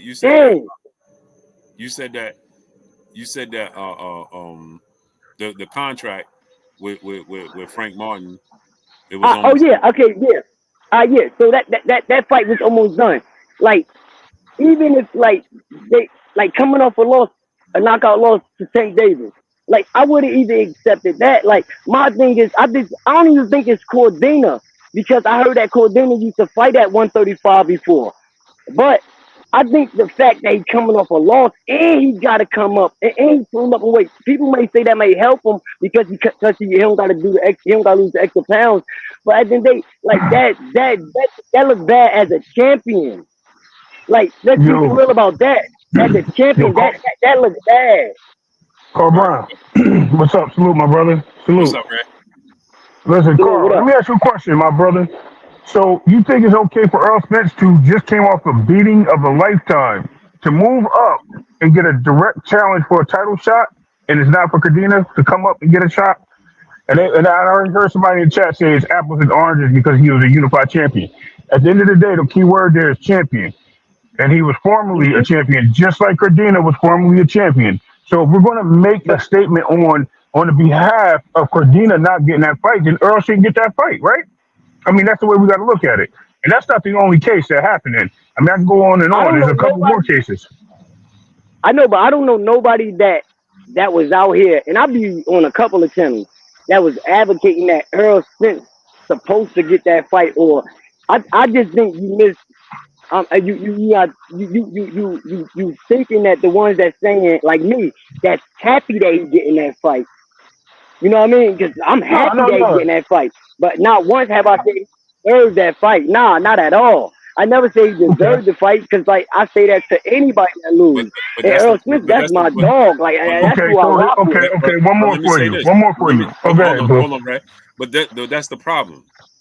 You happy that Errol is getting the fight because you're a fan of his, but you're not happy I'm about. happy because like, No, hold on. So you're not happy but about Blue, Cordina. No, no, no. Listen it to me. fit who Listen to Earl me, is though, Blue. bro. Listen to me. Listen. You Because it happy fit that? who Earl said he don't do Listen, tune up.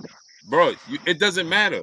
Cordina can say he don't do tune-ups, but you don't know who But to Cordina is. me, You don't know who Cordina is because but you're not a Blue, fan of you his. said, How wait, about you said, Cordina? How about Cordina don't do tune-ups either? And he lost on the technicality. Because if that punch didn't happen, he'd never recovered from, right? He and probably I wins agreed that with you fight. earlier. I said it. Right. So but you Yeah, just said that you I happy, agreed with you but earlier, because Blue. because you happy that Errol Spence is you a fan of Errol Spence, that's your guy. You happy for But him. Blue, that's But bad. Cordina gotta That's get. bad. No, it's not. But no, it's not. What I'm saying is we're not keeping it 100.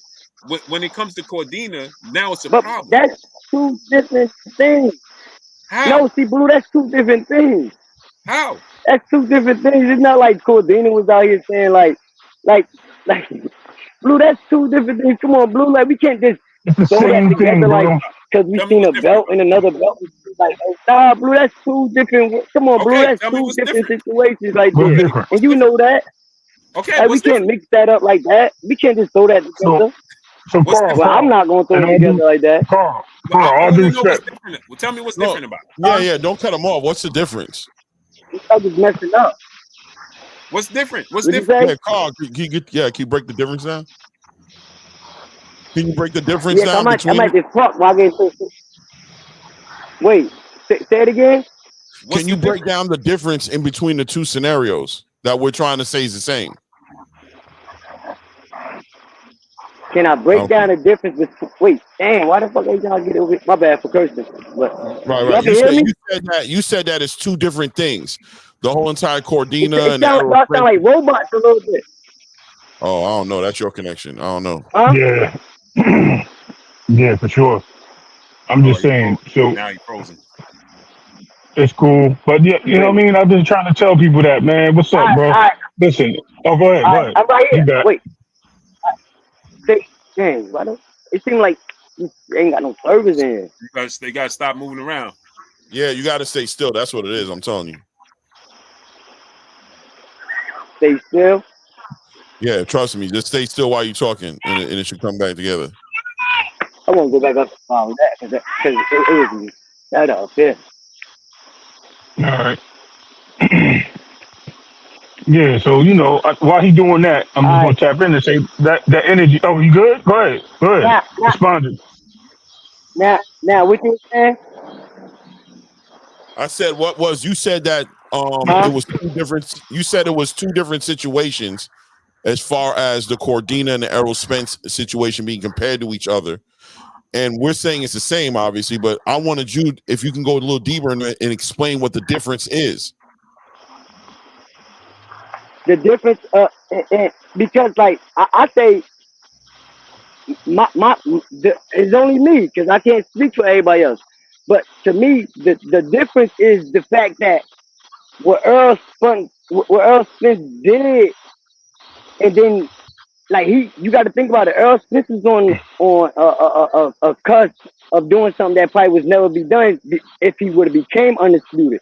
You got to Earl Spence took was probably the only boxer that was at welterweight that took his belt. I mean took the got his belt from every other champion. Like it wasn't no fighting a guy that had 2 belts. Like because it is something I read a minute ago though. But I'm saying but Earl Spence got his really the hard way. We already seen it. We already know he's known for a guy that's taking no tune. All right. So while he doing that, listen, the internet is telling him that's bullshit. You know that is. Listen, at the end of the day, we can say that Earl had to go collect belts, or Earl did this, or whatever the case may be. Let's really look at it scientifically. Y'all don't even know who Homie is. Y'all don't even know who Cordina is. Y'all don't even know that Shakur was trying to unify with him at 130. Y'all don't even, and that's how long he's been at 130 as a champion. Y'all don't know that Shockey wanted to unify. He wanted to unify with Shockey, and he wanted to unify with Navarrete also. But Bob Arum had all those belts, and Bob Arum wasn't letting him cross the street to unify those belts. So y'all don't even realize that. Now he's got the option. Shakur's got a dream of somebody he wanted to fight at 130 that moved up in his sanction. So he has the option to fight him. And it was a last minute fight. What is the big deal? Y'all looking at stuff because y'all want to be able to point fingers at somebody that y'all just not happy with. It is get out your feelings. Stop acting like crybabies. Get off the toilet seat. You know what I mean? Pull your panties up. Loosen them up a little bit so they ain't too tight. And stop. Stop acting like some bitches out here. I'm sorry. I don't even curse like that. Stop. Y'all out here wilding, bro. For real. And I gotta come over here to my big bro Blue's house. I mean, you know what I mean? To his house, right? This your house.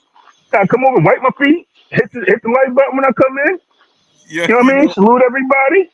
And then be like, yo, what are y'all talking about? But you know what it is, Ray? What's up? The people just can't admit that they don't watch boxing that deep, so you don't know who he is. Right. Exactly. Stop listening to these. Stop listening to these people, man. Stop 100%. Listening to these people with underbites and these people out here with these daggone back rooms and wear red shirts every day. Stop listening to these clowns, bro. Like for real. And like listen. Salute to them.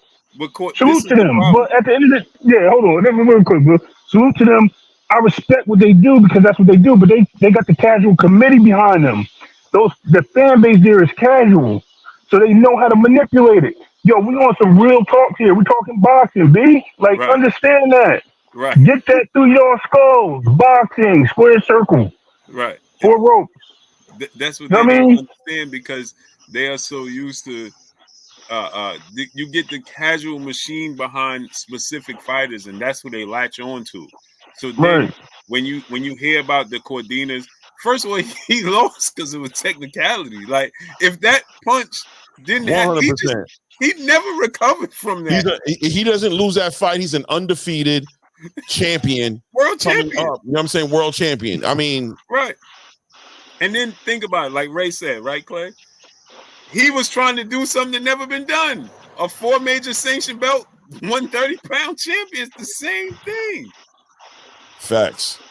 That's a fact. The same thing, bro. We can't say there's never been undisputed welterweight champions because they have. Look. There's just never been an undisputed 4 major sanction belt welterweight. Right.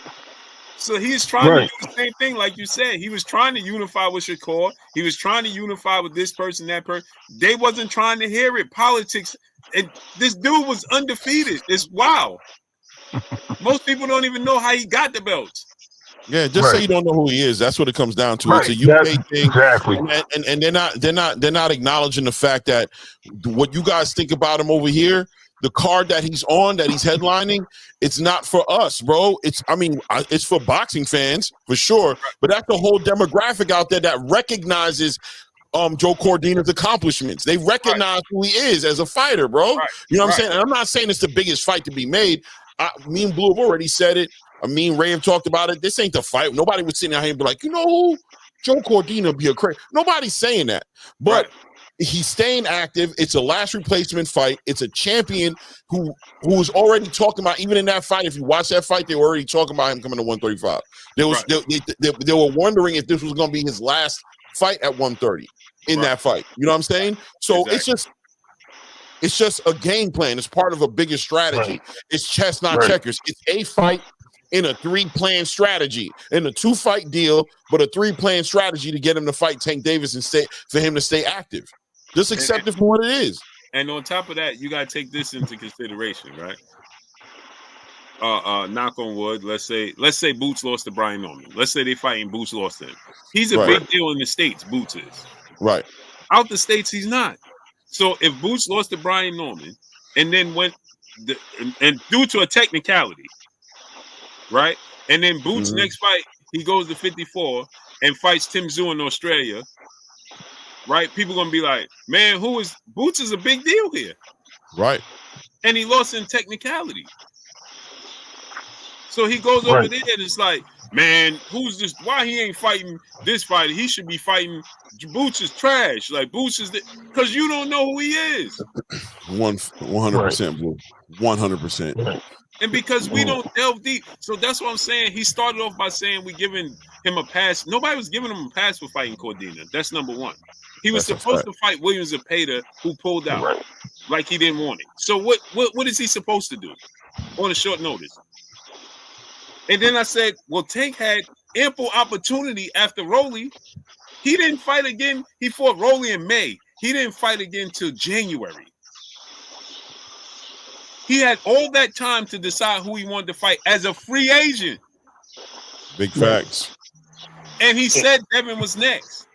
And he chose Hector Garcia. And then here's the problem that I have. He pulled Hector Garcia up from 130. Nobody knew who he was. He shocked the world beating Chris Colbert. Right. He was supposed to lose. That was a stay busy fight for Chris. He was a nobody, bro. He was a nobody going to that fight against him, bro. Nobody. Named Chris Colbert was supposed to fight. And he got, remember he came down with the C-19 and he had to pull out the fight. And now Hector Garcia replaced him. Remember the champion Chris Colbert was supposed to fight. That was a short notice fight for Chris Colbert. Nobody knew who that dude was. So then he pulled out he beats Chris Colbert. That was an upset. Chris Colbert was slated to win. And then Tank pulls him up to 135 when he had ample opportunity to choose Devin Haney. He didn't. He could have chose Lomachenko or anybody at that point in time. He didn't. Right? He chose Hector Garcia. And then everybody gave him a pass because why? Why'd they give him a pass? Because they said, well, Tank is going to fight Ryan in April, so it don't matter who you fight in January. Right.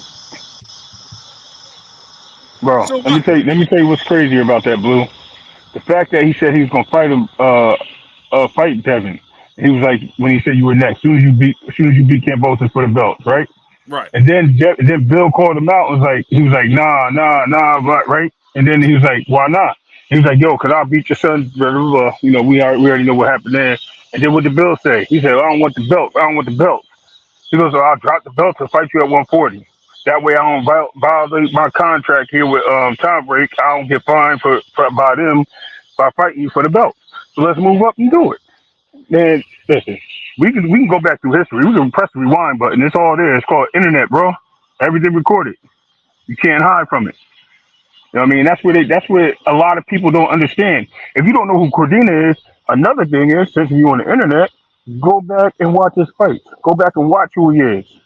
Stop watching his last fight. And he didn't get knocked out like all these people are saying. He didn't get knocked out. Oh, he got knocked out. No, he got stopped. Right. Yes, it's a technical knockout, but it's not a knockout. Right. And it's an asterisk by it. Right. And it is. Everybody knows it. Everybody who's watched that fight knows that fight was weird. They were even talking about a potential rematch because he got hit with that late shot off that break, bro. And that boy never got his legs back, bro. Period, man. Never recovered. He never did, man. He didn't. Yeah. Come on, man. He tried to eat it. No, did he? Yeah. He tried to eat that. Like he just never. He fought back. He just couldn't get his. Every time he got touched after that, it was just back to noodle legs. It was back to dancing, back to spaghetti legs. Yeah, he couldn't. He just couldn't recover. And just to throw another little sharp gem out there, we're gonna keep it in the same division because we was talking about the fight with Earl fighting Pandora, right? And everybody like, well, how he get that shot? How he get that shot? They was doing the same thing to Pandora that they're doing to Cordina. Like, yo, he just lost to Brian Mendoza, and they're doing him in the interim title fight. How he getting a WBC title fight? How he getting a fight? How he getting a fight Tim Zoo when he got moved up because Thurman came out? There was a lot of questions. Y'all didn't give a damn. But Earl gets that pass. Why? Because he had 3 belts? Bro, 1 belt, 3 belts, 4 belts. You're still a champion at the end of the day. Former champion. And I didn't see Cordina getting dog walk across the ring like Earl did. And I'm an Earl fan. I'm sorry. He got dog, bro. Listen, that dude got dog walk from post to pillar and back. Y'all can call it for what it is. He was spared. Terence spared him from embarrassment, believe it or not, even though he was embarrassed. But y'all fail to realize that because that's my man, yo. That's EJ. You know what I mean? I got much respect for that dude. But I'm gonna keep it real. You know what I mean? And Cordina didn't get. He was staying in the fight, throwing blows, all off balance. You know what I mean? Doing what he had to do. Man, y'all got to go back and do y'all research, man, before y'all start coming up here, chit-chatting and talking about why Shakur didn't make the fight. I mean, it's like 4 reasons why he didn't make the fight off the top of my head. But, you know, they like to just say what they want to say. He didn't call him out enough. Oh, he don't have to be the A side, but Devin did. You know what I mean? Oh, he's running. He got to skate to him. Because he didn't fight him, he got to go fight somebody else that y'all picked. Come on, man. It's a lot of stuff out there that just don't make sense. It just don't make sense. Then y'all wanted to fight Kid Austin, who's not even in the sanctions for the WC. That means that he would have to sign some type of waiver to fight him, or the WC have to enter Kid Austin and rank him up high over some other people. Like, come on, bro. We don't do that. We don't do that out here. We keep it boxing. Stay there. It's an easy thing to do. Check those boxes. And that's my thing. You know what I'm saying? That's ultimately my thing, bro. But let's get on out of here, man. Salute to Donnie D, 1954, Triple OG in the super chat. He said, Blue and K boxing savant. Salute to you, Triple OG. Salute, Donnie. Yeah, let's get on out of here, man. Yeah, salute to everybody, man. Appreciate you, Blue, for having us up here, man. Appreciate you having me on the platform as usual. We'll be back tomorrow. Y'all holler and let me know if we're gonna see some. I don't know if I know you was working on some things today, so I don't know. For sure. We're gonna make it happen, man. Right, man. Yes, sir. We're going up. Listen, y'all we're going up later. Yeah. So hit the link if you haven't subscribed. Subscribe. Going up later tonight. You know how we carry it. Talking about that boxing. Get deep into these fights. You know what I'm saying, that we got coming up as well. We haven't done that in a minute. Been so caught up in the drama. But y'all show up. What's your topic tonight? We definitely gonna be talking. We're gonna be breaking down that Keyshawn and Lemos fight. That fight. I can't wait to hear that because that's gonna be a good one. I promise you. Diego Pacheco obviously is back in the conversation and trying to make his run at being in the conversation for a potential Canelo get on that list for the Canelo sweepstakes, which I don't know if this fight is going to say that, but we'll discuss that and see if it makes any difference. We're going to be building on Abdullah Mason tonight for sure. Abdullah Mason back at it again, going to be on the card in November. Already, man, the activity is insane. You know what I'm saying? The activity is insane, and he's fighting somebody who's supposed to be a knockout artist. I checked his record. I don't feel that's what I would call him, but it's activity. It's keeping him busy, and we'll see what weight class, if it's going to be a catch weight fight again, or if he's actually going to make the weight this time. I know, if there ain't no belts or nothing on the line, they don't have to be right on the nail, but we'll see. We'll talk about that. He's a knockout artist for Abdullah Mason's level. Right. That's what we're going to talk about. Exactly. Yeah. Exactly. For the level of where he's at and what that dude has knocked out, that's what it is. Yeah, and he's going to be active there. And then we're going to talk about Shakur getting pushed up to be a headliner on his pay-per-view card. You know what I mean? I'm not going to lie to you. I think it's a weird situation to put Better Be Even Bivol on their own little thing on ESPN. I don't know. We'll talk about that as well. Weird, bro. It's just so it's weird. It's a funny look to me. I don't understand for real. And considering the fact that Turkey is paying for it, I don't know. That's what I'm saying. Yeah, we're gonna talk about it. Let me get out of here. I gotta charge the phone up. All right, Yo, Clay. salute. I'll catch you later, man. All right, No all right, doubt, no Ray. doubt. We'll I'll go see y'all later, Ray. Yes, All sir. right, salute, Blue.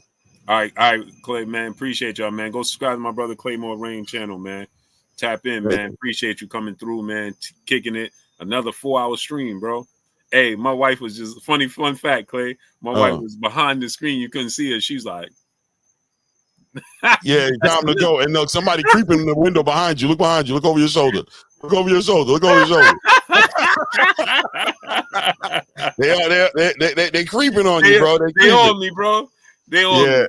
No Yeah, doubt, man. I'll definitely be tuned in tonight for sure. All right, for sure, man. Be tuned in tonight, bro. I yes, appreciate sir. you coming on. Yeah, and tomorrow I'm trying to have us another special guest on, man. I'm glad we got the extra day though, because I got a bunch of. But yeah, I'm glad we got the extra day. To be honest with you, it worked out well. So Facts. hopefully tomorrow. Facts. Yeah. So appreciate you coming through, brother. Yes, sir, man. Salute to everybody, man. Peace. Yes, sir, people. Yes, sir, my peoples. Yes, sir, my peopleizations, man. I appreciate y'all coming through, studying up, holding your boy Blue down, and showing me love, man.